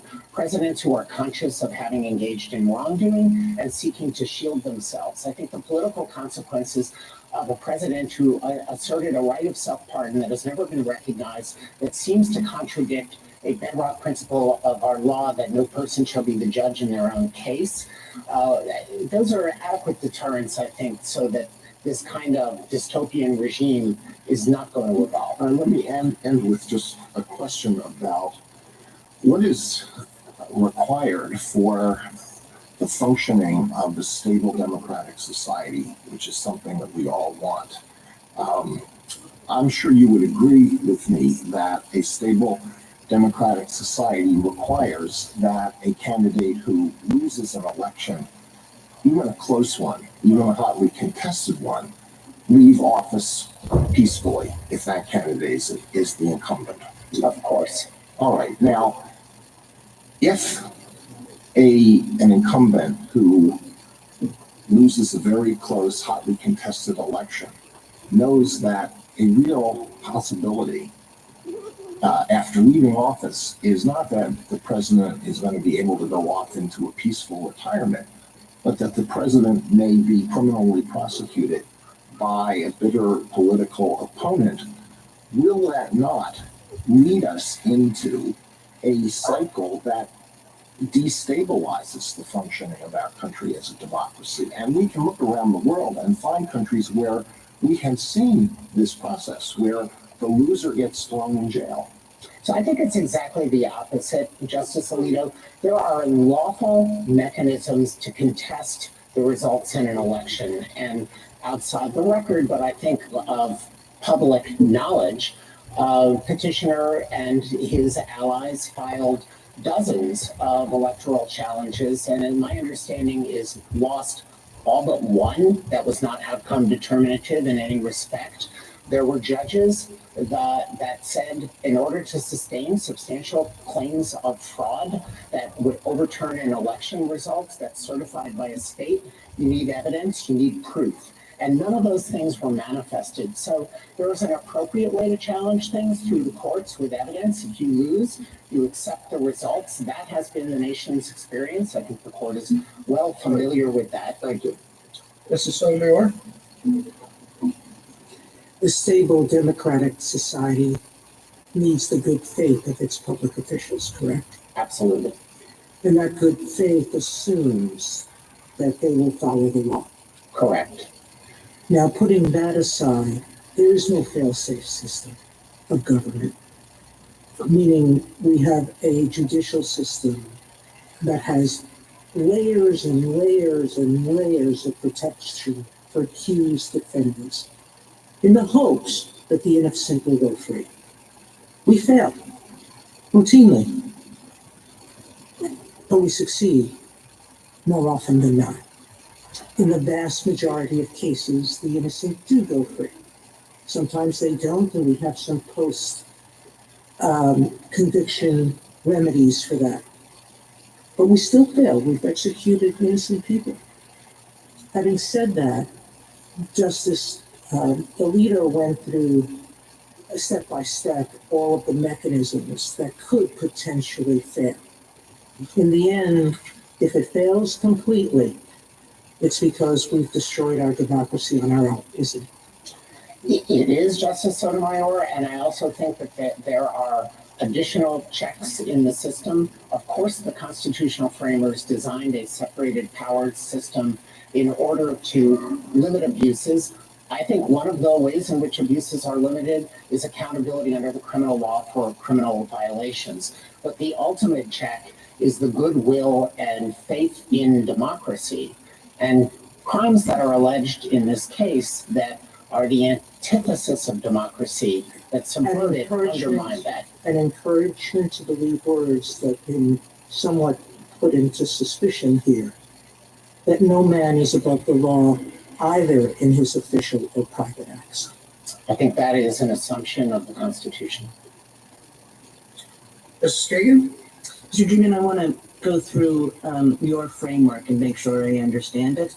So first, on the small category of things that you say have absolute protection, yes, that they are core executive functions. Yes. What are those small categories? Pardon power. Pardon, veto. Veto, foreign recognition, appointments. Congress cannot say you can't appoint a federal judge who hasn't received, a certain diploma or hasn't achieved a certain age. There are a few other powers. Is Commander-in-Chief? Commander-in-Chief is on the list, but I want to add to my answer on that Congress has substantial authority in the national security realm. Congress declares war, it raises armies, it has power over the purse. That's more so that may be viewed as not really in that core set of functions, which nobody has any power but the president over. Yes, I think that there may be some aspects like directing troops on the field in which the president's power is completely unreviewable.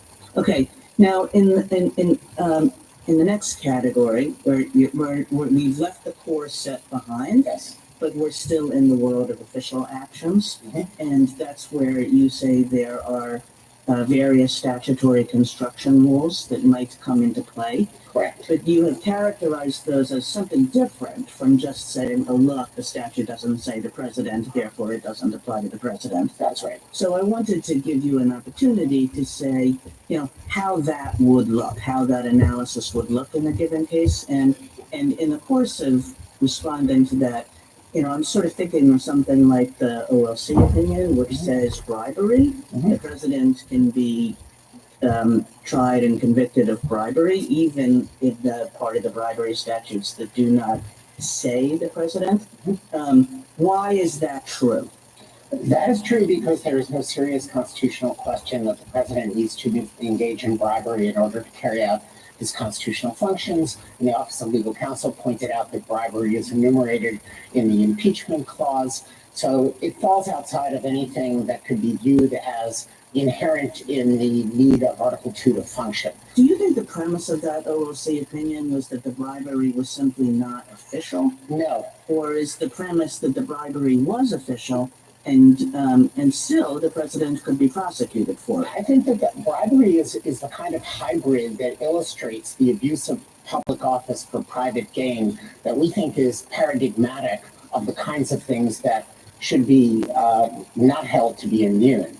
In a bribery case, the public official cannot extract the bribe without the official power to offer as the quid or the pro, I guess the quo actually. So it really is a crime that can only be committed by public officials who misuse their power. And it was one of the things that was most mistrusted.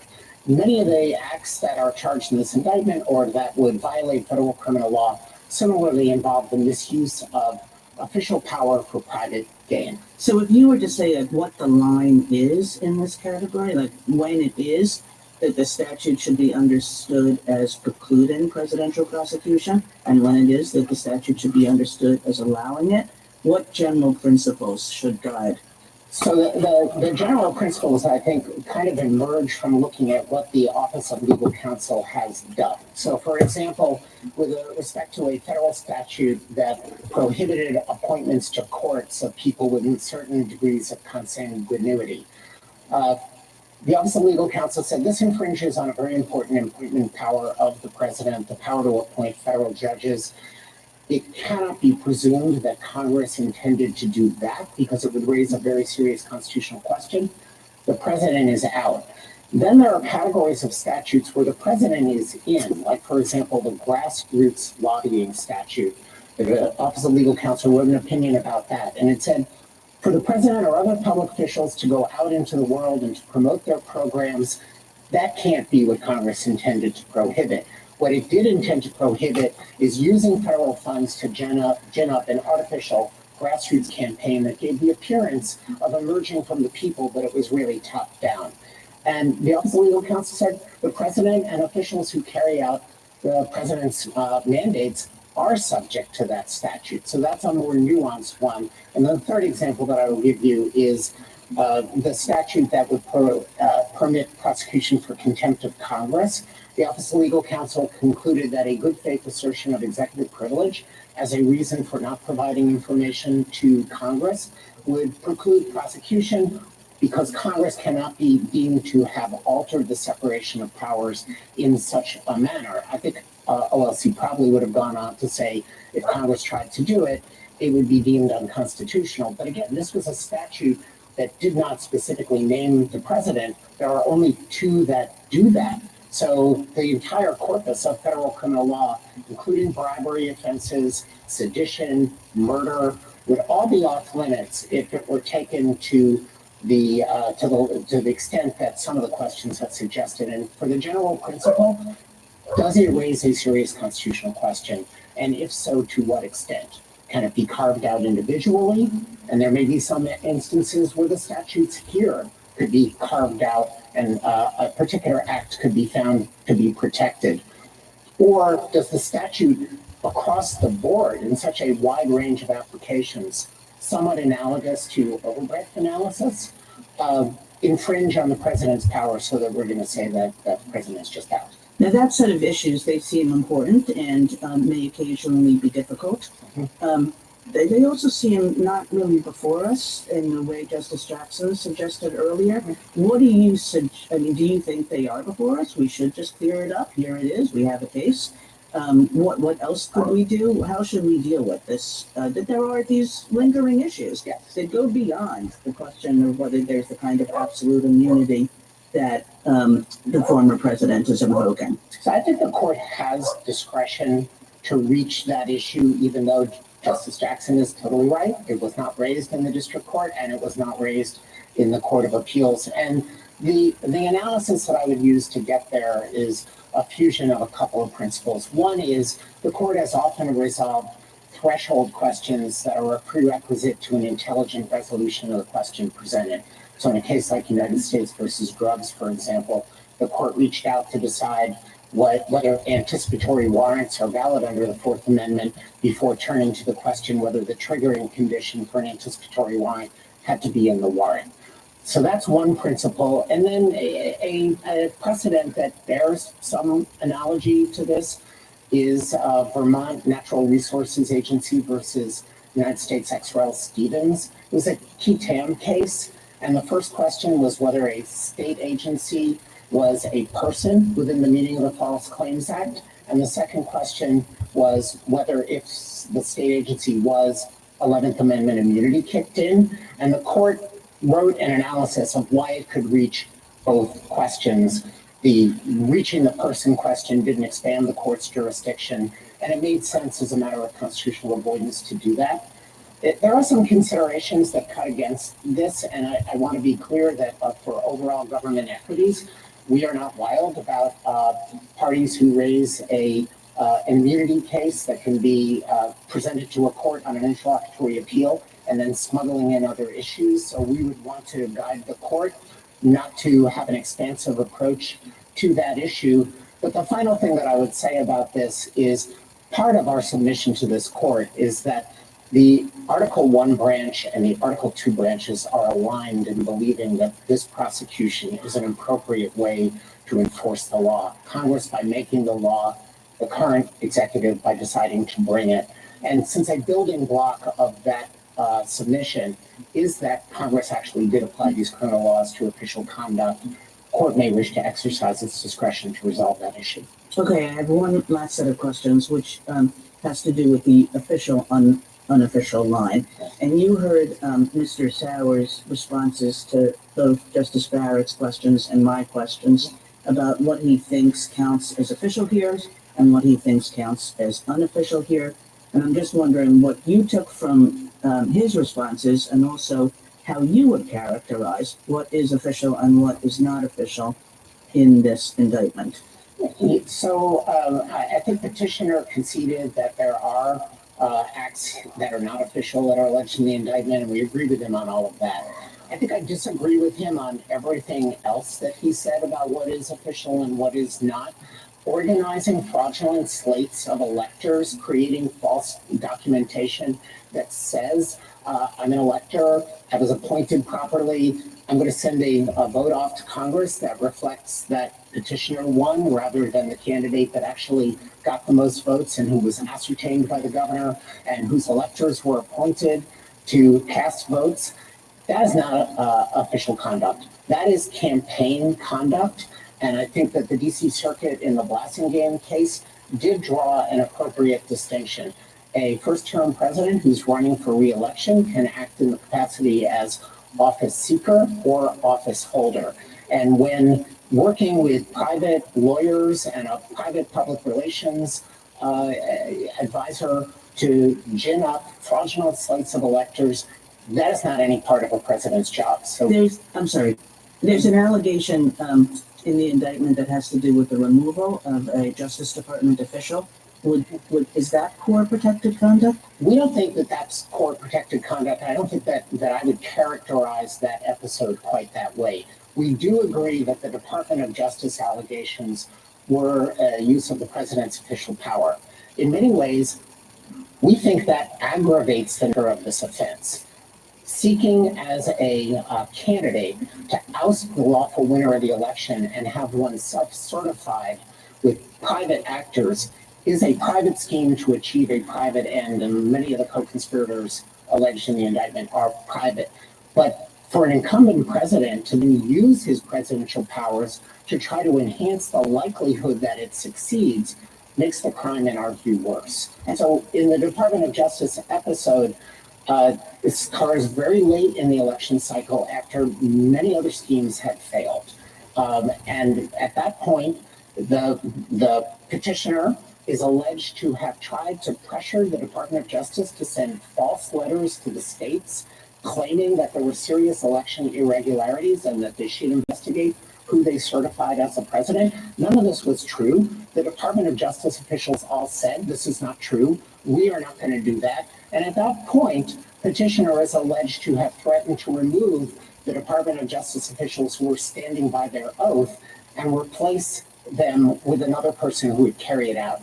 We're not seeking to impose criminal liability on the president for exercising or talking about exercising the appointment and removal power. No, what we're seeking to impose criminal liability for is a conspiracy to use fraud to subvert the election, one means of which was to try to get the Justice Department to be complicit in this. The case would have been no different if petitioner were successful and he had actually exercised the appointment and removal power and had gone through and those fraudulent letters were sent. It would have made the scheme more dangerous, but it would not have changed the crime. And how do we think about things like conversations with the vice president? In other words, things that if you say it that way, it's clear that they would fall under executive privilege, but how does that relate to the question that we're asking here? So this is one of the most difficult questions for the Department of Justice, and I want to explain why that is. If we are operating under a Fitzgerald versus Nixon lens and looking at this the way that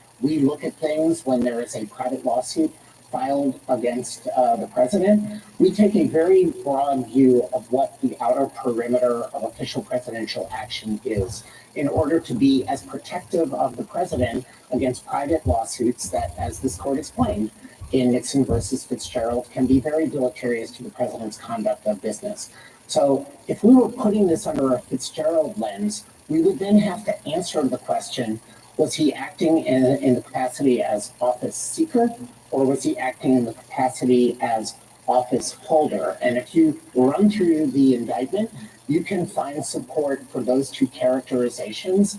And the Department of Justice has not yet had to come to grips with how we would analyze that set of interactions. Thank you. Justice Gorsuch?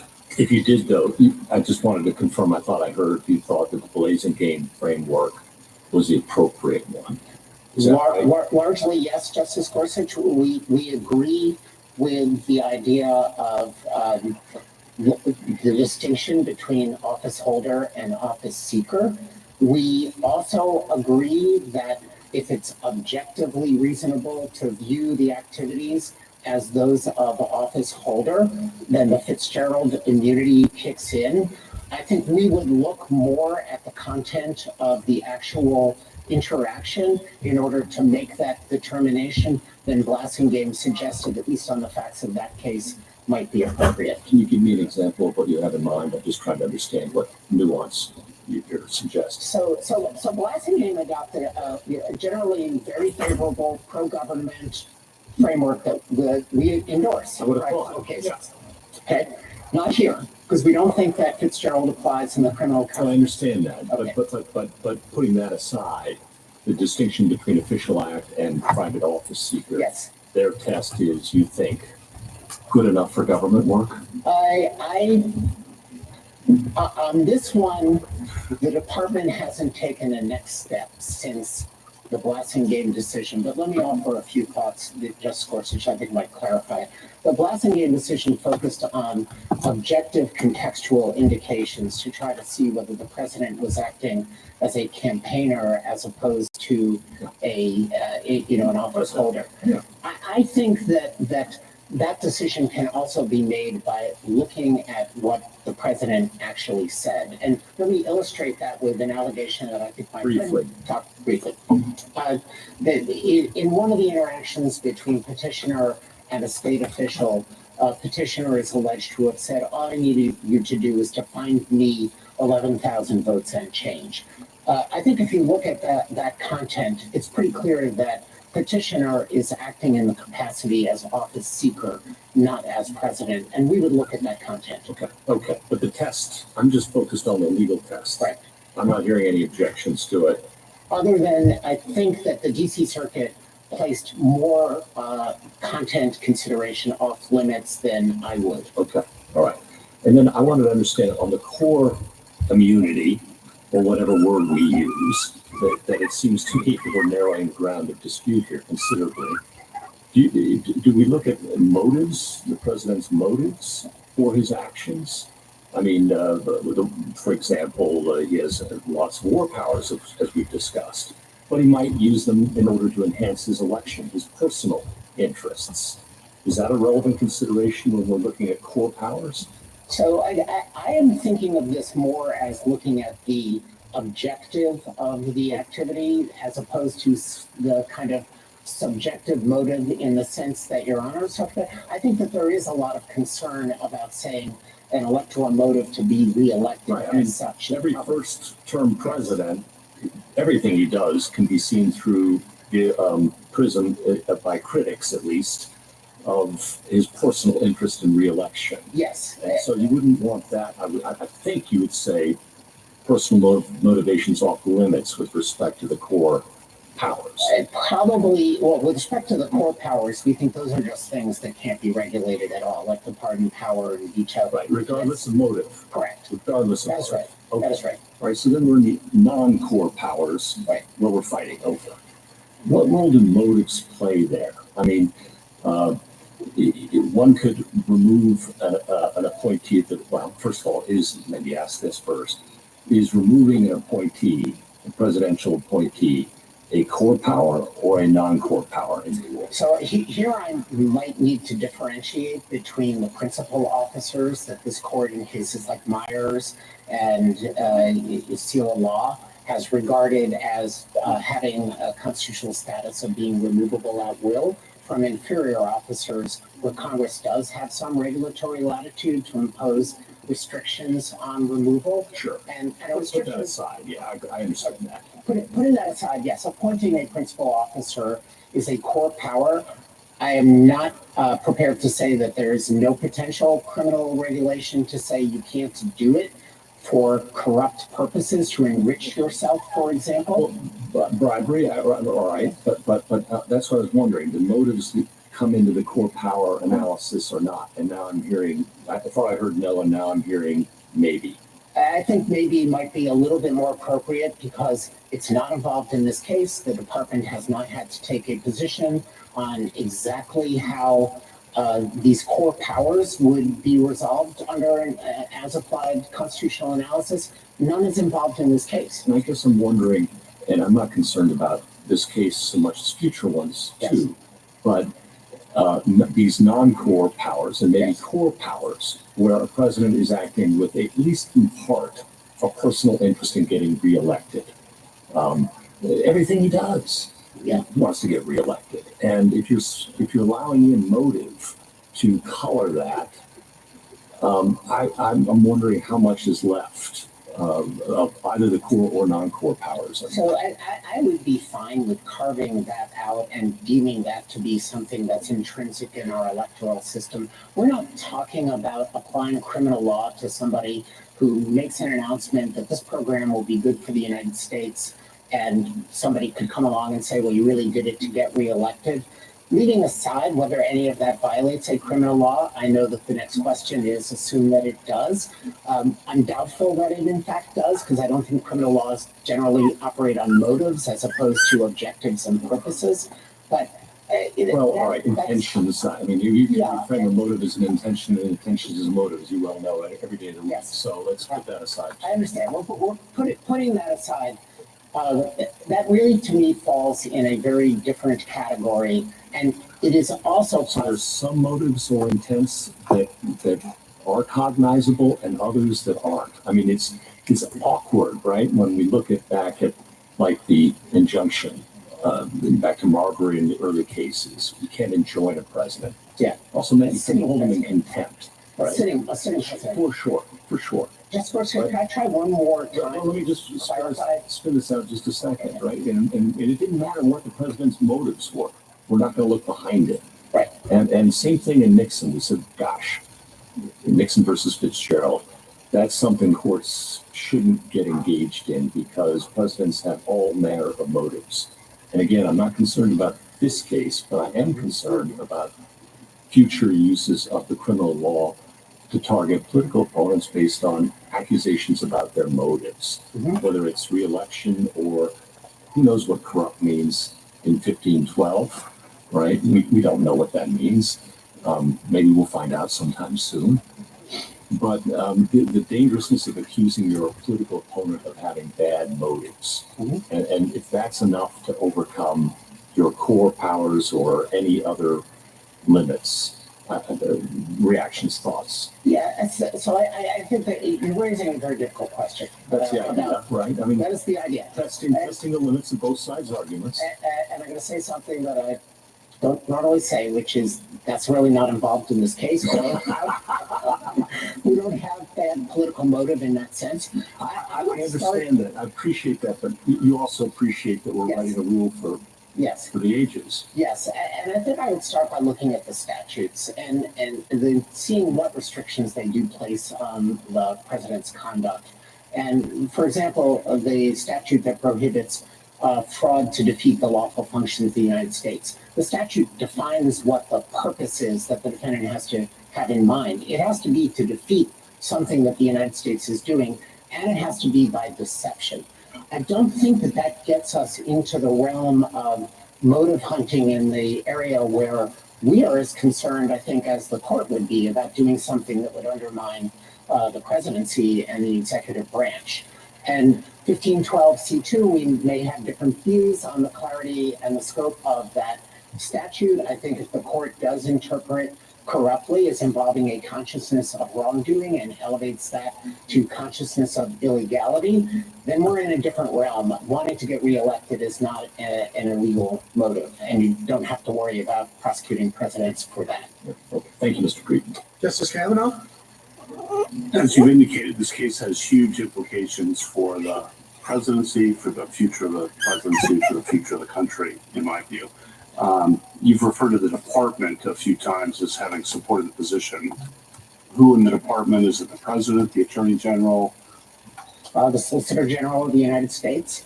Part of the way in which the special counsel functions is as a component of the Department of Justice. The regulations envision that we reach out and consult, and on a question of this magnitude that involves equities that are far beyond this prosecution as the questions of the court. So it's the Solicitor General? Yes. Okay. Second, like Justice Gorsuch, I'm not focused on the here and now of this case. I'm very concerned about the future. And I think one of the court's biggest mistakes was Morrison versus Olson. I think that was a terrible decision for the presidency and for the country. And not because there were bad people who were independent counsels, but President Reagan's administration, President Bush's administration, President Clinton's administration were really hampered, in their view, all three, by the independent counsel structure. And what I'm worried about here is that was kind of, let's relax Article 2 a bit for the needs of the moment. And I'm worried about the similar kind of situation applying here. That was a prosecutor investigating a president in each of those circumstances, and someone picked from the opposite party, the current president, and usually was how it worked. And Justice Scalia wrote that the fairness of a process must be judged on the basis of what it permits to happen, not what it produces in a particular case. You've emphasized many times regularity of the Department of Justice. And he said, and I think this applied to the independent counsel system, and it could apply if presidents are routinely subject to investigation going forward. One thing is certain, however, it involves investigating, perhaps prosecuting a particular individual. Can one imagine a less equitable manner of fulfilling the executive responsibility to investigate and prosecute? What would the reaction be if, in an area not covered by the statute, the Justice Department posted a public notice inviting applicants to assist in an investigation and possible prosecution of a certain prominent person? Does this not invite what Justice Jackson described as picking the man and then searching the law books or putting investigators to work to pin some offense on him? To be sure, the investigation must relate to the area of criminal offense specified by statute, but that has often been, nothing prevents it from being very broad. I paraphrased at the end because it was referring to the judges. Yes. That's the concern going forward, is that the system will, when former presidents are subject to prosecution, the history of Morrison versus Olson tells us it's not going to stop. It's going to cycle back and be used against the current president or the next president and the next president and the next president after that. All that, I want you to try to allay that concern. Why is this not Morrison v. Olson Redux if we agree with you? Well, first of all, the independent counsel regime did have many structural features that emphasized an independence at the expense of accountability. We don't have that regime now, but even under that regime, Justice Kavanaugh, I think if you look at Lawrence Walsh's report on Iran-Contra, I think this goes to a very fundamental point for the court to consider. Judge Walsh said, I investigated these matters. The proof did not nearly come close to establishing criminal violations. So we've lived from Watergate through the present, through the independent counsel era with all of its flaws, without these prosecutions having gone off on a runaway train. Well, I think President Reagan, President Bush, and President Clinton, whether rightly or wrongly, thought contrary to what you just said. I think nobody likes being investigated for a crime, but it didn't result in the kind of vindictive prosecutions that I think Your Honor is raising as a possibility. Yeah. We have a different system now. I think there was a consensus throughout Washington that there were flaws in the independent counsel system. It lapsed. We now are inside the Justice Department with full accountability resting with the Attorney General. So the special counsel regulations now don't operate the way that the independent counsel regulations do. And this court would have something to say about it, I think, if the independent counsel statute were revived. I'm not sure that anybody is in favor of that. Right. No, I was just saying this is kind of the mirror image of that is one way someone could perceive it. But I take your point about the different structural protections internally. And like Justice Scalia said, I do not mean to suggest anything of the sort in the present case. I'm not talking about the present case, so I'm talking about the future. Second, another point, you said, talked about the criminal statutes. It's very easy to characterize presidential actions as false or misleading under vague statutes. So President Lyndon Johnson, statements about the Vietnam War. Say something's false. Turns out to be false that he says about the Vietnam War. 371 prosecution after he leaves office? I think not, but this is an area that I do think that merits some serious and nuanced consideration. Statements that are made by a president to the public are not really coming within the realm of criminal statutes. They've never been prosecuted. I realize that the court can say, well, what if they were? And then I think you get to what I would regard as a hard constitutional question that would probably guide the court away from trying to resolve today, although I do think it's very different from our case and distinguishable in important ways. But you're dealing here with two branches of government that have a paramount interest in the integrity and freedom of their interactions with each other. On the one hand, the president, of course, should be very free to send usually his cabinet officials and sub-cabinet officials to testify to Congress, to provide them with the information needed to enact legislation and to make national policy. And we're very concerned about anything that would trammel that. On the other side of the equation, Congress has a compelling interest in receiving accurate information, and at the very least, not information that is intentionally and knowingly false. That would pollute the legislature. How about, I think it came up before, President Ford's pardon.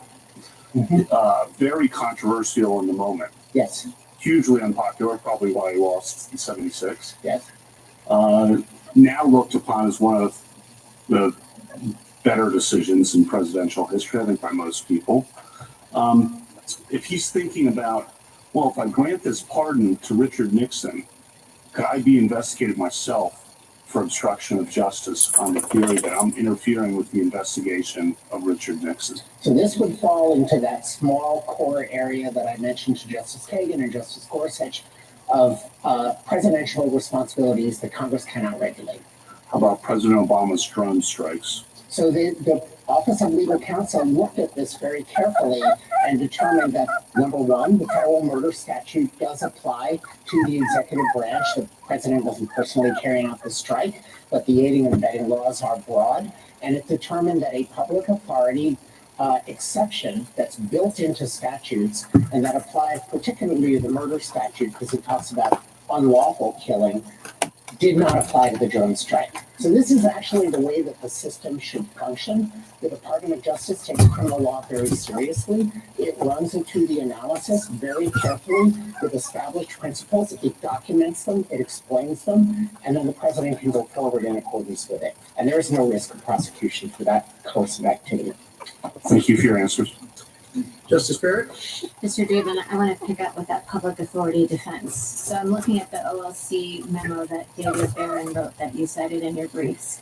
And he describes the public authority defense citing the model penal code. There are a few different definitions, but I'll just highlight this one. Justifying conduct which is required or authorized by the law defining the duties or functions of a public officer, the law governing the armed services or lawful conduct of war, or any other provision of law imposing a public duty.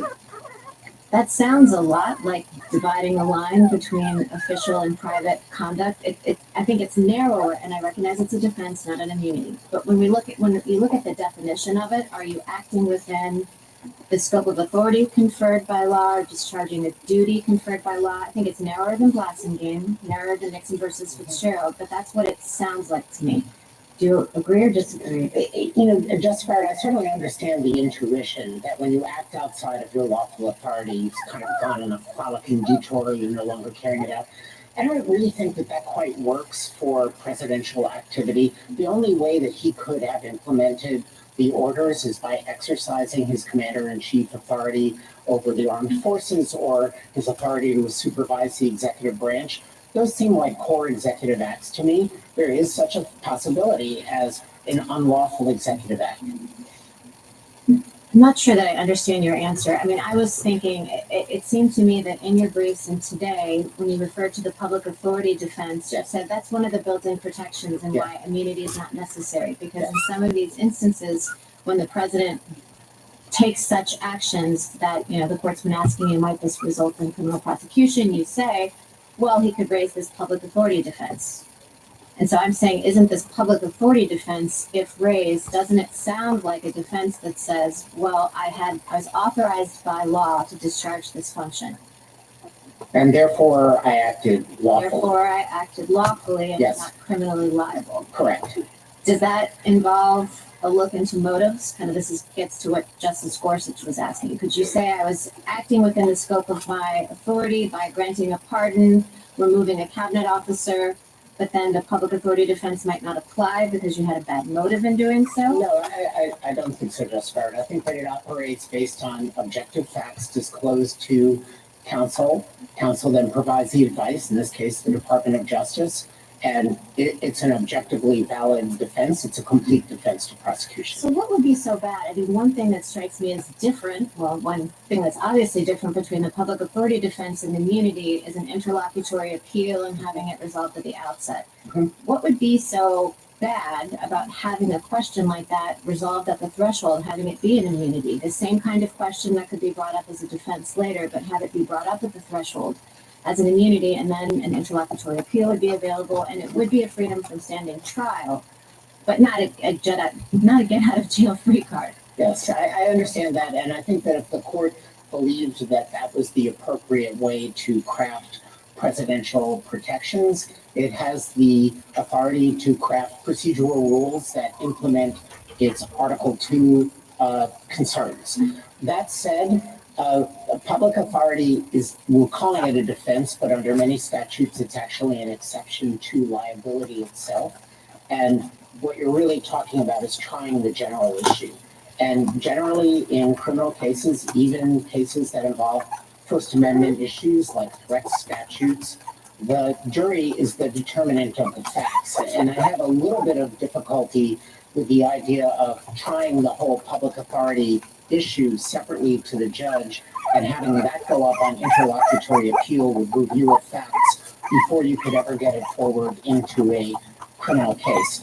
That said, I would prefer a regime in which the court altered some of the procedural rules surrounding the president than a total, absolute blanket immunity that takes away the possibility of criminal prosecution, even if it was a core violation of the statute in the teeth of Attorney General advice and has no overriding public You think it has to be a jury question? And let's see, I wasn't necessarily proposing actually treating it as a defense that was done at the outset and then subject to interlocutory appeal. I was proposing, what about an immunity doctrine that drew from the public authority defense that the Department of Justice thinks would otherwise apply? So just go with me on that for a minute.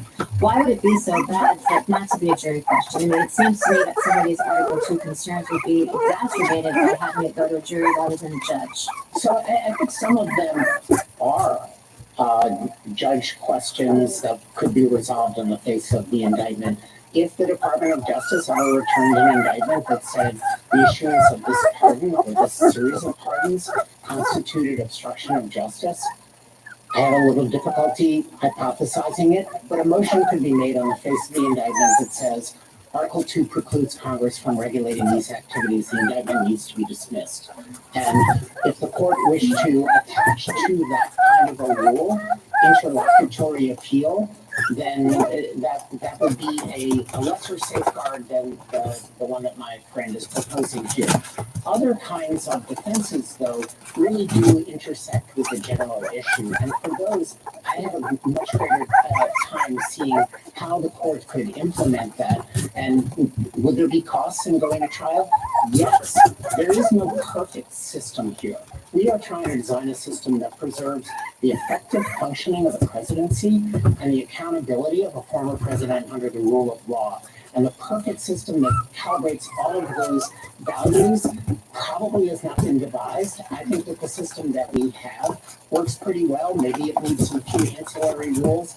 It is different from the radical proposal of Trell. I agree. Let me ask you about state prosecutions, because if the president has some kind of immunity that's implicit in Article 2, then that immunity would protect him from state prosecution as well. A lot of the protections that you're talking about are internal protections that the federal government has, protections in the Department of Justice, which obviously are not applicable at the many state and local jurisdictions across the country.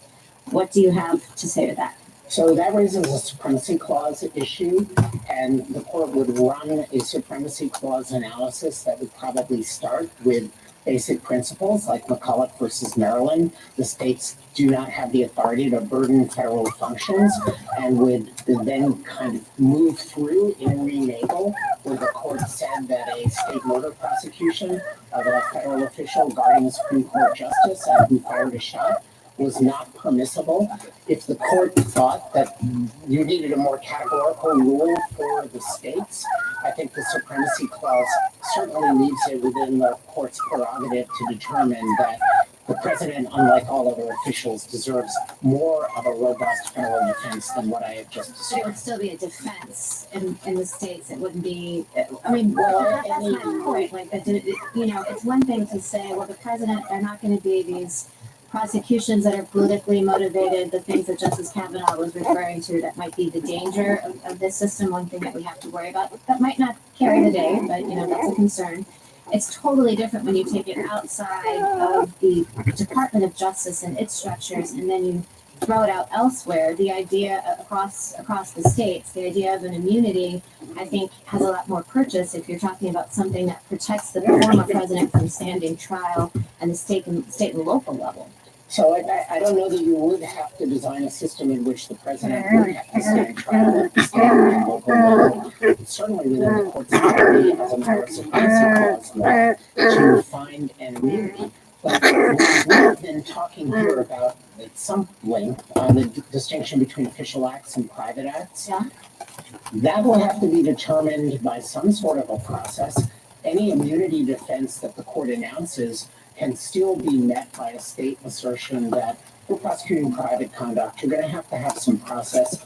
I think having some legal process is not a reason to cast aside a nuanced system that actually looks at what protections are necessary as opposed to what would provide the absolute maximum insulation for former presidents, even if we acknowledge that it's highly prophylactic. Totally agree, and I wasn't actually contrasting the absolute immunity rule. I was saying that if there was some sort of official private, there are consequences towards about making immunity. Okay, and since you bring up the private acts, this is my last question.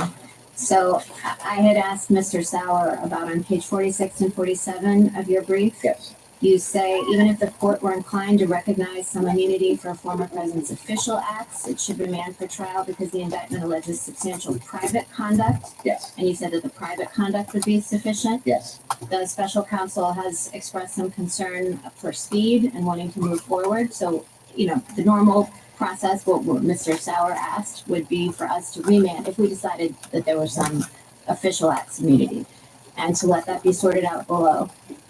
It is another option for the special counsel to just proceed based on the private conduct and drop the official conduct. Well, two things on that, Justice Barrett. First of all, there's really an integrated conspiracy here that had different components as alleged in the indictment, working with private lawyers to achieve the goals of the fraud. And as I said before, the petitioner reaching for his official powers to try to make the conspiracies more likely to succeed.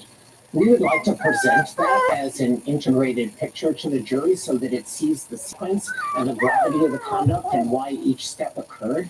That said, if the court were to say that the fraudulent elector scheme is private, reaching out to state officials as a candidate is private, trying to exploit the violence after January 6th by calling senators and saying, please delay the certification proceeding, is private campaign activity.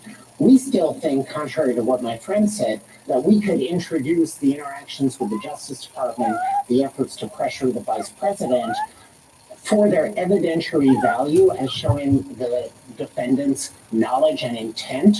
And we would take a jury instruction that would say, you may not impose criminal culpability for the actions that he took. However, you may consider it insofar as it bears on knowledge and intent. That's the usual rule with protected speech, for example, under Wisconsin versus Mitchell. My friend analogizes this to the speech or debate clause, but we don't think the speech or debate clause has any applicability here. It's a very explicit constitutional protection that says senators and representatives shall not be questioned in any other place. So it carries an evidentiary component that's above and beyond whatever official act immunity he is seeking.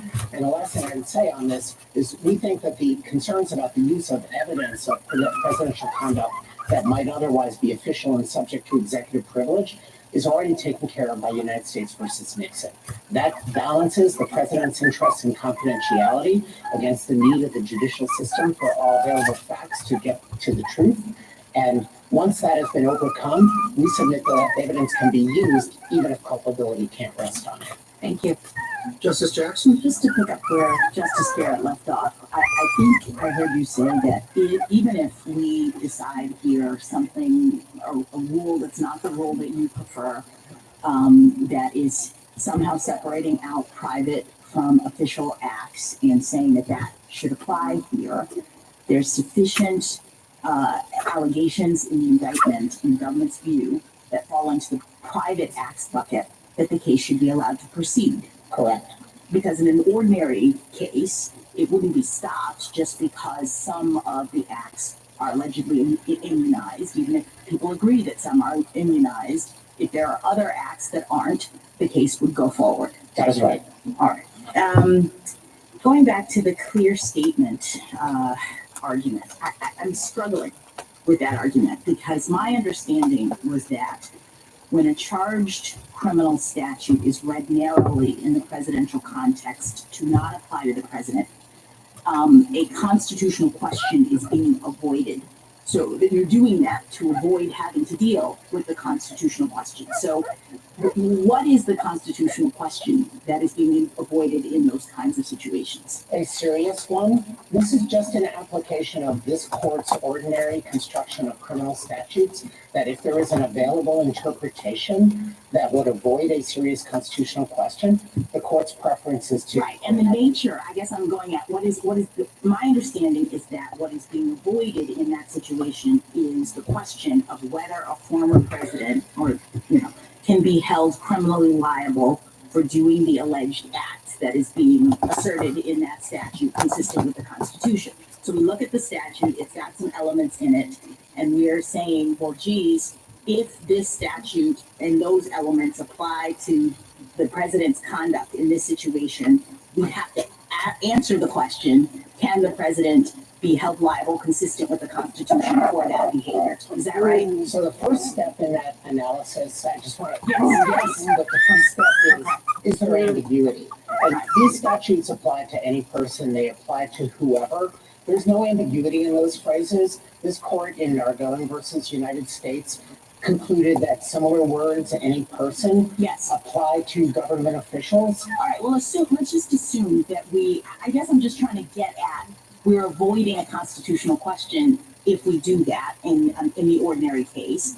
And what's confusing to me about this case is that we're not being asked to avoid the constitutional question. In fact, the question of whether or not the president can be held liable consistent with the Constitution, or does he have immunity, is the question that's being presented to us. So I don't understand how the clear statement kind of analysis even works. It seems completely tautological to me for us to hold that presidents cannot be prosecuted under any criminal statute without a clear statement from Congress, to avoid the question of whether or not the Constitution allows them to be prosecuted. We'd have to have a reason, right? I mean, we'd have to have a rationale for applying the clear statement rule. The court would have to have some rationale that's not evident in either the existing doctrine or the text. And just one data point for the court in thinking about how the clear statement rule works. In the United States versus Sun Diamond, there's a case about gratuities that the court is probably familiar with. Justice Scalia wrote an opinion for a unanimous court in which he used a hypothetical about what would happen if the president received a sports replica jersey at a typical White House event. Would that violate Section 201C? And the court offered a construction that it had to be for because an official act to avoid that problem. I think if there was such a well-received understanding that presidents are not included in general federal criminal law, unless the president is specifically named, which he is not in Section 201, Justice Scalia would have thought of that, and some member of the court would have reacted, and none did. All right, let me go on to ask about what you take the petitioner's position to be in this case, because we had a lot of talk about drawing the lines. Justice Kavanaugh, Justice Gorsuch suggested that we should be thinking about classing game, and that within first we have private versus official, and then within official now we have something about core acts versus other acts as we try to figure out, at what level the president is going to have immunity. But I took the petitioner's argument in this case not to be inviting us to engage in that kind of analysis. I thought he was arguing that all official acts get immunity. And so I didn't understand us to be having to drill down on which official acts do. And so my question is, why isn't it enough for the purposes of this case, given what the petitioner has argued, to just answer the question of whether all official acts get immunity? That is enough, and if the court answers that question the way that the government has submitted, that resolves the case. I want to make a clarification that I may have left the court with some uncertainty about. The official act analysis that my friend is talking about is the Fitzgerald versus Nixon outer perimeter test, which is extremely protective of the president. It's not looking at core versus ancillary. It's saying everything the president does is a target for private civil lawsuits. That's not a great thing, and therefore they are all cut off. That's an absolute immunity kind of concept, right? Anything that's official in the outer perimeter is not subject to liability. That is right. And so we don't have to then go, well, okay, we have the bucket of official. Now let's figure out which within that might be subject to liability, not on the theory of absolute immunity, correct? And neither on the theory of absolute immunity or on our theory. On his theory, everything's protected. On our theory, there is no immunity.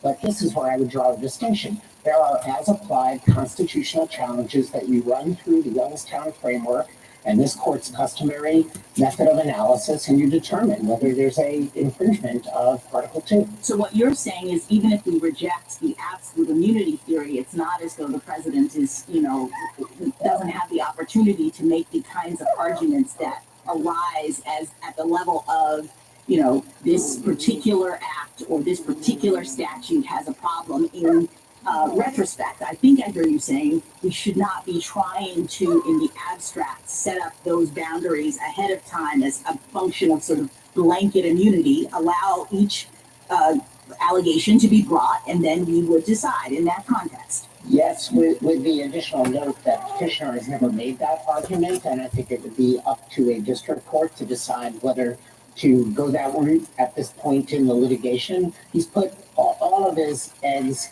in the absolute immunity basket. All right, and if we invite, if we see the question presented as broader than that, and we do say let's engage in the core official versus not core and try to figure out the line.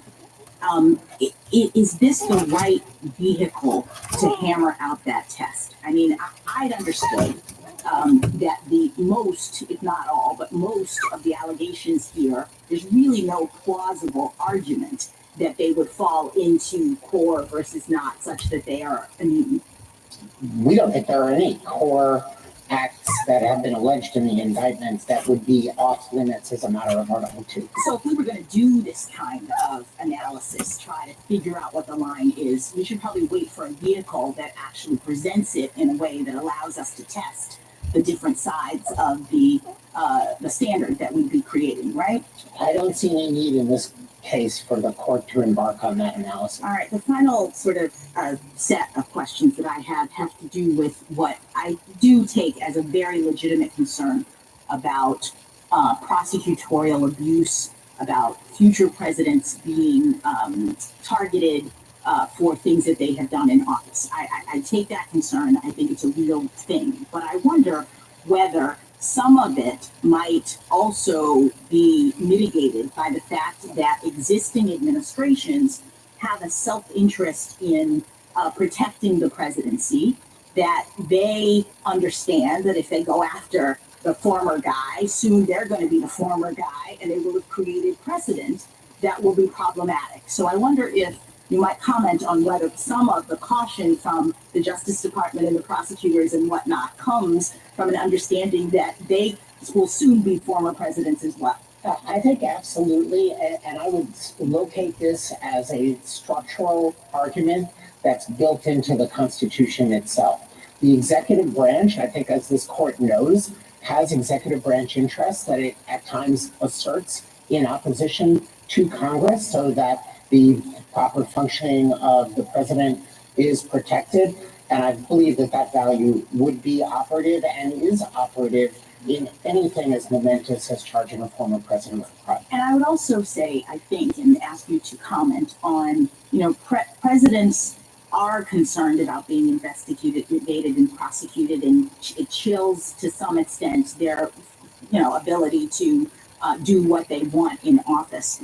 And that's a concern on one side, but can you comment on the concern about having a president unbounded while in office, a president who knows that he does not have to ultimately follow the law because there is really nothing more than, say, political accountability in terms of impeachment? I mean, we have amicus briefs here from Professor Liederman, for example, who says, a president would not be prohibited by statute from perjuring himself under oath about official matters, from corruptly altering, destroying, or concealing documents to prevent them from being used in an official proceeding, from suborning others to commit perjury, from bribing witnesses or public officials. And he goes on and on and on about the things that a president in office with the knowledge that they have no criminal accountability would do. I see that as a concern that is at least equal to the president being so worried about criminal prosecution that he, is a little bit limited in his ability to function. So can you talk about those competing concerns?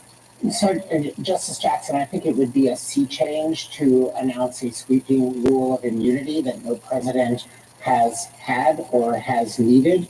I think we have also had a perfectly functioning system that has seen occasional episodes of presidential misconduct. The Nixon era is the paradigmatic one. The indictment in this case alleges another. For the most part, I believe that the legal regime and the constitutional regime that we have works, and to alter it poses more risks. Thank you. Thank you. Thank you, counsel. Rebuttal, Mr. Sauer? I have nothing further, Your Honor. Thank you, counsel. Counsel, the case is submitted. The Honorable Court is now adjourned until Thursday, the 9th of May at 10 o'clock.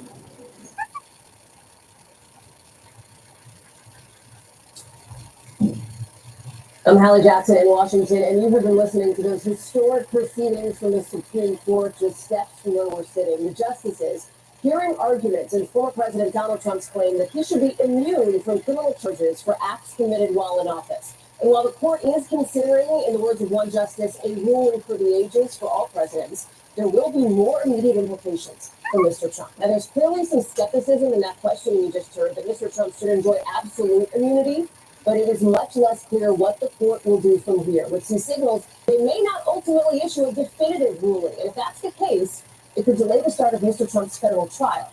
You heard the justices really drilling down on what actions are private versus official. So in other words, whether a president's acting in his private capacity or in his official one. So now the biggest questions that the oral arguments are over will be, what are the justices going to decide? And critically, when will they decide it? The clock, remember, is ticking down as the prosecutors who have charged the former president are looking to get their cases tried before the election in November. I want to get right to NBC News legal analyst Danny Ceballos, who has been listening and watching along with us. And Danny, let me start with you. There seems to be some agreement here as we talk about this distinction between private and official. The private acts are prosecutable. The question is official acts, certain official acts, whether those would be or not. There's a lot of gray area on that front, and you heard a lot of questioning from the justices on that issue. There appear to be some concessions. On the Trump side, there's a concession that private conduct, as opposed to official conduct, would be prosecutable. And then, of course, on the Jack Smith side, there appears to be a concession, although it's nuanced, that if it's something that falls within Article 2 core powers, like the veto, like giving a pardon, those may be absolutely immune, although they're very careful not to use the word absolutely immune and careful not to use the word immune, instead saying it might fall within a public authority defense. So you have concessions on both sides. Also notable is that Trump's side appears to concede that at least some of the conduct alleged in the indictment was private conduct. That becomes very interesting, and that may lead to a remand back to the district court to determine what was official conduct and what was private conduct, which, if nothing else, achieves a side issue, a benefit to the president, former president, which is delaying the case somewhat further. And you need to talk about that piece of it, right? Because the justices very much left open that possibility. You heard even Justice Kavanaugh and others ask specifically about that question. If it were to be remanded or sent back down to a lower court here, that affects the timeline. So for Mr. Trump, who's obviously hoping not to have this federal case happen before the November election, that could be at least a partial victory. That could be a partial victory. We know that former President Donald Trump has tried to delay every single legal problem that he's been facing. Specifically, this one, of course. And he has really been trying to make sure that this thing even happens after the November election. As part of his rebuttal to all of these cases, he's been saying that Democrats are trying to stop him from being elected. So it would be a victory for him if that happened. It was also interesting to hear a number of the justices, including Ketanji Brown Jackson, though, say in an ordinary case, even if parts of the case might not be something that he would be convicted on, or even be something that would be part of this immunity case, that it would still go forward. So she was really making the case here that even if parts of this case aren't going to be things that Donald Trump ultimately will face judgment on, that the case in some ways should go forward. That's the vibe that I got from her. I also just want to say, listening to these arguments, you really got a sense of the history and the stakes here. I wrote it down time and time again. You had Neil Gorsuch say, we're writing for the ages, right? You had Samuel Alito, who was really skeptical in a lot of ways of the idea that the government, the arguments that the government was making here, sort of leaning toward the arguments that the Trump lawyer was making. He felt that the most sympathetic to the Trump case. He said, though, the case will have effects that go far beyond this particular prosecution. And I also want to say, I started this morning talking about the world impact of this case. And of course, as American journalists, as Americans, we're looking and saying our presidency is going to be defined by what the Supreme Court does here. But over and over again, we talked about the world impact in this case. You have Ketanji Brown Jackson saying the president isn't just the most powerful person in the country, he's the most powerful person in the world. And she talked about how it could be really problematic and even catastrophic if he just is able to do whatever he wants to do. I also think in part he talked about the bribes, and there were a lot of questions about sort of the conduct of the presidency. They again went back to world impact. Not just bribing, but bribing because of an ambassador that you might put out in the world. Not just assassinating, using SEAL Team 6 to, of course, assassinate Osama bin Laden. Could the president use SEAL Team 6 to assassinate a political opponent? I also think even a leader, going back to someone who was sympathetic to the Trump side, who talked about the idea that we don't want to be a country where political opponents go after the presidency if they were tired. So I also just think that the wrong impact here and the stakes here, which is so clear every single time the justices were talking here. Yeah, that point about retribution is an interesting one. Let me bring in Michelle Finger, who's a law professor at Georgetown University. She's joining us now. When you talk about some of the issues that came up, it was this idea, and you heard Justice Ketanji Brown Jackson at the end get into it. Could former presidents be prosecuted as a form of retribution from political opponents? And you also heard this question that came up of what are the checks and balances on a sitting president if they are able to be prosecuted there? What would the consequences, what would the ramifications be? And it was Justice Ketanji Brown Jackson that got to that point in a pretty pithy way. Let me play that. I'm trying to understand what the disincentive is from turning the Oval Office into, the seat of criminal activity in this country. But once we say, no criminal liability, Mr. President, you can do whatever you want, I'm worried that we would have a worse problem than the problem of the president feeling constrained to follow the law while he's in office. Michelle, this gets to the point, and that central question, is the president above the law? That's right, which the lower court, Judge Chalkins, issued a ruling saying that the absolute immunity claim put forth by Donald Trump and his legal team did not apply. You had that being affirmed by the D.C. Circuit Court of Appeal, a 3-judge panel saying no, and in a ruling that was well reasoned and not with quick shrift, said that no, the president is not above the law. And you'll note that in that appellate case, in oral arguments, that is where the question was put forward. Could the president order a Navy SEAL 16 to assassinate a rival? And after a bit of capitulation, Trump's lawyers say, well, the president could do that and yet be immune from prosecution. And so that is the backdrop to the questions asked by Justice Ketanji Brown Jackson.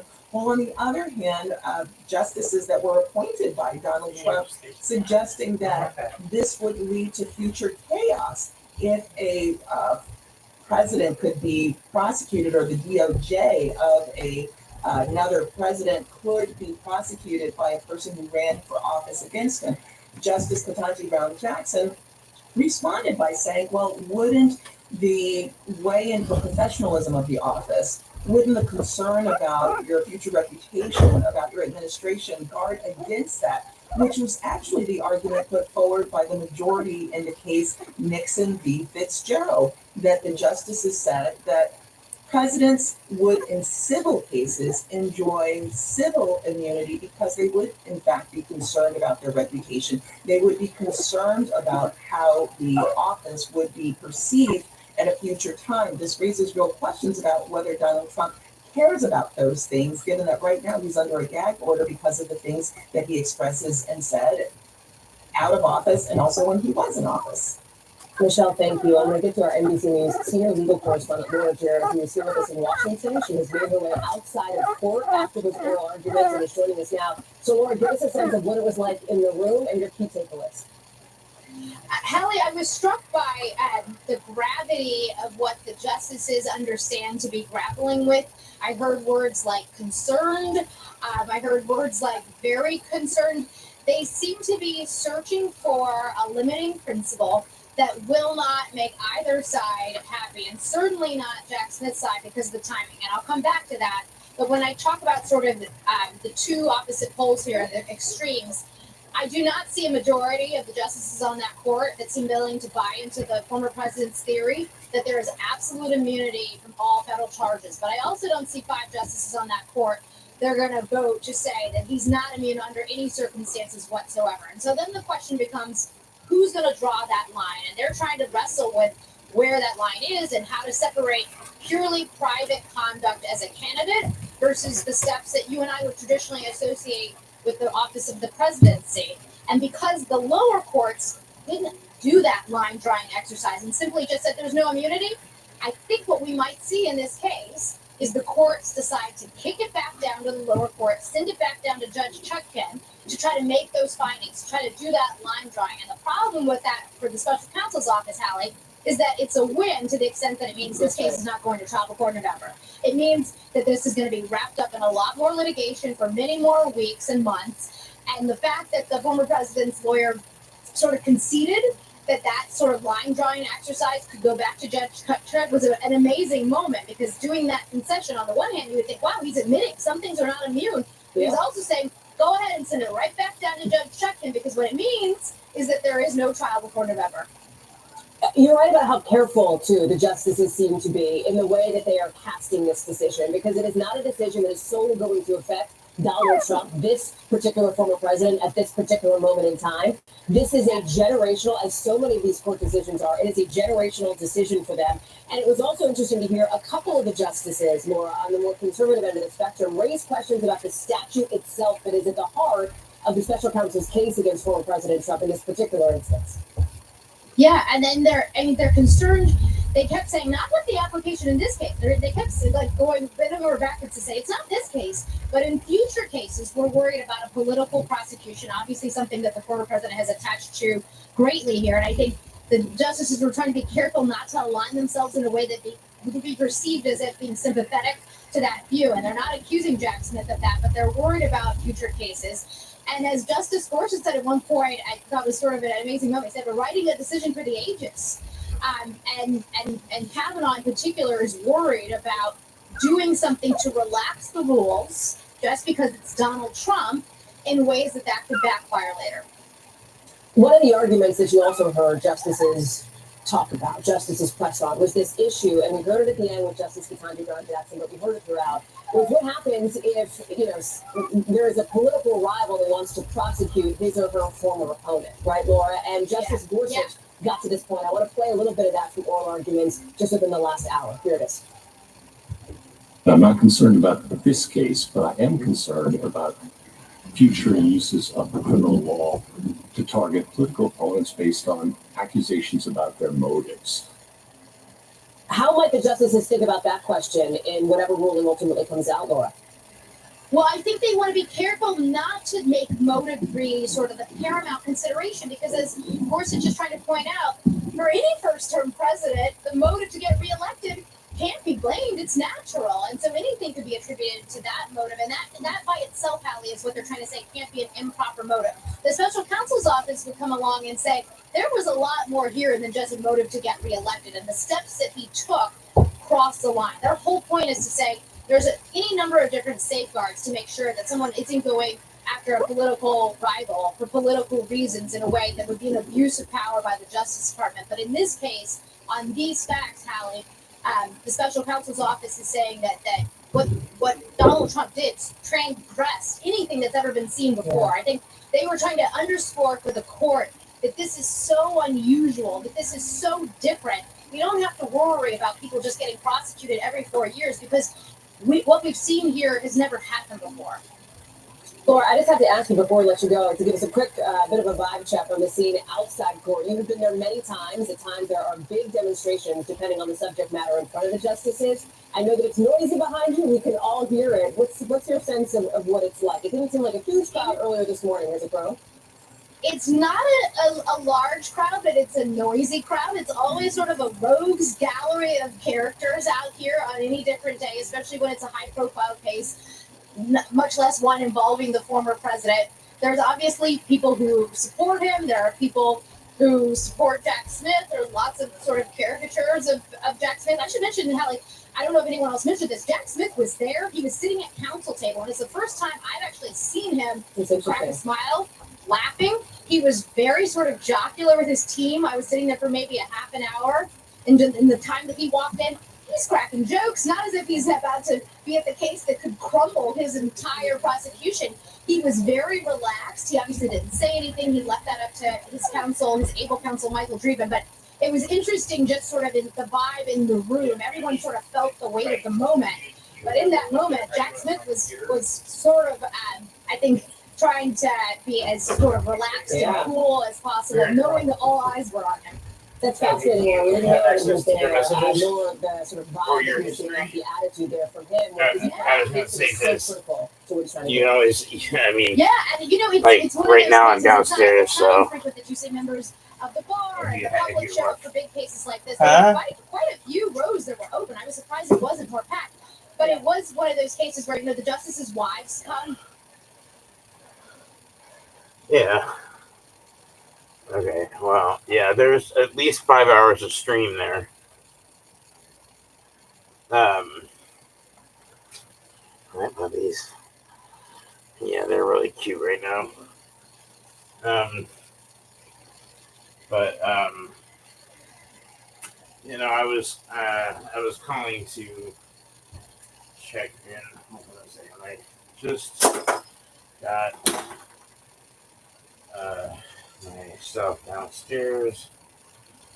Ouch, and then, give me a second, 'cause I gotta empty my pockets.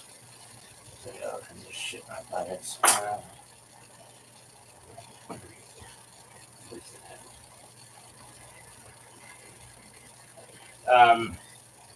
I have had incredible response. I mean, like, I have so many stories to tell you about, like my trip to the Rural Kings with my Trump shirt on, because I wore my Trump shirt all day today, and oh my god, it's awesome! It's I've at least gotten 3 people to switch their vote to Biden. And there, you know, honestly, there are a lot of people down here that love this shirt. I mean, I've given up a late for this shirt to at least 10 people. So I might actually have to start making these and actually selling them. Getting ready for the election, because I mean, I've had people ask me, where did you get that? So I'm like, I made it. You did? Can I order one? I'm like, yeah, I can order one.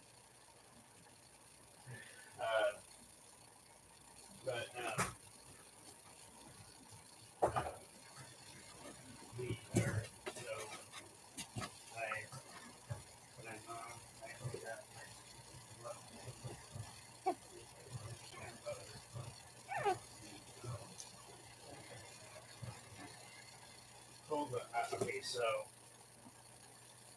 since I've been here, we because I think that it's down there. You're right.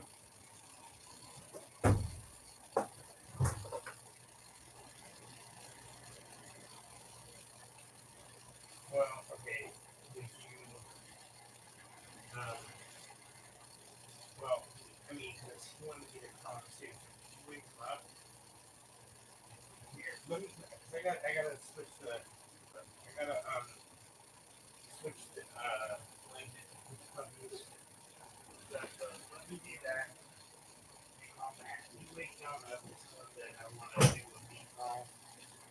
Okay, with you guys. How it work? Is that going or what? You have to do what? Okay. What's it like so far?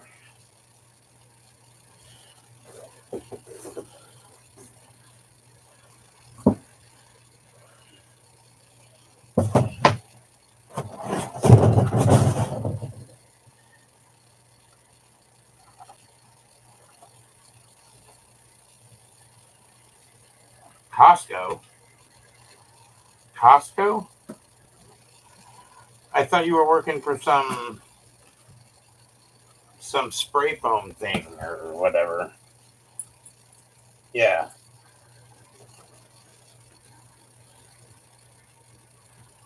No.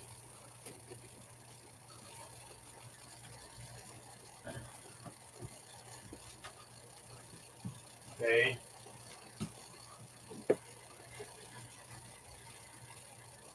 Yeah.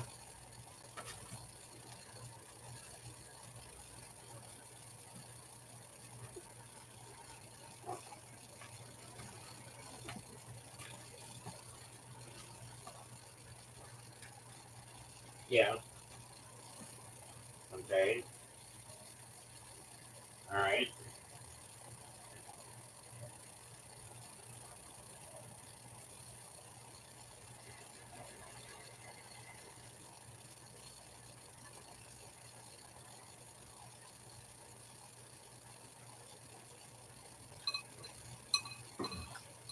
Yeah.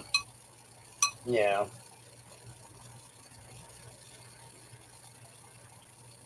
Yeah.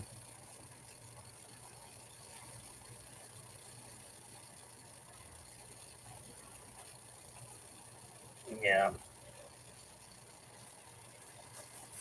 I get it. All right. All right. All right. Well, that's cool. All right. Well. Uh. So. Yeah. Just let me. I'm gonna do this. Get this puppy stuff situated. 'Cause I gotta make up their food and um. Sunday. All right. All right. So just wake up, John. Yeah. Yeah. Just take your time because I've got a bunch of stuff I'm gonna do. Um.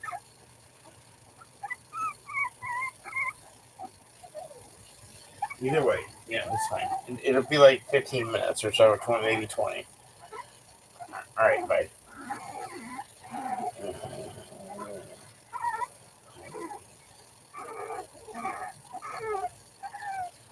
What puppies? What? Hi. Hi.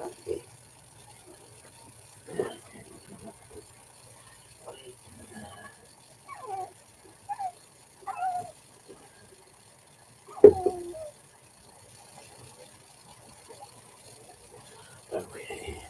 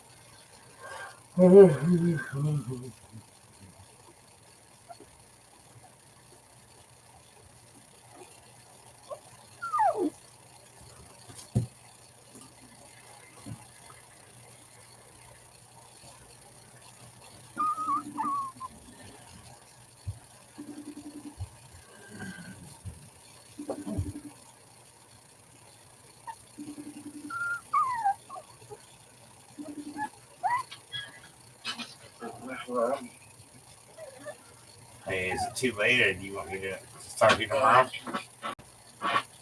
Sleep. What?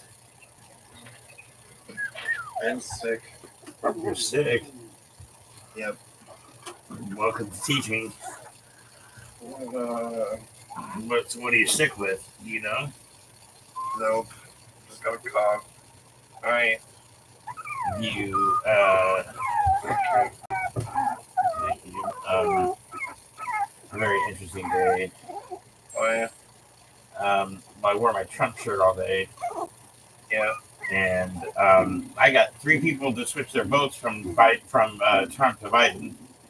Oh, really? In the Applebee's. Yeah.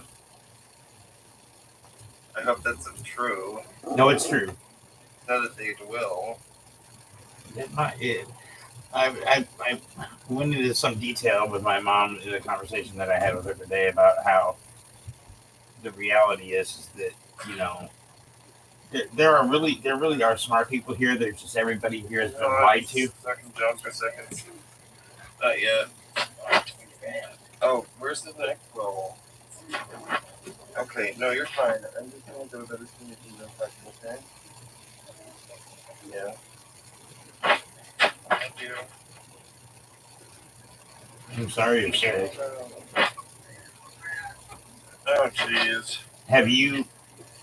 Did you, Okay. Dad, remember that purple stuff is just Benadryl. That's fine, but the nighttime that I have is just Benadryl. No, the liquid. Oh, that's there. Yeah. It's, yeah, regular dose is 1 capsule, or 1, you know.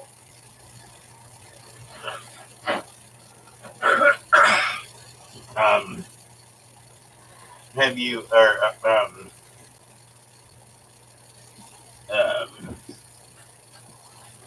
have you, I like this man boobs. Anyway, Cute. no, I'm not a man boobs. I'm like second. Anyway, okay. Anyway, so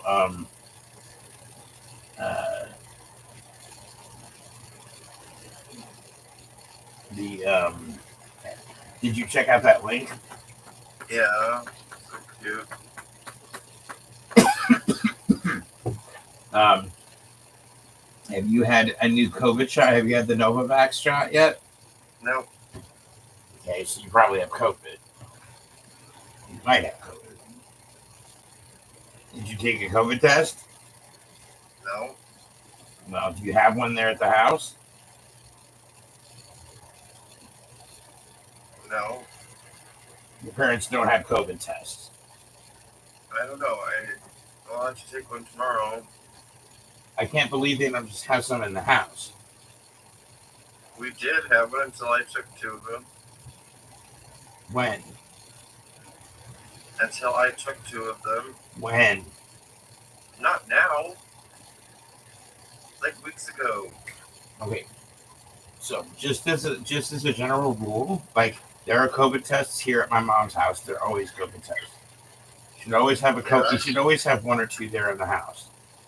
Yeah. All right, I'm not trying to lecture anybody. I'm just trying to say that considering that both your parents are vulnerable. Mom's been sick all week.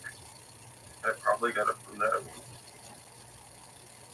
I understand that. What's your mom been sick with? Huh? What does she have? She had a cold. All right. Okay, I'm not gonna argue. Anyway,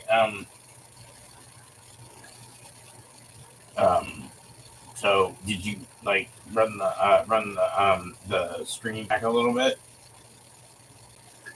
What? The live stream. Oh no. Okay. Man, you can go all the way back. It's 5 hours worth of streaming. Oh wow. Okay. And it's still streaming right now. How are they doing? That's why I have the live stream going, so you can always chat. I can't hear the mic. I have a chest wine. What? I have a chest wine. Chest wine? Breathing wine. It's called a wheeze.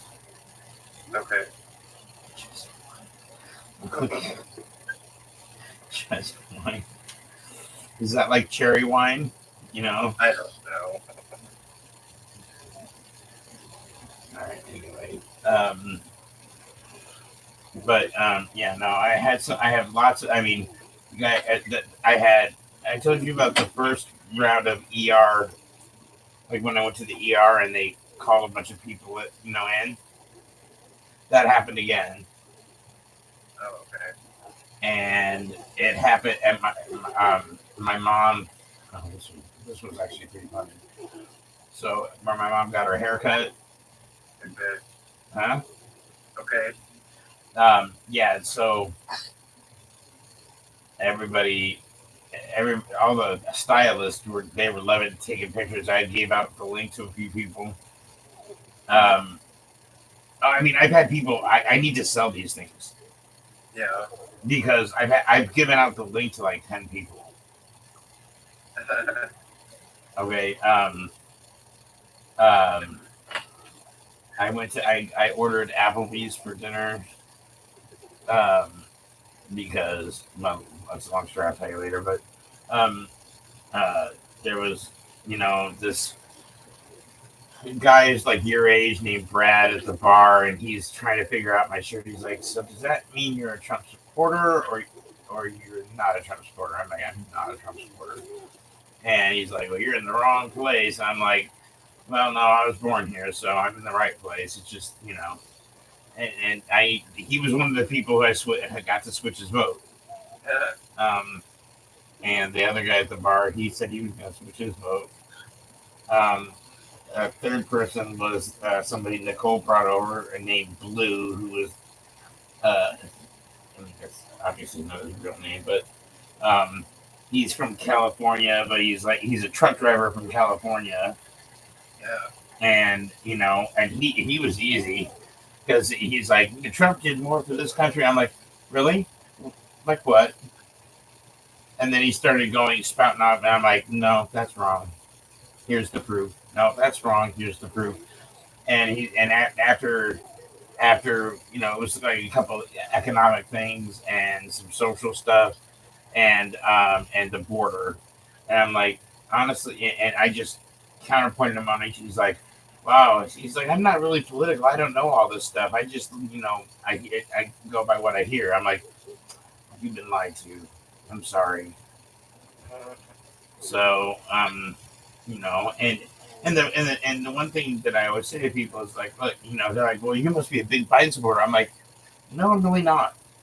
Okay, Biden's done all right, and I wish there had been a better choice, but there wasn't. Okay, but if I'm gonna, I would say I tell people, I mean, I'd rather vote for I'd rather vote for an overflowing septic tank than vote for Trump. Okay, so considering the bar is so low, that's why. I mean, but it's not that I'm a big Biden supporter. I'm not. He's a president. Okay, and that's what a lot of the people, especially the hardcore Trump fans, don't understand is that they expect people who support Biden or who are going to vote for Biden to be as fanatical as they are, but we're not. Biden would never be my first choice. I would rather have Bernie. I'd honestly, I'd rather have Buttigieg. But I could think of 24 people. I'd vote for Adam Kinzinger before I voted for Biden. I vote for Liz Cheney. Oh yeah. Okay, even that might be pushing it. She's pretty conservative. I mean, like she voted with Trump like 97% of the time. So that's pushing it. But Adam Kinzinger from Illinois, used to be from Illinois. He was pretty moderate. Okay, I don't have a problem with a lot of center right policies. Okay, at least in terms of fiscal responsibility. Okay, there are programs in like on the West Coast and some localities where they just keep throwing money at the problem, thinking it's going to fix it, but they're not doing the right thing, and it's irresponsible and stupid. Okay, like the conversation I had with Brad at the Applebee's, I said, because we were talking about, I brought up Seattle as a good example of like what not to do. Okay, and I'm like, Seattle's horrible. And he's like, is it that bad? I said, oh, it's worse than you could ever imagine, because apparently he had been up there a few times. And I'm like, I said, imagine your brother has a heroin and meth addiction. What do? Do you get him into rehab, or do you say, hey man, it sounds like you're down on your luck, move into my basement, here's my credit card? No, you don't do option B, you do option A. Okay, you tough love, you get him into the right treatment. I said, the problem is that they keep throwing money at the problem, but they're not putting the money where it needs to go. Okay, if you're gonna make the cops and the jail staff deal with it, then you need to pay them more and you need to train them, or you need to have better mental health options available, and addiction recovery options available. But just giving out money and housing just willy nilly is not the answer. So so with these people, it's really just about finding common ground, which is not hard to do. And remember that at the end of the day, these people are smart. They're just gullible. I treat this whole county as though it's basically a 72-year-old woman that's been scammed by a Nigerian whoop whoop boy. Okay. All right. So it's not about victim shaming. You can't approach these people like you're an idiot and you're or you're a rube and an idiot. How could you do this? No, that's not the right approach. The approach is, look, you honestly have a lot more in common than you think. Okay. The difference is that I understand that man, the only thing that man loves is himself, right? And there are unforgivable actions that he has taken, and then beyond that, it's they're not stupid. They're not stupid. They're ignorant. And you know where I'm going with that. So, Emma, you want to come here? You want one of your new treats? No, those are sunchips. No. Here, you back. Come here. All right. Hi.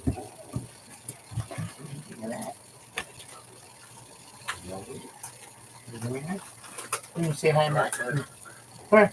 Huh? What? Did you like it? Yeah. She's getting better about coming to me when I call her. Oh, good. I mean, she follows me pretty much everywhere anyway, but. All right.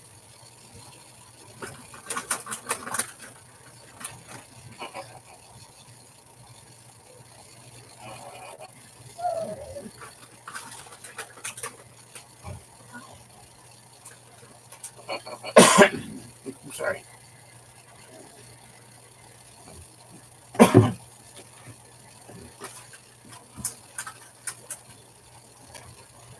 How cute.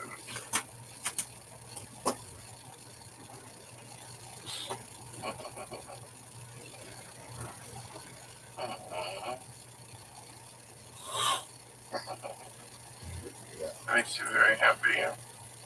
What? That makes me very happy. What does? Just seeing her. The view.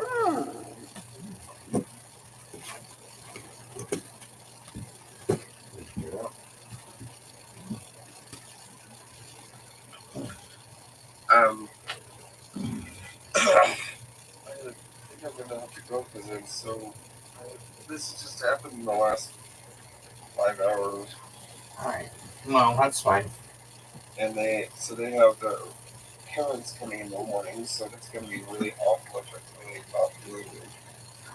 Just wear a mask. Yeah. Alright. I love you. You only got one. You only got a 1 day. What is it? Is it PTA day? Huh? It's PTA day. No, it's their Parent teacher conferences. Second grade program. Oh, okay. Well, just where I'm at. Performing their songs and stuff. Yeah, I know what the program is. I get it. I love you so much. I played my share of Santas and other obligate fat characters. You're so cute. Oh, actually, that reminds me. So, small town living. Okay, so Nicole wanted to talk to me about the whole thing with Ron and Jeff and the scooter and everything. So she sent me a text message. She's like, "Are you at home?" I'm like, "No." I hadn't even had a chance to hit send, and I'm downtown, like by this barbecue place called Oink Incorporated. Yeah, I saw it. I walked past it. Okay, so the food's really good. All right, Was it? Yeah, it was good. It was like a Sunday, so nothing was open. Their specialty is one of their specialties is their tater tot tachos made with different types of meat and it's just it was so good. Anyway, and a white cheddar cheese sauce. It's so good. It was really fucking good. I mean, I was really impressed. But what did she suddenly to show up? No, she was right behind me all of a sudden. Like I went to cross the street to walk in, and there was her in the truck. I'm like, "Oh, hey." She's like, "Hi." She's like, "Are you busy?" I'm like, "I'm about to go get some lunch," and she's like, "Can I sit with you? Can we talk?" And I'm like, "Sure, that's fine." She was cute. But what happened? It's Ron and Jeff and the scooter and the camper. What's Ron and Jeff and the scooter? I'll explain it to you later. It's complicated and convoluted, and it's over, so it's done. It's all handled. Okay. I'll explain it later. It's really complicated and really stupid. It was really like just the basicest shit in the world. Okay. I gotta take Jeff to his Toyota interview tomorrow, which that's gonna be fun. Wasn't Rob supposed to start working? He did. He's working. Okay, he's not working for the. Okay, so. I know. If that thing fell apart, we find something else. Yes, he's working at Costco. Okay, well, that's cool. And that reminds me, actually, I forgot to remind myself to remind you. I paid for the Costco membership. Oh, okay. Thank you.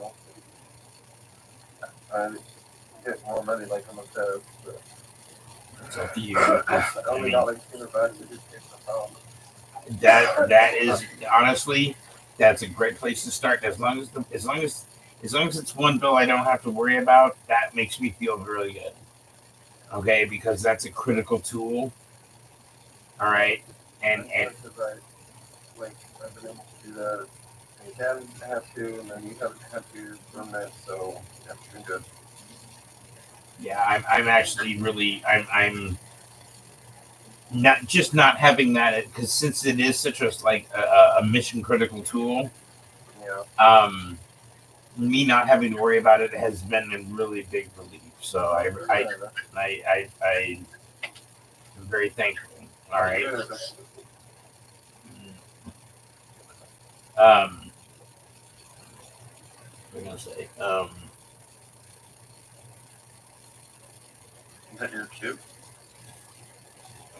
No, that's not what I was gonna say. I like seeing your smile. Um, I love you. you made me. I know. I like it. You're a weirdo. All right. Anyway. Yeah.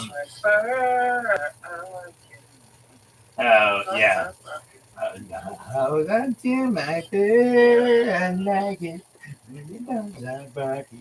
Oh my god, that's the sweetest, cutest song I've ever heard. It is. I like him a lot. Yeah, I do. I do too. His music is a lot. He's amazing. The stuff he does is amazing. The kiffness. And meaningful. Yeah. I like the fact that he is. I can show the kids those songs. Yeah, good. They'd be so excited with that. There you go. That's very cool. Anyway, love those. Huh? They would love those. There you go. Oh my gosh. Maybe it'd be the death of Skibbity Toilet. Maybe. Did I drop Skibbity Toilet? No. I swear it's like twice a week.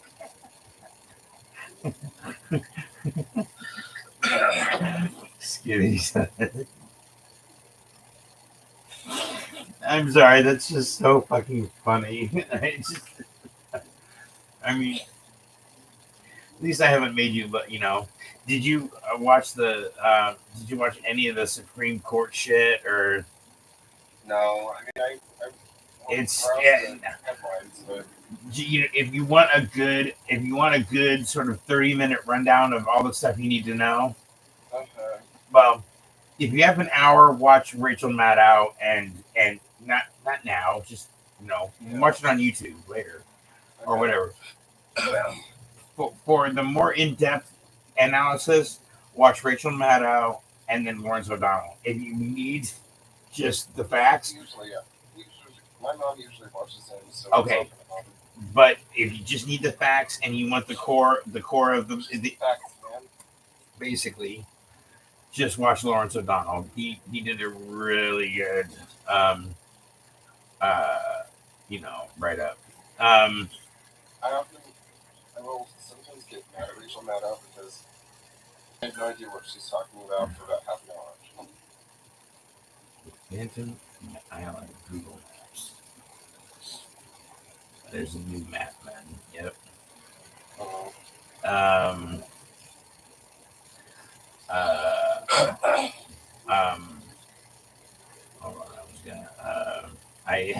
I have not had a chance to look for any Alien Super Show. I was gonna look it up though. Holy crap. There, Skibbity Toilet explained. No. Oh, God. Yes, yes. I had to once.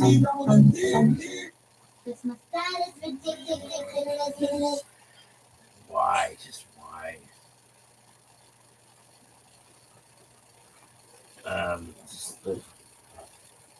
What's it say? My style is what? My style is ridiculous. It's this.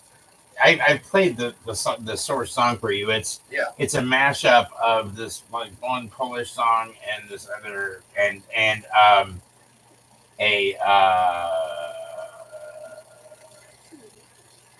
don't know who does the other song.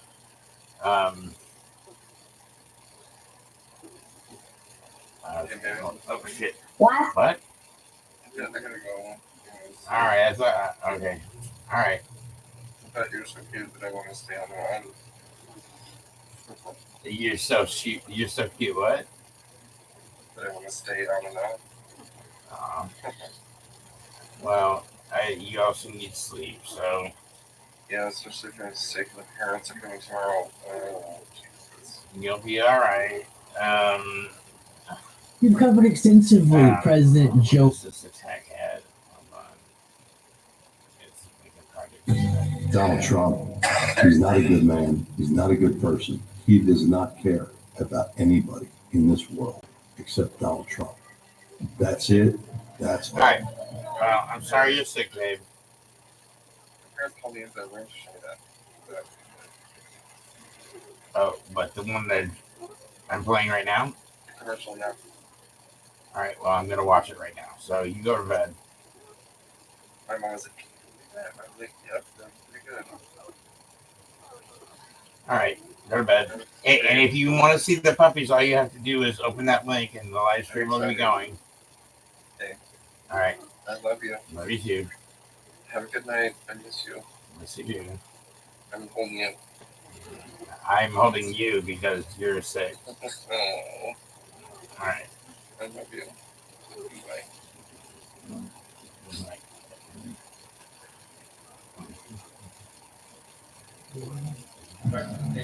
Now he's looking to get in that position again to exert revenge on people.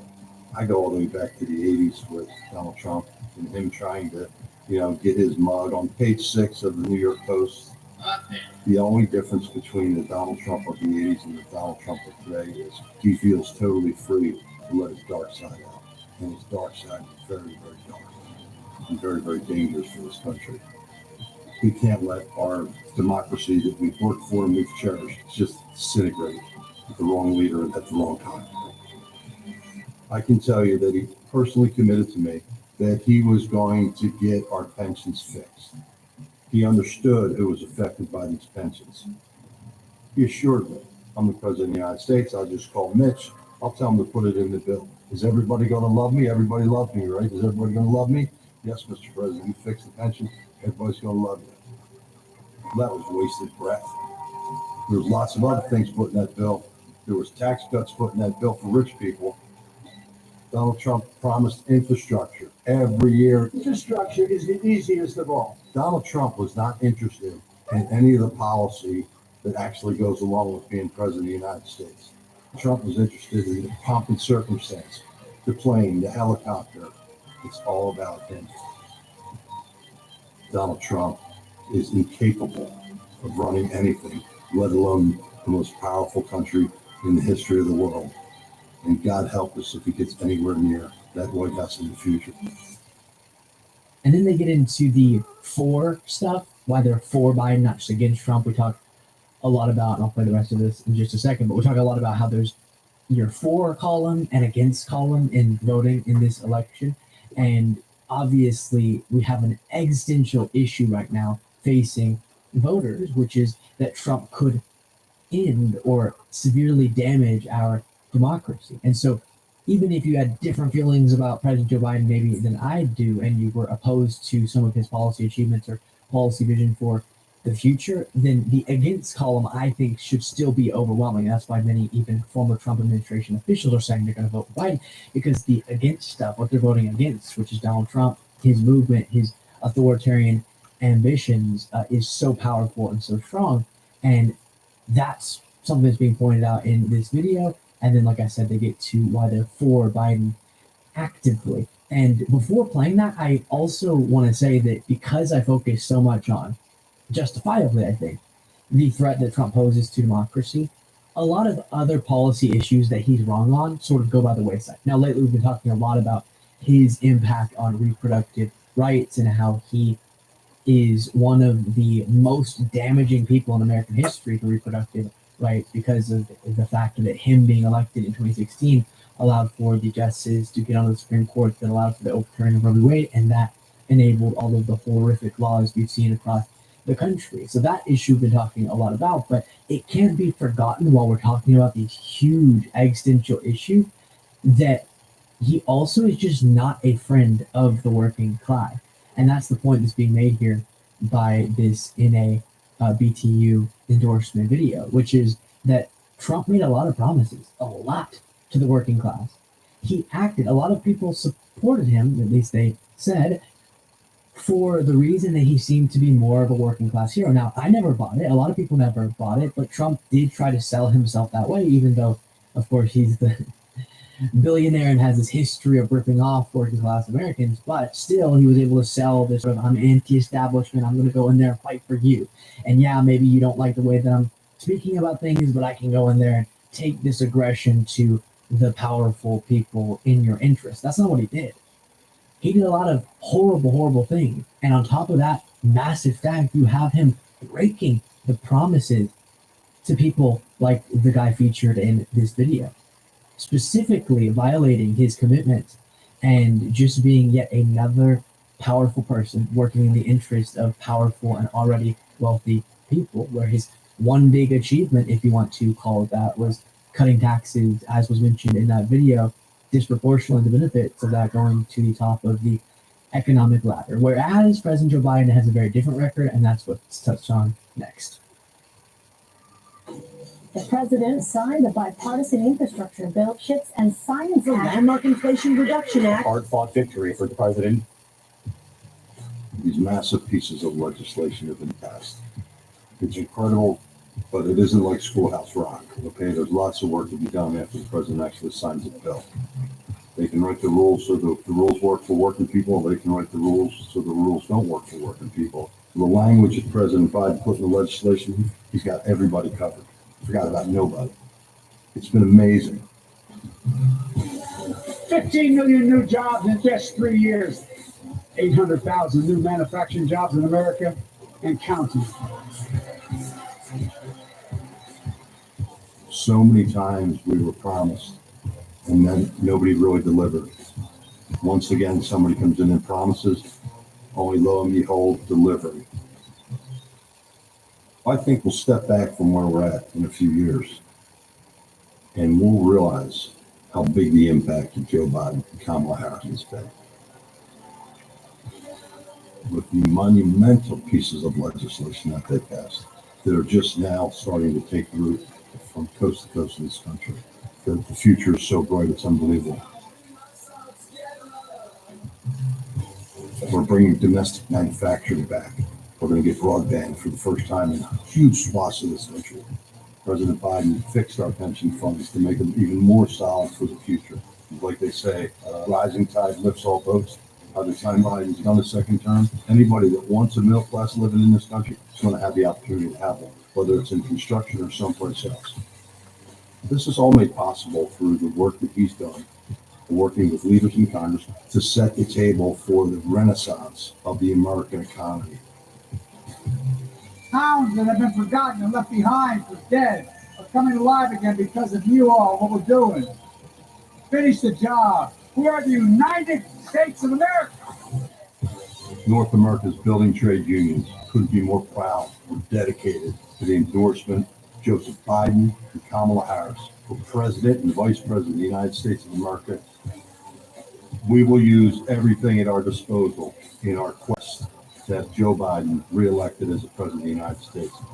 We'll go down on that to getting it done. So some pretty big statements there. I do have to say, one of the things that caught my ear was him saying, once Biden's done, any American that wants a middle class life will be able to get it. That's a big promise there, sir. But hopefully as many Americans as possible will be helped in the ways they can and given the opportunity they can to make that happen. And otherwise, just a really incredible breakdown of policies that have moved the NABTU to such a strong stance in favor of President Joe Biden. And I've been talking about a lot when it comes to Biden's domestic policy record.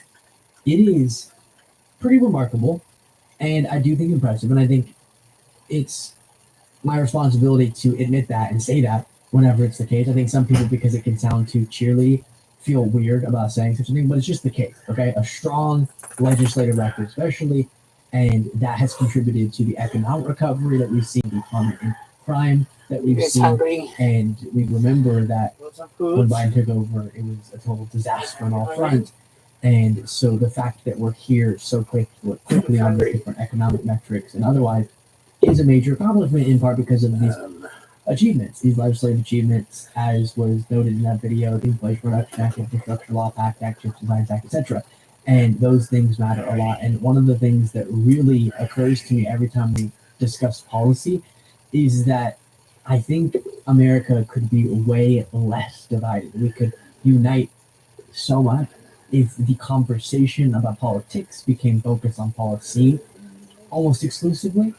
Because right now we get so caught up in rhetoric, we get so caught up in these culture war issues that no one's really bringing forward often a policy proposal to, but it's just a bunch of talk about things and rage baiting and fear mongering, and that doesn't serve the end of improving Americans' lives when it's never connected to, out of some of these individuals, meaningful policy proposals. And so if even an avid Fox News viewer could just remove all that for a second and remove all the conditioning to think you care that much about furries, as we talked about the other day, or drag queens or something, I think even they could understand why lowering prescription drug costs is something we should unite around, and how we shouldn't be paying so much more than our developed country counterpart and being ripped off in that sense. And so things like the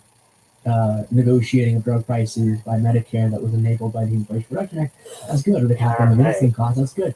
And we don't have to have these sort of abstract but very painful and anger-driven conversations that don't actually move the ball down the field when it comes to policy. And I think the union is really strongly endorsing Joe Biden as an example of that. Well, Fox News pushes the idea that Biden's focus is what? Again, trying to make your kid a furry. In reality, it's something very different. And that's what these unions understand. And that's good. Now, I do want to say, in addition to this, that while President Biden should get credit where it's due, a lot of this was enabled by the fact that Democrats, for the first 2 years of Biden's presidency, had the majority in the House and the Senate. And so if we want to see, okay, avoid the crisis of Trump again, that would be incredible. But we want progress. We don't want to just avoid a crisis for our democracy. We'd also like to continue seeing policy achievements. Well, we've seen what's halted that in the last year plus, which is Republicans having a majority in the House of Representatives, and the focus going from policy aimed at benefiting American lives to stunts aimed at benefiting Republicans' political situation, attacking President Biden with all the investigation. And so it's super important that we care alongside the presidential about the House races, the Senate races, not to mention getting more local than that. And so I've been going through one Senate race at a time in these crucial races inside the Senate. And so we'll stick on the Senate for today. We talked about Tammy Baldwin in Wisconsin. She needs to get reelected for Democrats to maintain control of the Senate. Jackie Rosen recently we talked about in Nevada. And now we'll talk about Bob Casey in Pennsylvania. He's the incumbent senator. He's been challenged by David McCormick. You might recognize that name. He ran in the Pennsylvania Republican primary last go round and got defeated by Mehmet Oz. And then Oz, of course, got defeated by Fetterman. And David McCormick is now nominated. So he's the Republican nominee for Senate in Pennsylvania. And he absolutely cannot win if we're going to see a majority in the Senate, which again is key if we want to see more of those policies. Because while again I think Biden should be given the credit and he's sort of the leader of the whole agenda there, it was 100% necessary for Democrats to have majority in the Senate and the House for those things to get through. And so having Bob Casey win in Pennsylvania defeat David McCormick super important. So just give you a sense of David McCormick now that he was just recently officially nominated. Abortion, he's expressed his support for ban even in cases of rape and incest. So an extremist on the issue of abortion. We're seeing a lot of Republicans now backtrack and try to avoid talking about that issue. That can't happen. Pennsylvania voters need to know why, or what I should say, David McCormick stands for. We've also discussed the phenomenon where you have this long list of super, super wealthy Republicans trying to, as some people call it, buy Senate seats. Same thing with Eric Hovde going against Tammy Baldwin. Now, I've made clear that you can be super wealthy and have the correct policy positions, right? Not a disqualifier. But in this case, it just so happens, and all too often it just so happens, that this super wealthy individual also is rather out of touch, and he is advocating for policies that are aimed at benefiting him and his wealthy friends, similar to Donald Trump. And here is Bob Casey, again, the incumbent Democratic senator who is trying to defend his seat on MSNBC, explaining a few other policy issues that I didn't yet touch on when it comes to the contrast. And all these issues, my opponent in the race, the Republican candidate who just endorsed Donald Trump last week, he's on the other side. He wants to repeal the infrastructure bill, repeal the legislation that gave Medicare the power to negotiate lower prescription drug costs, and also enshrined in the law that cap on insulin. So on every one of these issues, I'm on one side, he's on the other. So these... Right, so a crucial race, and actually let me play a little further so you can plug this. For voters, and I would hope that voters out there following my race and following the presidential race, if they're with us on these issues, I hope they go to bobcasey.com. So there's that, and I really do see a January of 2025 that is really incredible, where we're seeing the shift of the conversation from are we going to lose our democracy to let's get back to work on making people's lives better. And the discussion being about how to pressure, if Democrats have majority in the House and Senate, enough Democrats to do the right thing and get the best policies implemented, rather than are we going to see further rights stripped away and further attacks on democracy. I'd much rather the discussion about how to get Democrats to do the best that they possibly could do when it comes to policy for those 2 years before the midterm, rather than a complete disaster for the country. Let me know what you thought of all that in the comments.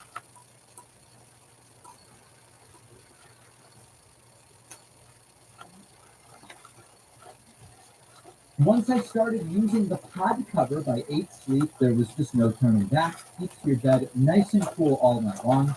I don't like getting hot when I sleep. Or you can heat your bed up if you like that. Who am I to say?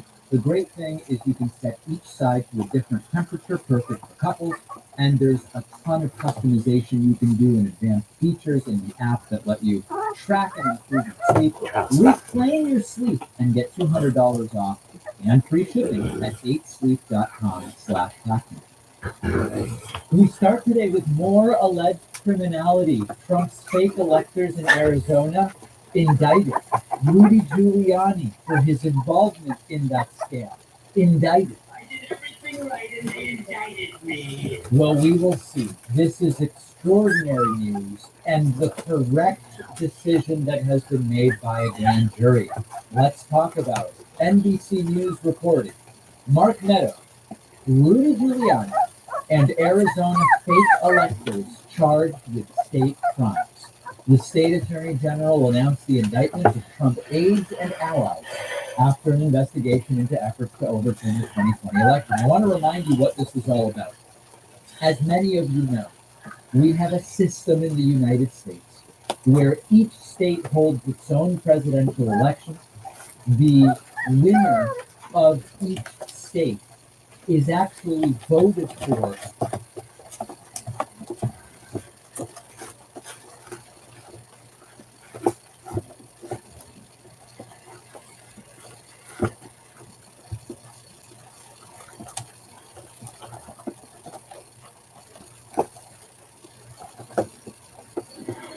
Now it's taken us 5.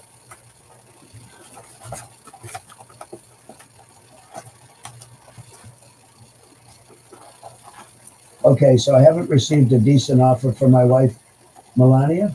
As you know, I put her up for sale recently, and I asked for a reasonable offer, but all I've gotten is a bunch of jokes and people saying shit like, I'll offer you $5 and I want a money back guarantee. This is your chance to purchase a somewhat attractive middle-aged former part-time model from Slovenia who runs around my house saying things like, Moj bog smrdi ko da bi mrtve skrbila, which translates to, my God, he smells like a dead man farted. But anyway, call my campaign office today and claim your 50% discount on Melania. They'll never get another deal like this, so call before midnight tonight. Operators are standing by. Thank you, and good luck with her.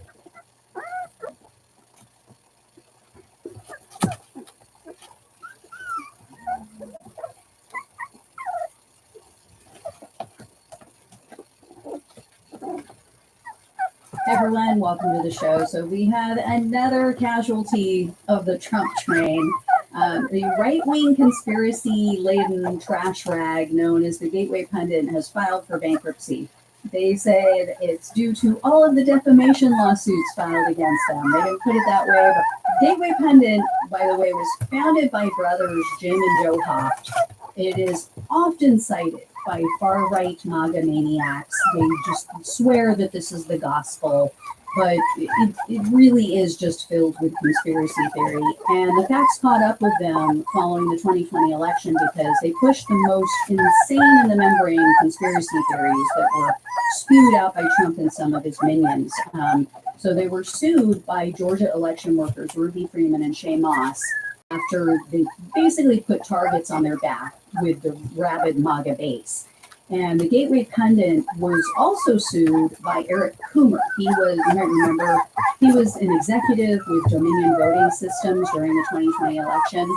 So Coomer received an undisclosed amount of money from the Gateway Pundit because they agreed to a confidential settlement. And again, I have to ask why. If they're right, if they think that they're right, if they think that they published the facts about the election, why wouldn't the Hoffs want to go to trial? Why wouldn't they want to go expose all of this so-called election fraud, right? Why wouldn't they try to do Trump a solid? Try to get the evidence out there for him. I mean, Trump kept complaining, oh, well, I wasn't allowed my day in court and I couldn't prove it because nobody would let me in the court. The judges were all, on Biden's side and the deep state, blah, blah, blah. So we all know it's a bunch of BS. Anyway, Hoff, of course, is trying to frame this as in a self-serving way. He published an article on the site saying that the Gateway Pundit parent company had to file for bankruptcy due to, quote, progressive liberal lawfare attacks against our media outlet. And Hoff said that the BK filing would allow them to consolidate the lawsuits. Now, he didn't elaborate about which lawsuits, how many they currently are facing, so I don't know. But this bankruptcy seems like another delay tactic, and it just seems kind of bogus because basically the bankruptcy filing shows that they have more money than they need to cover what's outstanding.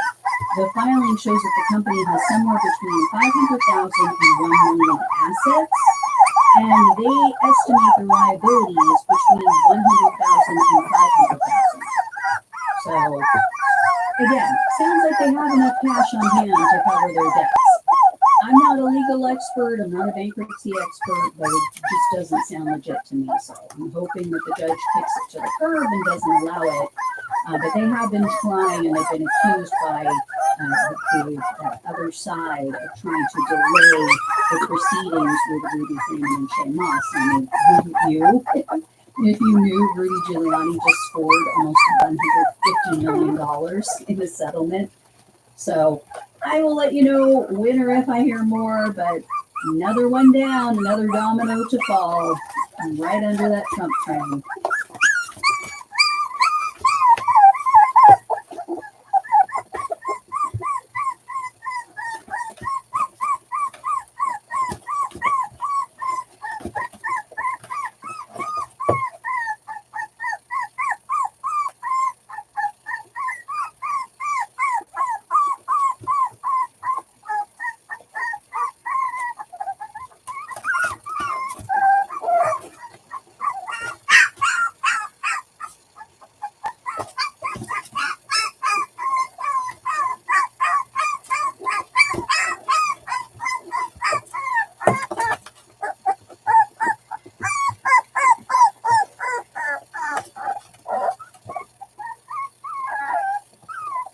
If the president decides that his rival is a corrupt person and he orders the military or orders someone to assassinate him, is that within his official acts for which he can get immunity?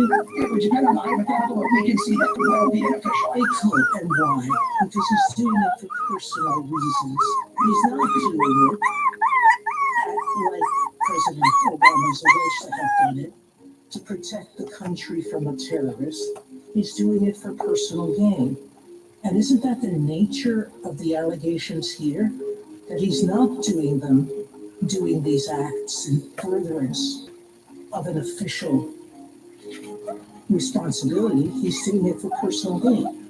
I agree with that characterization of the indictment, and that confirms immunity, because the characterization is that there's a series of official acts that were done for Because immunity says even if you did it for personal gain, we won't hold you responsible. How could that be?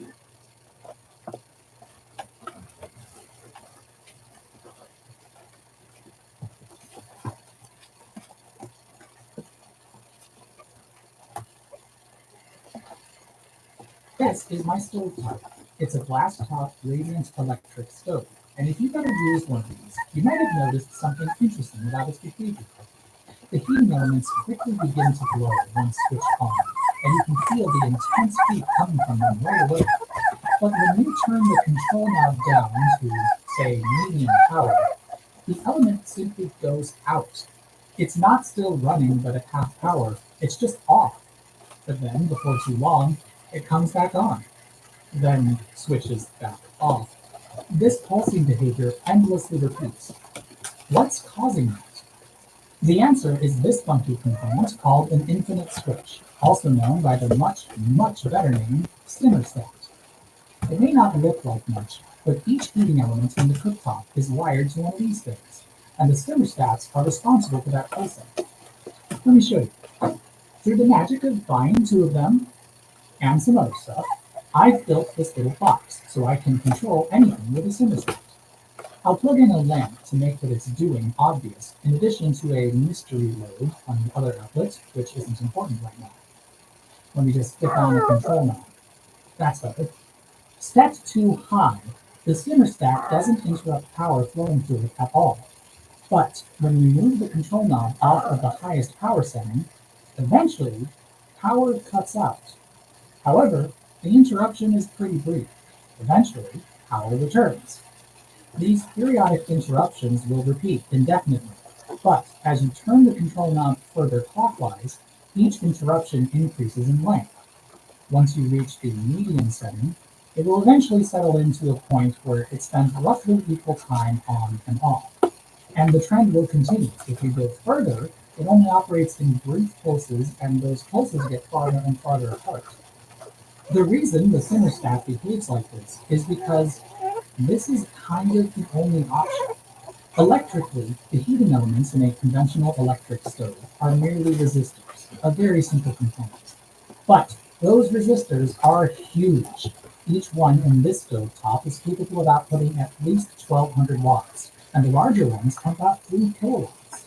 That's great for boiling water, but way too much power for more gentle cooking tasks like, what's a good example? A simmer. To allow for that, we have to tame them and reduce their power output. But how would you do that? You might think of adding a second resistor in series with the cooktop element, maybe even a variable resistor. But at these power levels, that theoretical resistor would have to be gigantic, and as it restricted current flow, it would generate quite a lot of heat of its own, which is both wasteful energy-wise and would require cooling. So instead, you might want to use a variable transformer, such as a variac, to produce a range of voltages to choose from. Lower the voltage, and you lower the power consumed by those heating elements. But there we have a similar problem. To handle this much power, that variable transformer would have to be quite large and thus quite expensive. And remember, you'll need 4. So, to allow for fine control over the power output of the heating elements with minimal energy losses and component costs, the thermostat was born. This device produces any arbitrary power level by repeatedly switching its load on and off for varying periods of time, a method known as duty cycle control. Before I explain what's going on inside here, though, I want to point out that these things aren't by any means a recent development. In fact, the tech is quite old. Coil-top stoves going back to the 1940s used these same exact controls to modulate their power output. As a matter of fact, the tech just had its 100th birthday. The first place I found it described is in this 1924 patent for Chester I. Hall's invention assigned to General Electric. Coil-style heating elements like this are also just giant resistors. So, just as with the glass-top stoves, which came later, the thermostat was the most cost-effective way to regulate their output. That means coil-top stoves are exhibiting this pulsing behavior too. However, you generally aren't aware of this happening with a coil-top stove because you can't see it. The heat produced by these coils is generated by a thin wire element embedded in the center of the hollow metal tube which actually forms the coil. But the gap between the wire that produces heat and the walls of the tube is filled with a sand-like material. The sand fills the tube so it can be bent into different shapes with the wire inside staying in the center, which keeps you from getting electric shocks, which is pretty nice. But to get the heat produced by that wire element out of the tube and into cookware, it must make its way to the outer surface, meaning it also has to warm up all the sand in the way, which is a lot of thermal mass. The upshot is that it takes a long time for these elements to get hot enough to visibly glow. So the pulsing behavior of the thermostat is visibly obscured.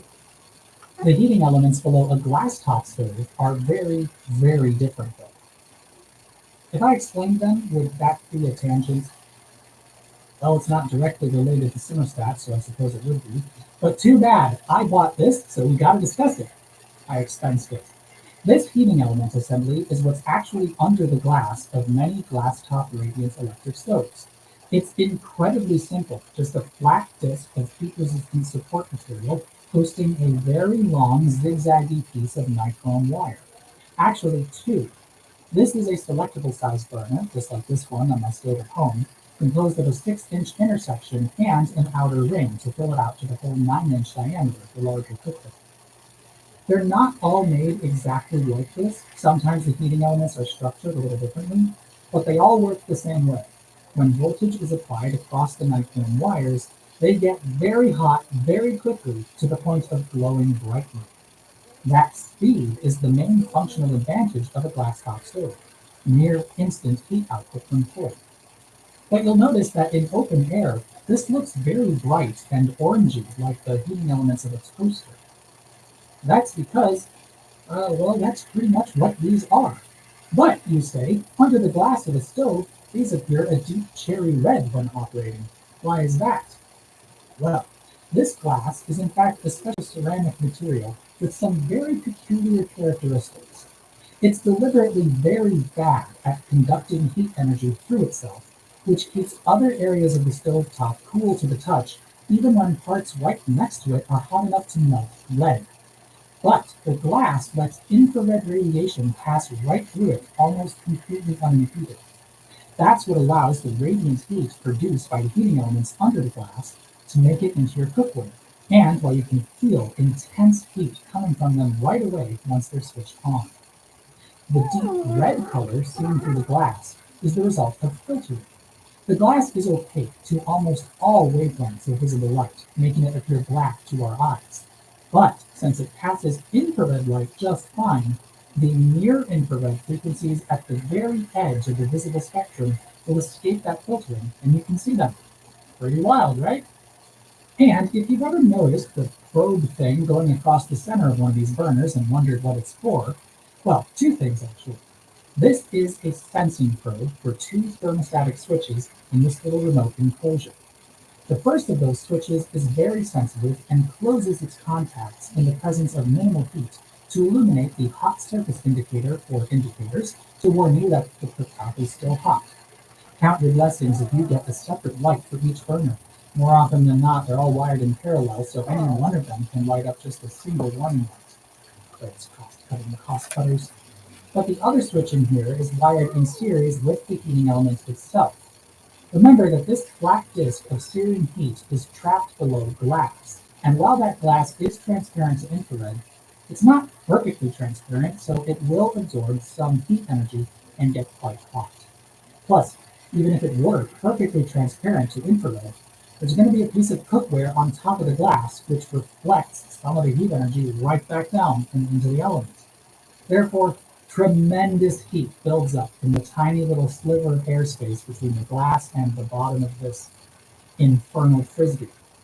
To protect the glass from getting too hot, the temperature probe will open a safety switch to remove power from the heating element and keep things from getting all melted. It usually resets in a matter of a few seconds, but will pull power again if it needs to in order to enforce a high temperature safety limit. This usually only occurs if the burner has been in continuous use at full power for several minutes, such as when bringing water to a boil. Anyway, this video is supposed to be about the simmer stack. But before we talk about no, I'm kidding. Earlier, I said that these modulate the power output of the cooktop burners using duty cycle control. If that doesn't mean anything to you, that's just a way to say the percentage of time spent powered over an average. Imagine you have a 1200 watt burner unit, but you only need 600 watts of output for whatever particular cooking task you're doing. Well, if you run that burner with a 50% duty cycle, perhaps by running it for 5 seconds of every 10-second period, then although the actual heat output will be alternating between 0 and 1200 watts, over time the effective heat output is the full power multiplied by the duty cycle. In this case, 1200 times 0.5, or 600 watts. Those of you who are more digitally minded might be thinking about pulse width modulation just now. Duty cycle control and PWM are quite similar when it comes to their net effect of producing a lower average power output by cycling a whatever on and off repeatedly, but the two terms technically describe different things. Some might choose to argue with me on that, but PWM isn't necessarily trying to modulate the power output of anything. In fact, it can be used as a signaling protocol for fairly complex tasks. Servo motors, for instance, are sometimes controlled through PWM signaling. The length of the pulses they receive includes a position for it to assume. When you are using PWM simply to modulate power output, say when you use a PWM dimmer to reduce the intensity of DC-powered LEDs, strictly speaking, that is still duty cycle control. The apparent brightness of the LEDs is determined by what percentage of time they spend on versus off, which is literally just another way to say their duty cycle. Pulse width modulation in that context is simply a modern means to the end of attaining duty cycle control, with the added benefit of high switching frequencies providing it with some functional advantages. But since the simmer stack is literally 100-year-old tech, well, there ain't anything modern in here, yet it absolutely is a fully functional, fully capable duty cycle controller. How on earth could that be? Well, let's look inside the simmer stack to see what's going on. That is less clear than you'd think. So first, I'm going to turn this off now. Because we're dealing with the US split-phase electrical system here, in the 240-volt circuit this is used to control, there are 2 hot wires and no neutral. The heating elements of a cooktop are wired across line 1 and line 2, just like any other 240-volt device. You can learn more about that in this video if you'd like. Because of this fact, this device has 2 switch contacts in it, here and here, so that it can open both sides of the circuit when switched off and completely isolate the heating element from voltage. That makes the simmer stack at its core a double-pole, single-throw switch. Now, the left side of the simmer stack doesn't actually matter at all for its power modulation purpose. That's really just an extra isolation point breaking line 1, and it's only ever open when the control knob is in the off position. In all other positions, it's closed. Oh, and this extra copper piece here is used to send power out to a pilot light to indicate that a cooktop burner is switched on. That's why the terminal on the back is labeled P, and why they didn't bother giving it a proper contact surface. It's just sending a tiny little amount of current to a neon indicator like this one. You'll notice, though, that the right side of the simmer stack features a much more robust pair of switch contacts, one of which is attached to a wide copper bar. This is the contact that regularly opens and closes to modulate power output. To hopefully avoid confusion, remember that you only have to break one side of a circuit to kill current flow.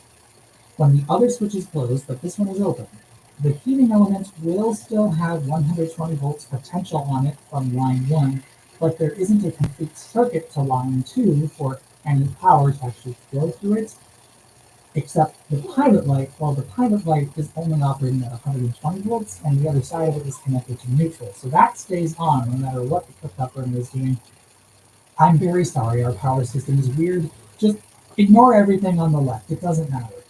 Moving on, if we look at the back side of the copper bar hosting our main switch contact, we'll see something that looks an awful lot like a bimetallic strip.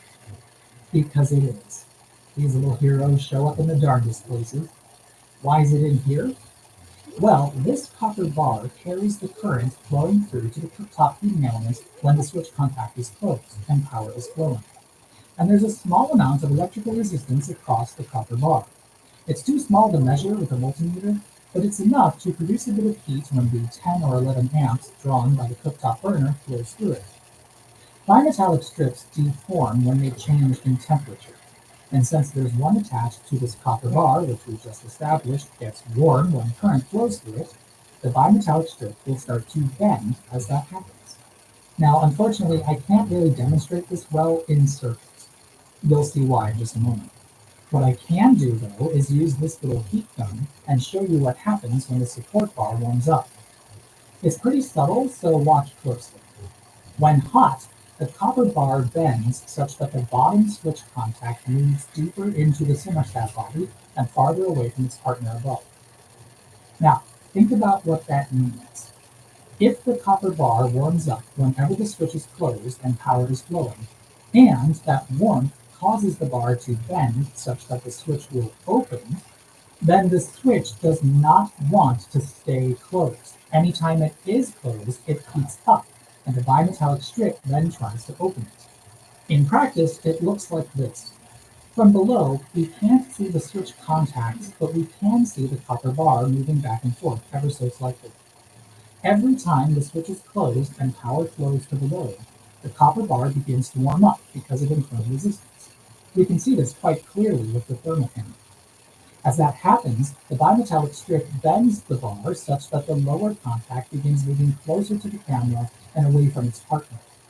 Eventually, the strip bends far enough to break the circuit, so current stops flowing.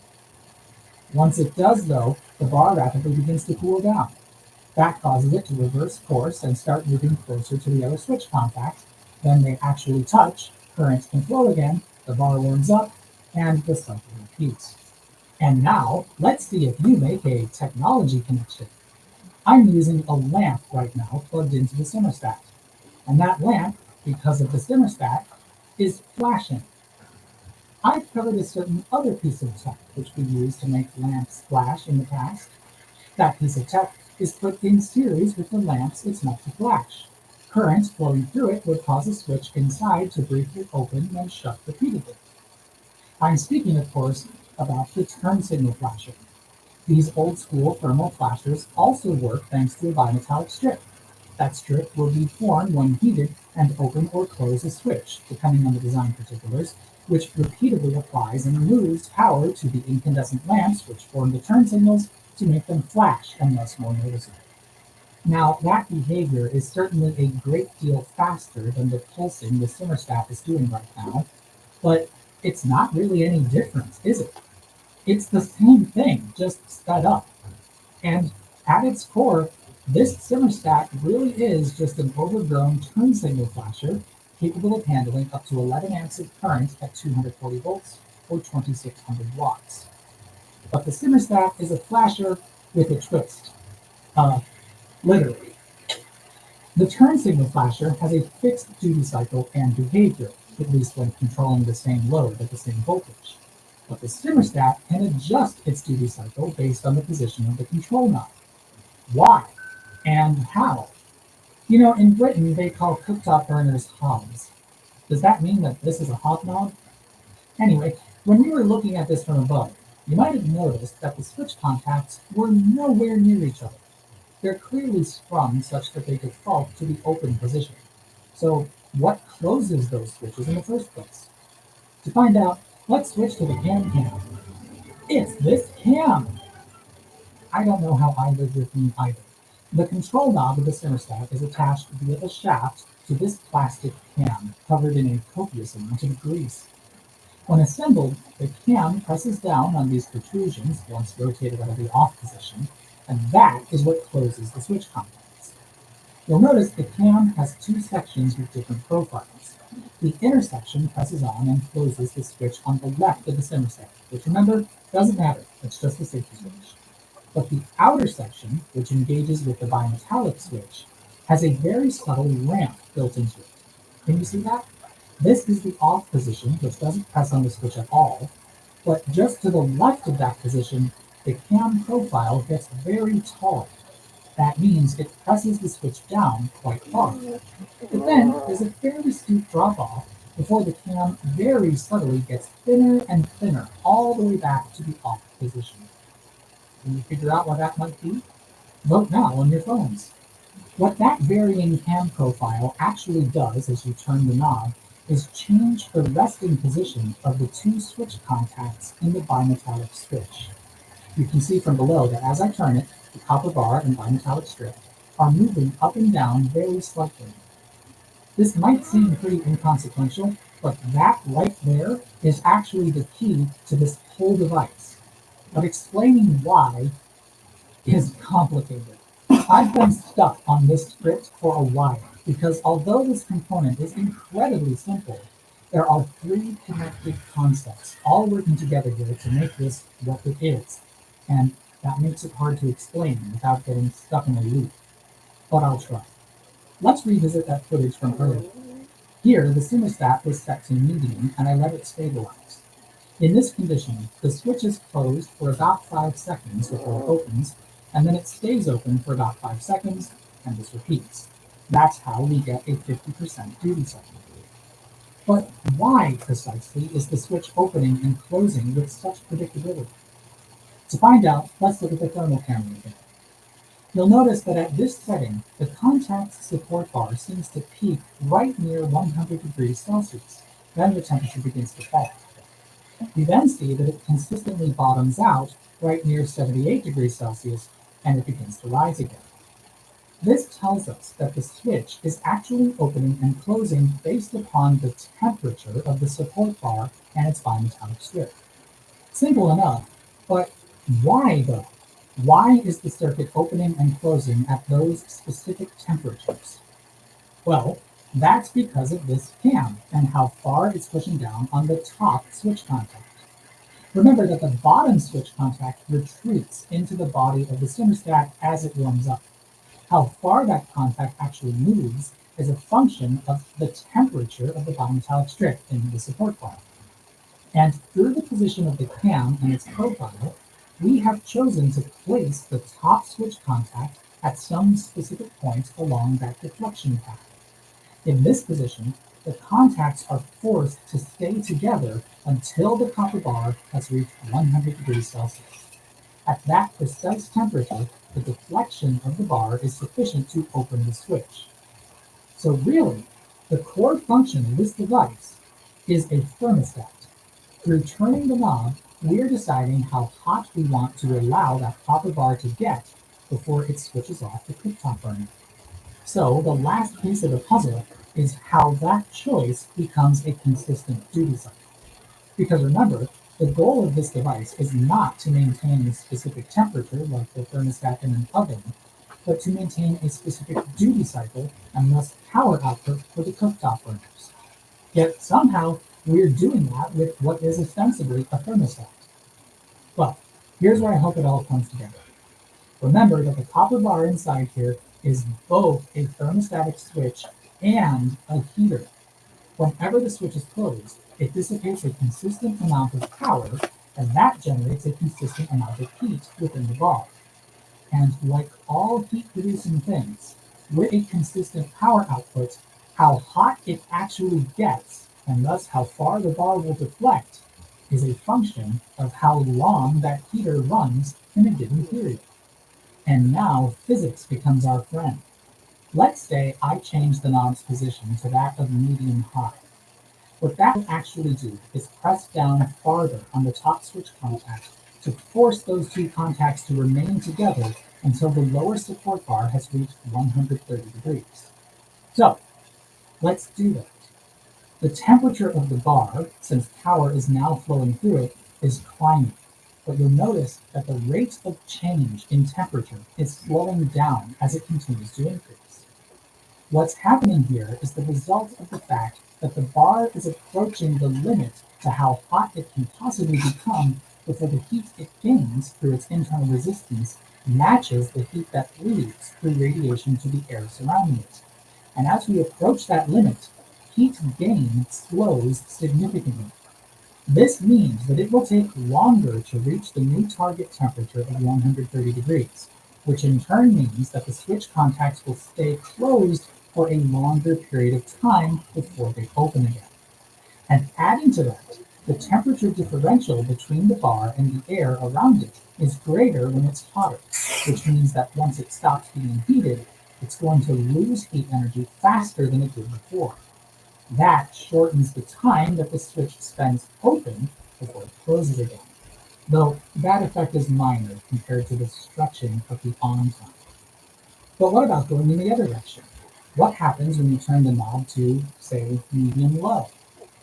Well, with the knob at the 9 o'clock position, the cam is only very slightly pushing on the switch. It's pushing so gently that the bar only needs to hit about 60 degrees Celsius before it bends enough to open the switch. Since that's much closer to ambient temperature than 130 or even just 100 degrees, it takes a very short time for it to reach that temperature when being heated by the current passing through. And you'll notice that the switch only closes again when the bar drops to about 40 degrees Celsius. But it takes quite a while for the bar to cool to that temperature, so the pulses it sends out are both short and infrequent. Do you see how this all fits together? We are really controlling this circuit based on the temperature of the heater inside of it.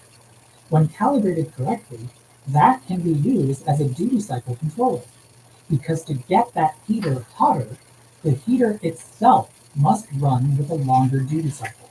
So its average temperature becomes an effective proxy for the duty cycle necessary to attain that temperature. And that's incredibly fortuitous. Just calibrate the bimetallic bar to dissipate the right amount of heat from the circuit at passing current, give the cam pressing on the switch a nice subtle ramp to allow you to break the circuit at a specific temperature of that bar, and you can produce any duty cycle you need with incredibly crude technology. But it gets even better. Because the switching action occurs based on the temperature of the bimetallic strip, there's a really helpful memory effect happening here. The main annoyance of using a conventional electric stove is the reaction time. The thermal mass of the materials involved retain heat for a while, either the coil of a coil-top stove or the glass of a glass top. That's useful because it helps smooth out the effect of the pulsing behavior, but it also means it takes a good while for the cooktop to react to a change in power level. The thermostat can't solve that problem, but consider what happens when you change the power level. If, say, you were on a medium-low heat but needed to move to a medium-high heat, then your turning of the knob is simply changing how hot the internal heater needs to get before it cuts power. And if at the medium-low setting the heater was maintaining, let's say, 80 degrees on average, then when you change the setting, it's got to get all the way up to 130 degrees before it switches the element off. That means it's going to produce a very long pulse of output and help the burner get to your new target as quickly as possible. The same goes when you lower the output. If it's already quite hot, then turning the knob will open the switch, and it won't close again until the heater has fallen down to the new target, which is going to take a while. I first noticed this behavior of my glass top stove and assumed that this was being accomplished with logic, but nope, that's just how this works. Now, I've left something important out. You might wonder how the thermostat can keep the element on at full power when it's set too high. Well, that's what that really high point on the cam profile is for. That just really jams that switch down so it'll never open no matter how hot the bar inside is getting. Pretty crude, huh? Except the crudeness doesn't stop there. This particular thermostat only works correctly with fairly large heating elements that draw the 8.9 to 11 amps it's rated for. That's because how quickly the copper bar heats up depends on how much current passes through it. If you try and control a load outside of that range, things get out of whack. Through sheer dumb luck, this 1100 watt hot plate draws about 9 amps at 120 volts. So this thermostat works correctly with it. The hot plate has been my mystery load throughout the video. But if I plug in this smaller hot plate, which only draws 900 watts, the duty cycles this is meant to produce get all out of whack. And with a load much smaller than that, it never interrupts power. You might also have noticed that the way this switches the load is terrible. Switches ideally should have a snap action to reduce arcing when they break electrical loads. This fella just doesn't. The contacts barely move despite switching 10 amps, and so some fairly nasty arcing occasionally happens. It's not too bad because these are just used to switch resistive loads, and the overextension of the switch as the cam presses down produces a wiping effect that helps to clean the contacts of carbon buildup and debris.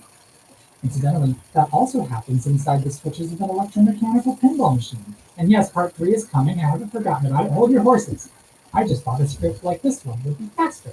Why did I think that? I don't know. It never works. Anyway, before I end this video, I want to make sure I say that not all thermostats are going to function exactly like these ones do. For instance, the thermostats on my stove at home, 3 of the 4 can't possibly use the current flowing through them to heat the bimetallic strip inside because they have selectivized elements. 1 even has 3 sizes. I suspect the core functionality of these thermostats is exactly the same as this simple one, but there's probably a dedicated resistor with its own path back to neutral, producing the heat for the bimetallic strip. That way, the duty cycles are consistent, regardless of the load they're controlling at any particular time. I also think it might be controlling a relay, or another possibility, the knob could actually be controlling a variable resistor, producing different amounts of heat to open a limit switch. I kind of think that might be the case because these have a definite click as they cycle on and off, which this basic model doesn't. That's just a guess though, I'm not tearing this apart, I need it. And by the way, I built this box for this video, but I've been wanting to build something like it for quite a while, specifically because of these cheap hot plates. If you've ever used one, you might have noticed that they are impossible to control. That's because this knob is not controlling thermostat, it's just a plain old thermostat. Notice it only clicks on when you're well away from the off position. You can kind of make this work for what you need, but it's incredibly hard because you don't even know where it's measuring the temperature, and it's going to change based on whatever cookware you're using. It's a bit easier to control this style of hot plate where the heating element is embedded in a metal disc and its average temperature kind of means something, but this coil style is flat out impossible to control with a thermostat.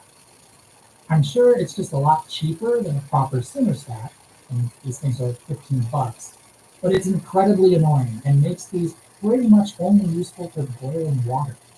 I thought I was going to end up building like an Arduino-based controller or something, but it turns out you can just stick a thermostat in a handy box and be done. I added the lights because it pleases me. The red one is the private light and the yellow one indicates power is flowing. I will not show you how I made that work. And the final point, Piggy argued that we really shouldn't be using these anymore. I mean, if you get an induction stove, it's not going to have them. But don't get me started on touch controls those often have. Hey, note to appliance designers, nobody wants that. Just use knobs. Touch controls on a stove would be like taking away a car's turn signal stops and forcing people to adapt to weird buttons for no good reason at all. Anyway, what I mean by that is the thermostat works great with coil-top stoves since these heating elements retain so much heat. But with glass tops, where radiant heat is transmitted right through immediately, the switching frequency is arguably too slow. I don't often notice this, and to be honest, I'm not sure it actually matters, But when I'm frying up some veggies in a thinner piece of cookware, I can tell when the element is running and when it's not. The sizzling gets a little louder whenever it's on, and if there's any water in the bottom of the pan, it bubbles more vigorously. Again, I'm honestly unsure of how much that actually matters, but I'm not a good enough cook to pretend my opinion is any good. Anyway, with modern, high-power, solid-state switching components, cooktop burners could in theory be controlled with as much finesse as a dimmer switch provides. That would cost more, of course, but at this point, I'm not sure how much it would. I mean, induction stoves have some wild power switching circuitry in them, and they're not very expensive anymore. Now, the main thing I'd be worried about in this hypothetical is actually noise.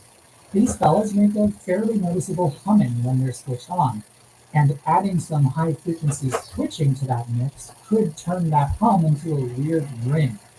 But hey, even just like a 1 hertz switching frequency would be a huge improvement over the simmer stats in my stove at home. Something to think about. Okay, well, that's it, I think. Didn't imagine this strip would get so out of hand. I mean, it's literally just a bimetallic strip in a box with a knob. But at this point, I don't know why I'm surprised. Here, how about we get a taste of November in April? I think I'm going to make something actually simple before the month is out. Can I rise to the challenge? Find out on the next whatever, whenever it happens. Bye.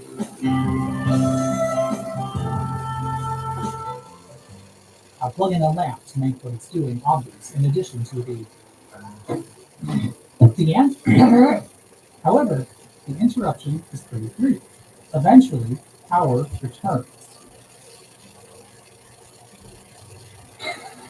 This is going to be harder to time than I thought it was going to be. Once you reach the medium setting, now, oh right, that's what's supposed to happen. These periodic interruptions will repeat indefinitely, but as you continue to control the turn knob further clockwise, earlier I said these modulate the power output of the cooktop burners. That was loud. But to maintain a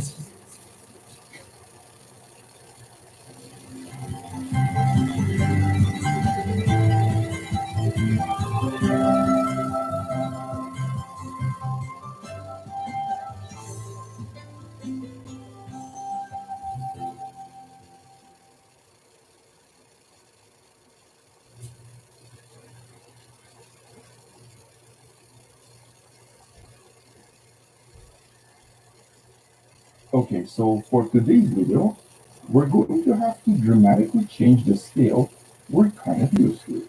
Because not only are we going to be leaving the galaxy, we're actually going to be going much, much farther away at distances in hundreds of millions of light years. And by itself, this is already extremely difficult to imagine.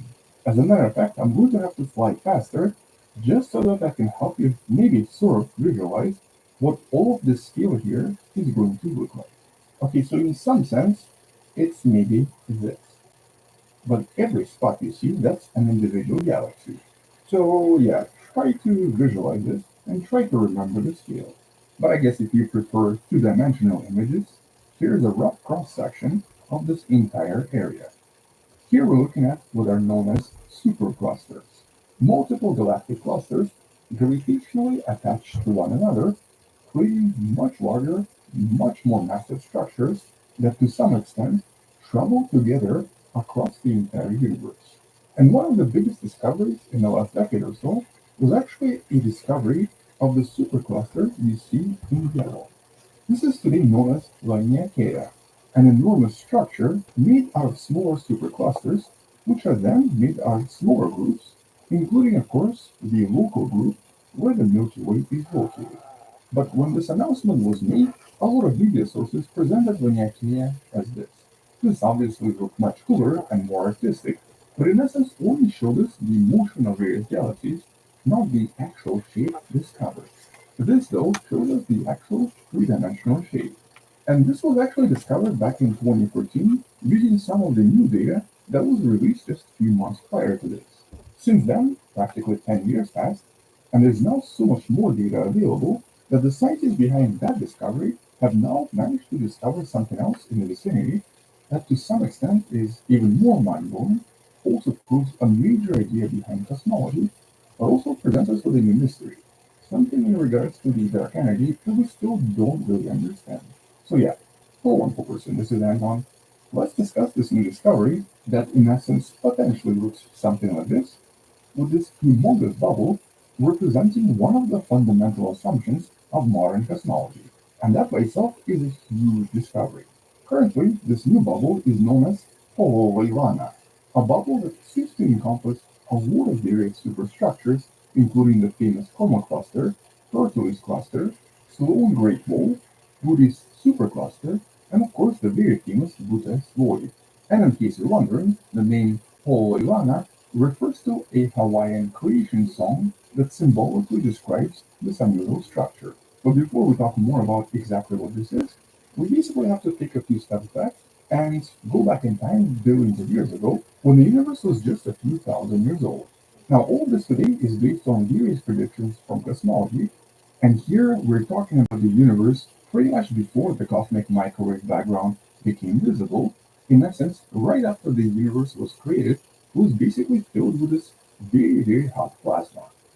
Inside this plasma, things were not entirely uniform, and a lot of these tiny fluctuations started to produce tiny overdensities where slightly more matter would accumulate over time. But because this is plasma and everything here is extremely hot, instead of collapsing into larger objects like stars, there was also a lot of pressure coming from radiation that would push a lot of matter away from it. And so even though some particles would try to combine, instead they would actually get repelled, creating these unusual ring-like formations in every direction. But all of this stopped within about 309,000 years, as soon as the universe cooled down enough, and the light was able to pass through everything, allowing the matter to finally condense. And this is when things started to solidify into basically objects we know today. But these unusual overdensities remained over time and served as a kind of a foundation for a lot of different galactic structures that actually should still be visible today, at least in theory. So we technically expect a lot more galaxies in certain locations because of this overdensity. And based on the analysis from the last 2 decades, by looking at hundreds of thousands of galaxies, various scientific teams did actually discover an unusual overdensity bump that you're going to see right here on this graph that seems to correspond to a peak at approximately 500 million light years in distance. In other words, to try to understand this, it's basically a kind of statistical analysis. If we were to look at various galaxies away from our own galaxy, the Milky Way, we're actually going to find quite a lot of galaxies at a distance of about 500 million light years away from us, but not as many at a distance of 400 or 600 million light years. All a result of these overdensities that existed or were predicted to exist in the early universe. Okay, I know this is quite a confusing concept, but in essence this concept is known as BAO, baryon acoustic oscillations. And I think raindrops or water ripples visually represent this concept pretty well. But like a lot of other predictions in cosmology, these ripples actually grow in time because of the expansion of the universe. And so they were most likely much smaller in size billions of years ago when the universe was much younger, which also creates a very intriguing way to measure the expansion of the universe by using what's known as the acoustic scale. Basically, there's a kind of a distance correlation between the expansion of the universe and the overall size of these baryonic oscillations. And well, according to modern calculations, today this distance is supposed to be almost 500 million light years, and it was naturally much, much smaller in the younger universe. Now, this is based on both predictions and, of course, calculations based on various surveys that were specifically designed to study all of this. And quite a few of these surveys seem to have come to the same conclusion of approximately 500 million light years, once again visible to us in this graph. And so these unusual peaks and valleys produced by the matter itself are one of the most important predictors of the entire cosmology, and also to some extent prove both the existence of dark energy and the unusual phenomenon known as dark matter. And as you've probably guessed by now, this is exactly what was just discovered pretty much in our neighborhood. Potentially the first local BAO, baryon acoustic oscillation. With all this based on an extremely recent survey known as Cosmic Flows 4, a study of nearly 55,000 galaxies in order to try to figure out the mystery of dark energy, and to obviously also map all of this. But in the process, scientists behind this study, completely by accident, possibly discovered something really amazing. Something that in cosmological terms is right in our neighborhood, and something they were definitely not looking for. It was discovered entirely by looking at the data containing densities of various galactic clusters. And it turned out that there's definitely some kind of a higher density that seems to appear in a circle, or technically a sphere, that's approximately 1 billion light years in size. And the only explanation for this unusual formation is that it is definitely one of those vowels, one of the oscillations produced by the early universe. And since this is the most accurate data so far, at the moment it's kind of difficult to doubt this or to think that this is wrong. But assuming that this is correct, there are already a few problems here that nobody can solve right now. First and foremost, it seems to be much, much closer than anyone ever anticipated, which already means that the universe could be expanding much faster than we believed. And more importantly, its size is much larger as well. The predicted size is approximately 490 million light years, but the diameter here is at least double. It's just over 1 billion light years from one end to another. But assuming once again that this is correct, this is basically the first time ever we actually found an individual bowel structure that we can identify anywhere in the universe. All of the previous attempts and previous discoveries were mostly based on statistical analysis and just showed us that they exist, but none of them were ever seen as actual structures. And so in some sense, these unusual bubble-like structures are actually super important in helping us understand the evolution of the entire universe, the expansion of the universe, and also the distribution of dark matter. And so for a lot of cosmologists out there, this is maybe one of the biggest discoveries of the last couple of decades, if not longer. A direct physical confirmation that baryon acoustic oscillations exist, and there's one right next to us, and a direct way to study these oscillations to learn more about the universe. With the analysis also adding to what's known as the Hubble tension, or essentially that we don't really know how fast the universe is expanding because the values seem to be different depending on where you look. You can learn more about this in one of the videos in the description. And so since the original statistical detection back in 2005, it only took about 18 years to potentially discover one of these objects, or these superstructures, right next to us. And so hopefully this discovery will help us understand the nature of dark energy, constrain a lot of cosmological parameters, and help us figure out where all of this is headed, and also how all of this started. But exactly what scientists discovered from this, and exactly what this means, we're not going to know for at least some time. Hello, wonderful person, this is Anton, and well, first of all, as you might have noticed, there's a microphone in my face, and I'm basically trying something new. Second of all, we're discussing something really exciting, not just for astronomers and for physicists. We're discussing a detection of the second most powerful cosmic ray ever detected. The cosmic ray that now even has its own name. It's known as Amaterasu, named after the Japanese god of the sun. But in this case, what makes this even more mysterious is not the discovery itself, but where this unusual cosmic ray came from. It sort of came from nowhere, or basically the middle of empty space, in the middle of the least dense region in the nearby universe. It came from the local void, one of many voids out there where we usually find practically nothing. There's definitely some stuff here, but not a lot of galaxies. And so let's discuss these mysteries in a little bit more detail, but also let's actually talk about why this is so important and how all of this was discovered as well. Because the story here is kind of interesting. It starts with Father Wolf, Theodore Wolf, a Jesuit priest who developed a device known as electrometer, whose main purpose was basically measuring production of ions inside a certain compartment. And he was the first person ever to do something really cool. He took his device to the base of the Eiffel Tower, and then he took it to the top of the tower. In the process going something like, "Ooh la la, this is so cool," and basically establishing that, for some reason, the radiation on top of the tower was just a little bit higher. He also did another measurement, discovering that it was much lower underwater, eventually coming to the conclusion that there is some sort of a source of ionization or radiation from outside of planet Earth. This was back in 1909, so this was just over 100 years ago. and these experiments were later repeated in the upper atmosphere, including one in 1912 on top of a balloon. Naturally, the radiation would increase even more. But even though most scientists assumed that it was the sun, when this experiment was repeated at night and the scene was discovered, the sun was out of the picture. The radiation was coming from somewhere else. All this was discovered and confirmed by Richard Haas, a German physicist who eventually won the Nobel Prize in 1936 for discovering cosmic rays. And eventually scientists realized that all of these cosmic rays seem to be extremely fast-moving particles, mostly photons, but also at least 10% are helium nuclei, also known as alpha particles, and about 1% are much heavier elements such as carbon, iron, and even lead.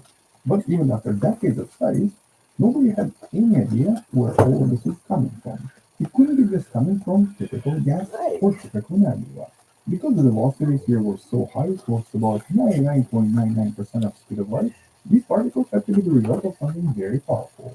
And though it was believed to be maybe supernova or possibly similar explosive event, some scientists believe that maybe it was actually a black hole. And some of the more recent discoveries also established the importance for the heliosphere and the region known as the termination shock. It actually seems to act as a shield and a barrier, protecting us from over 90% of these very powerful emissions.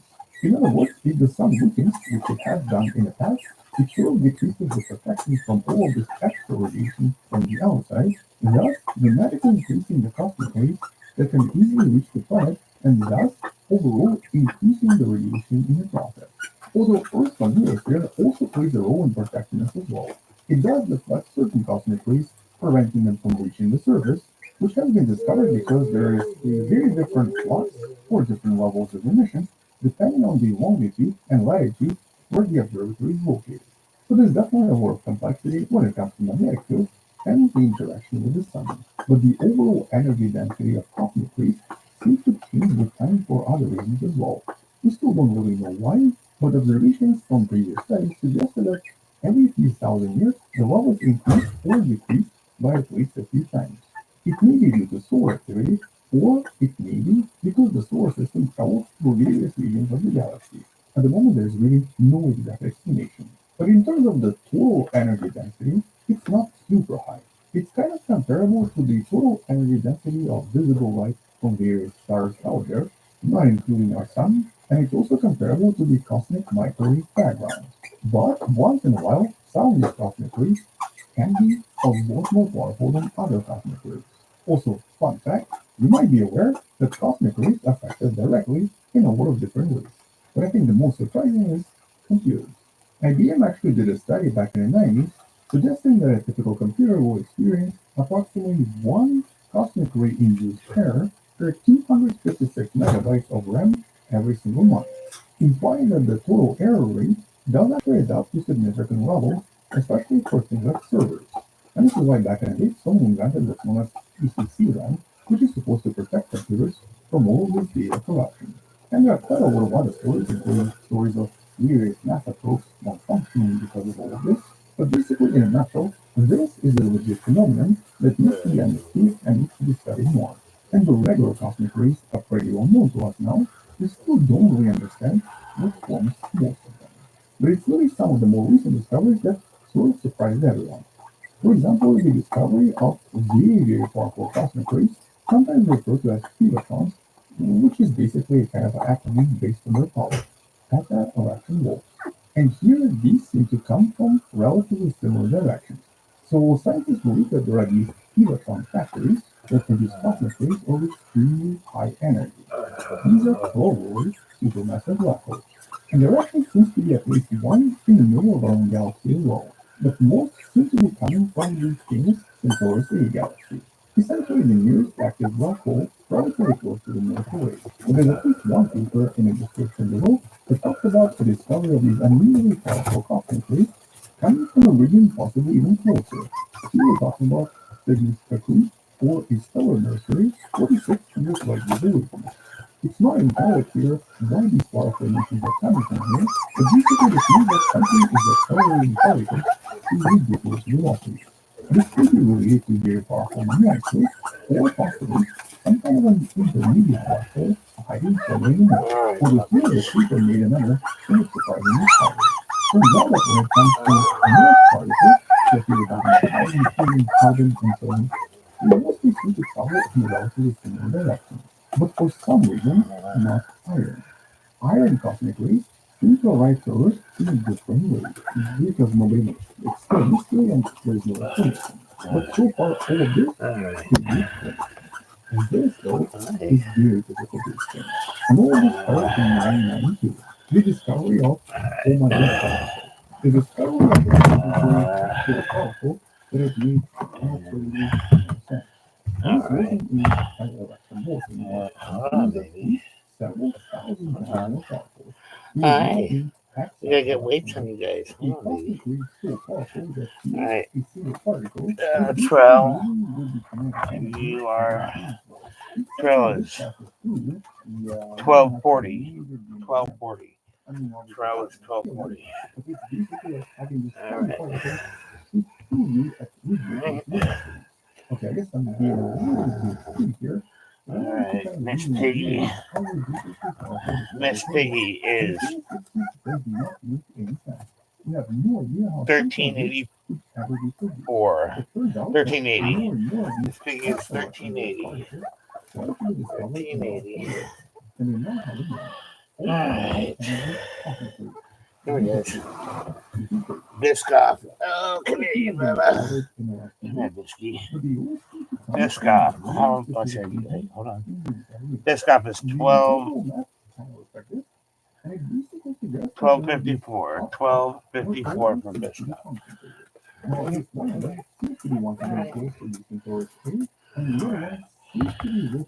Porky, how big are you now? Porky, how big are you? Porky is 16. Hold on. Porky, what's that? Come on. Porky is 1608. 1608 from Porky. And little Lonnie. Can we get that? Alright. Lonnie is at 930 grams. Which is why Synchronicity and 97 have always been the biggest culprit. But we don't seem to answer the question behind the most powerful. For example, the Omega particle did not come from either one of these. Neither did some reactions from the last 2 years. And to try to solve the mystery, for the past few years, since 2015, NASA has been collecting data about all of this using what's known as CALEC, Colorimetric Electron Telescope. And it's already collected data for over 7 million particles since 2015, and it already made a somewhat unusual discovery. It was assumed that at higher energies, we're going to be seeing less of these particles. Basically, it's a kind of distribution where the more energy, the less particles. Turns out it's actually the opposite. There seems to be more high-energy particles compared to low-energy particles. Nobody knows why. But then, in May of 2021, it detected something that was like this. And this was something very, very powerful, and obviously something nobody expected. This was basically Amaterasu, the second most powerful cosmic ray ever seen, with the energy of 234 extra electron volts, way more powerful than any other previous detections, and once again about 100,000 more powerful than a typical electron, but a little bit less than the OMG particle. Here we're talking about 244 versus 320. Or a tennis ball compared to a baseball. And this implies that these particles seem to be definitely real, it was not a fluke, and represent a new cosmic phenomenon. Some kind of an exotic astrophysical event that currently makes no sense. And this one makes no sense because it came from here. There is kind of nothing here. I mean, there's something like maybe space galaxies, but they're all tiny, none of them are active, none of them possess tremendous supermassive black holes, and definitely none of them possess the ability to create something that's so powerful. And so one possibility that maybe it actually changed direction because of magnetic fields, and in reality it came from somewhere else. But when it comes to a cosmic ray that's so energetic, it is very difficult to change its direction. it's actually super unlikely that it was veered off by some kind of magnetic field by more than 50 degrees. So it still most likely came from the local void. And as far as we know, there's nothing super energetic hiding inside the void. And based on that rule dimension, it must have come from within 200 million light years. And as far as we see, there's just empty space there. And so based on this speed limit of the universe, and based on the fact that these particles don't change direction too much, we essentially have this unusual cone where it most likely came from. But none of the modern telescopes are detecting anything from here. And so there you go. That's the mystery. No accepted explanation just yet, but there are some preliminary explanations that potentially might solve some other mysteries. For example, maybe this is actually a result of dark matter annihilation. Here's that one dark matter in this region, and so maybe all these super fast moving particles are actually produced in somewhat unusual ways through a phenomenon that we're trying to discover for many years now. Alternatively, maybe all of this is actually coming from much, much farther away, so basically way behind the local void, and this whole wind thing we thought was real might not actually be real after all. So maybe this is actually coming from like the end of the universe, and there is something here super powerful, which is probably even more mysterious, but whatever it is, we don't see yet. Either way, this is probably one of the more exciting discoveries in the last few months, and so exciting as a matter of fact that once again, it has a name, Amaterasu. And though it might lead to a discovery of some kind of a supermassive black hole in the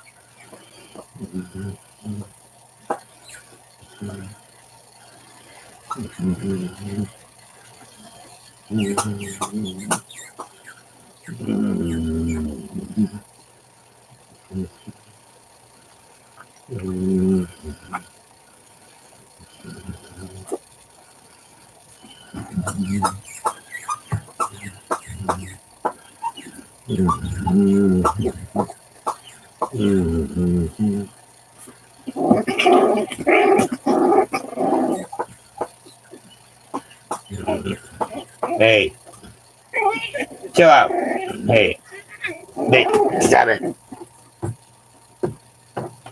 Chill out.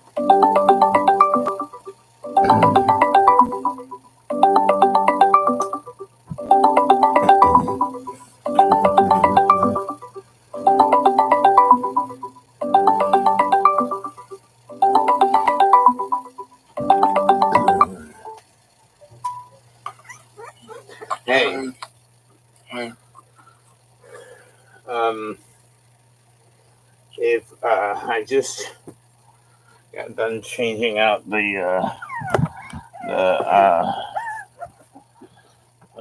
puppy stuff. If you open the YouTube link or the live stream,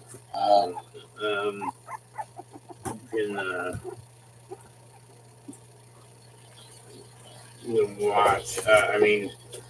So they usually in the morning. I gotta take a pee. I will feed them the puppy gruel that I make, which is just a mixture of the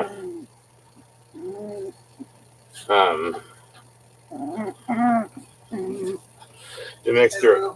Hey, I'm good. Hey, all right, that's enough. Hey, have you watched any of the live stream? No. Okay, are you even aware of it?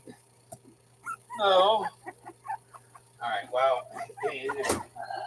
Rob can tell you, or if you look at,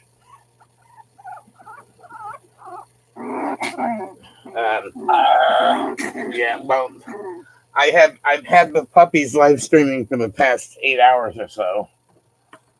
Oh, cute. And I'm gonna turn it off for the nighttime.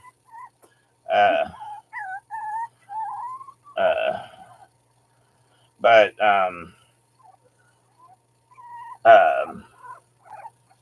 it's yeah, just hey Rob.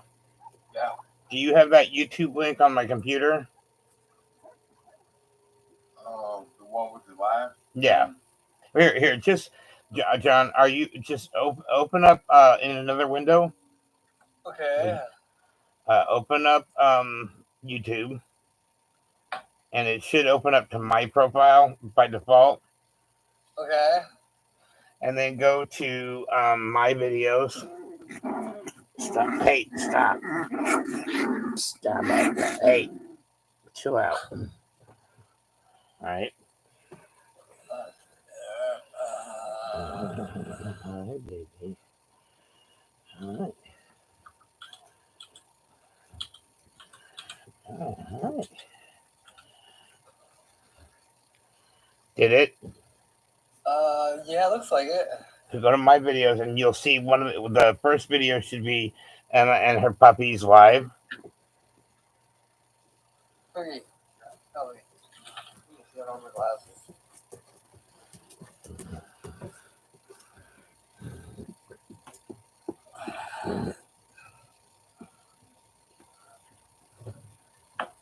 Here's his videos. Yeah.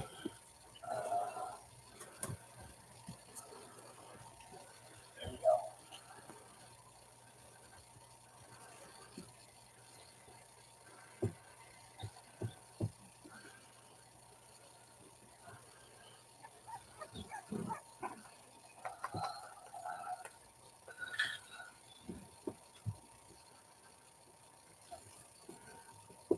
Oh, there you go.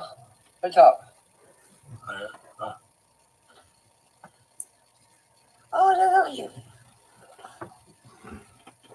Now you can rewind it. No. Oh, baby.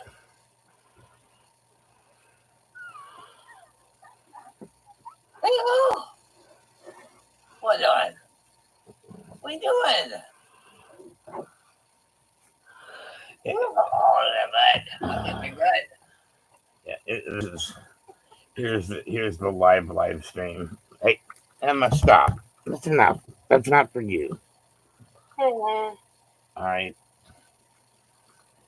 Look, if you're gonna sit there, then if you're gonna lay there, or rather stand there, there's no laying. Hey, Emma, come here. Hi, baby. Here. Oh my God.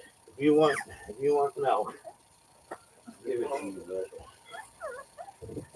Hold on. Hang on. Damn. Emma's being cranky. Hold on. Come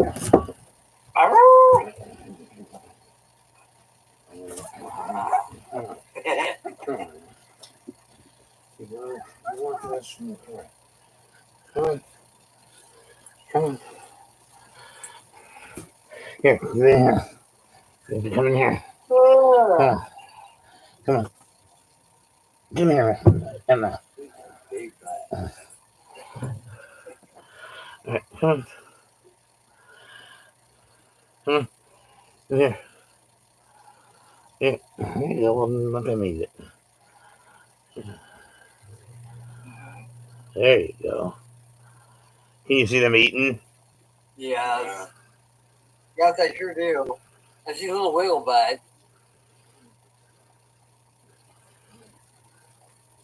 What a baby.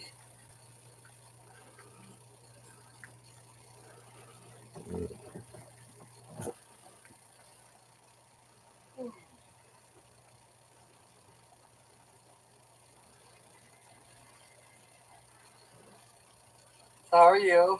I'm good. Here, let me. Wow, this is the first. I actually put that in there for her. I just put some of the puppy milk on top of the Yucanu puppy food, and they really like that. I mean, I'm incredibly surprised, honestly. So I might have to start. I might have to just start feeding them that. Well, they'll eat it. Oh, I mean, they're eating it up. I mean, you can tell. Just check the live stream. But yeah, they're being super rowdy right now. Jim Biscoff, Jim. I don't. Arr. Hi, Biscoff. Hey. Hey. Are you cute? Oh, God. You're fantastic.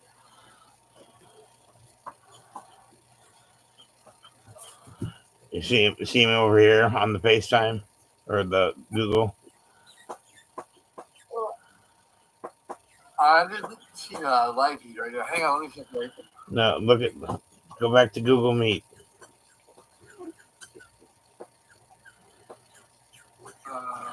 Rob, switch him over to the Google Meet window.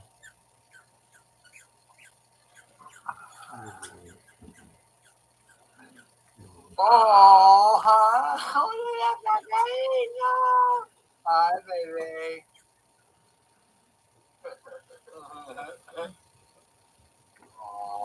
Oh my God. He's so cute. So that's Biscoff and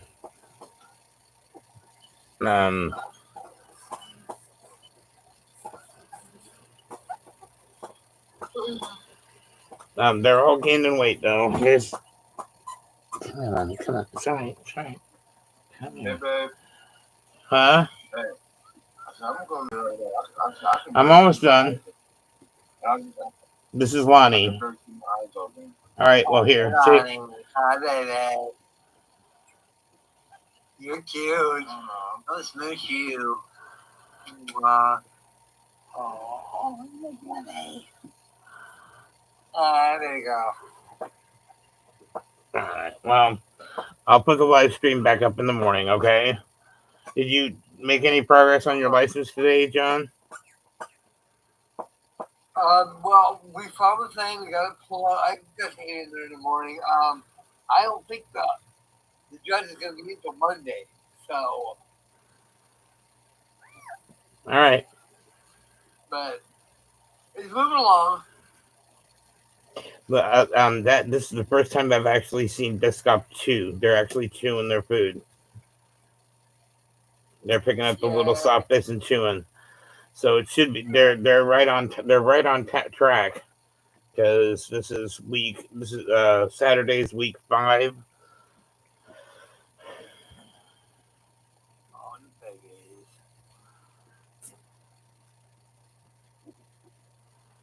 Yeah, I'm gonna have to start feeding them this because they like that a lot.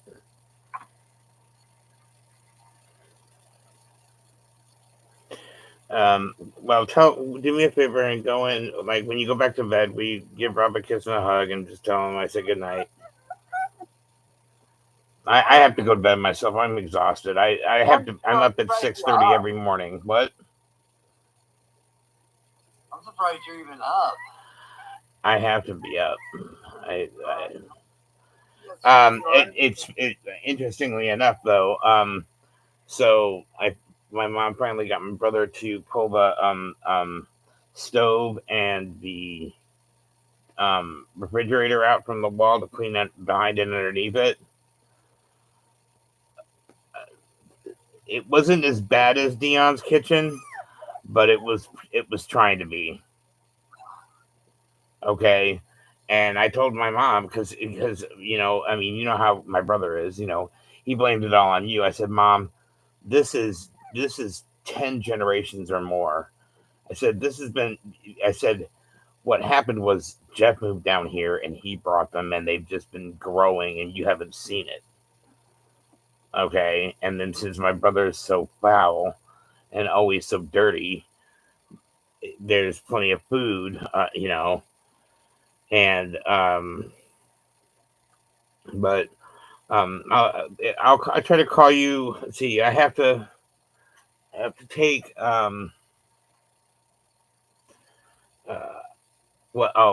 here's another interesting sidebar.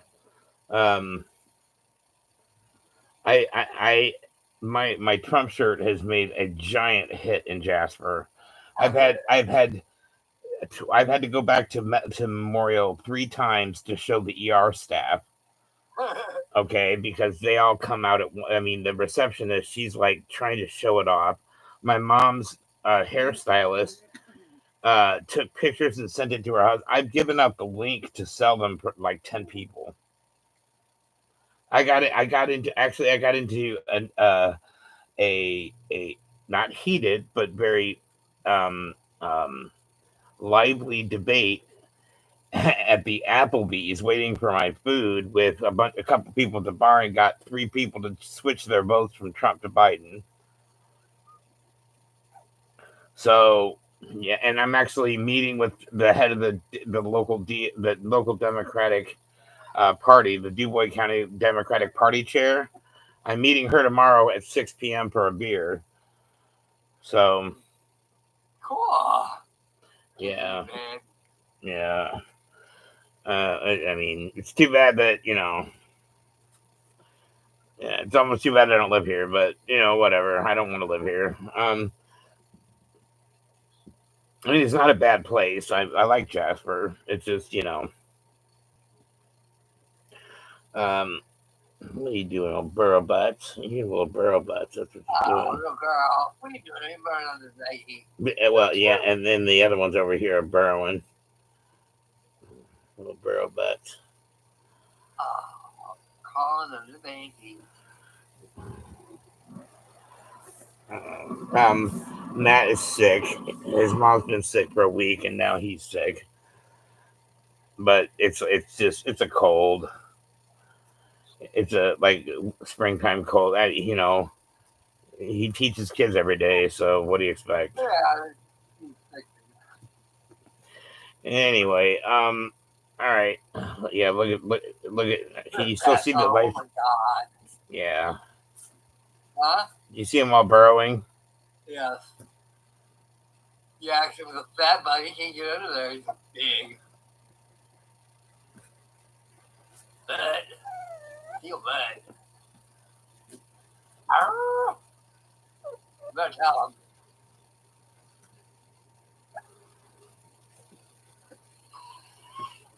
Yeah, I just weighed him in. I think he's at 1. As of just a few minutes ago, he's at 1.6 kilos.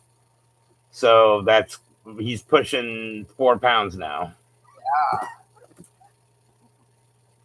So little Porky butt. I want to hug you, Evan. Little Porky butt. Little Porky butt.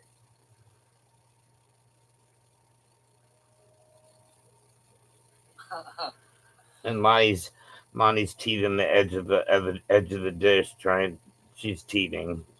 They're all teething really, but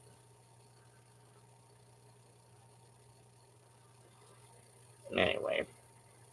Well, I just figured you would. I'm gonna. I've got my mom's Dell. I had to fix the camera in it, but it's fixed, and so I will be live stream. I mean, I'll be home on Sunday, but uh, I have been live stream. I'll be live streaming them every day, like in the morning after I get them up. All right. All right, baby. I was glad to see you. I was wondering, but I didn't want to call. I never know when you're, you know. I mean, I understand what you're saying. I just been really. I mean, because I'm getting ready to. God, you're a little aggressive fuck.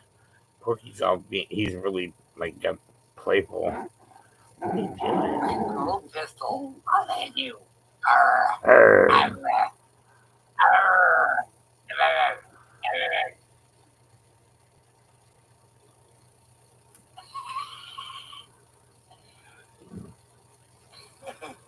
Here. Arr.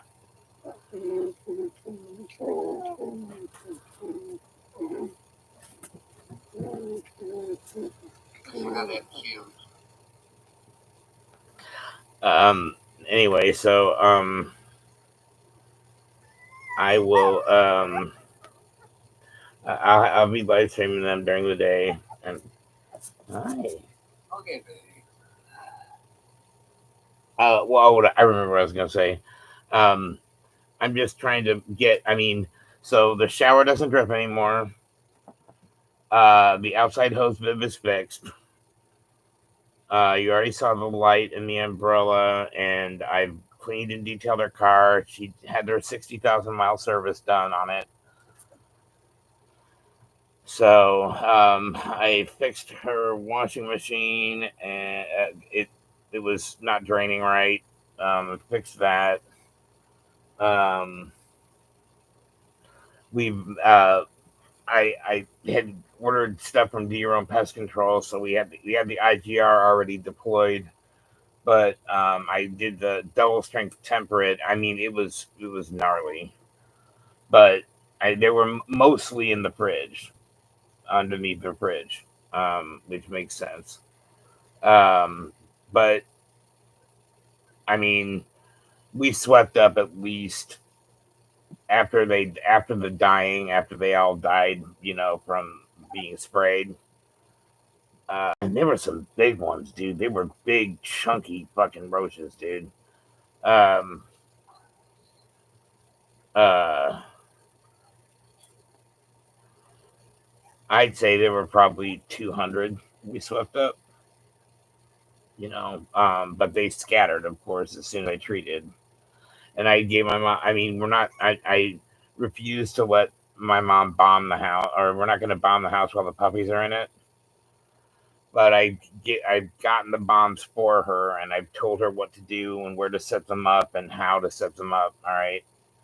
And, they can put, since it's starting to get nice, one of these days when it's nice and she can be outside or something like that, just put the dogs and the cat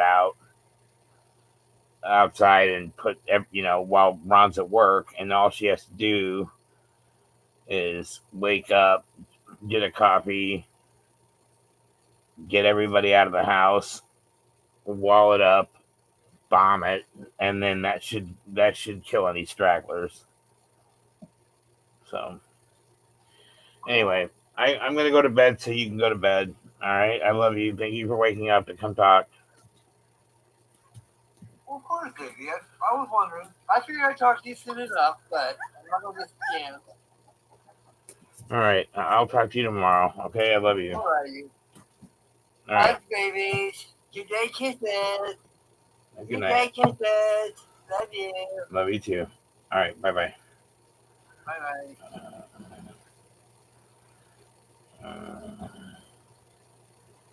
Hi. Hi.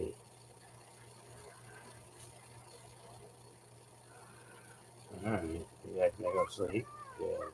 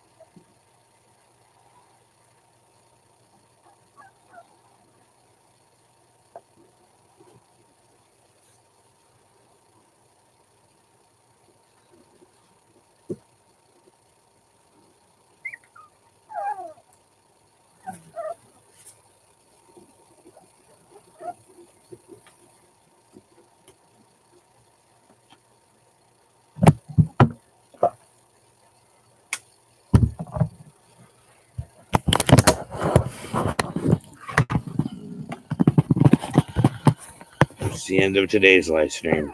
See you tomorrow.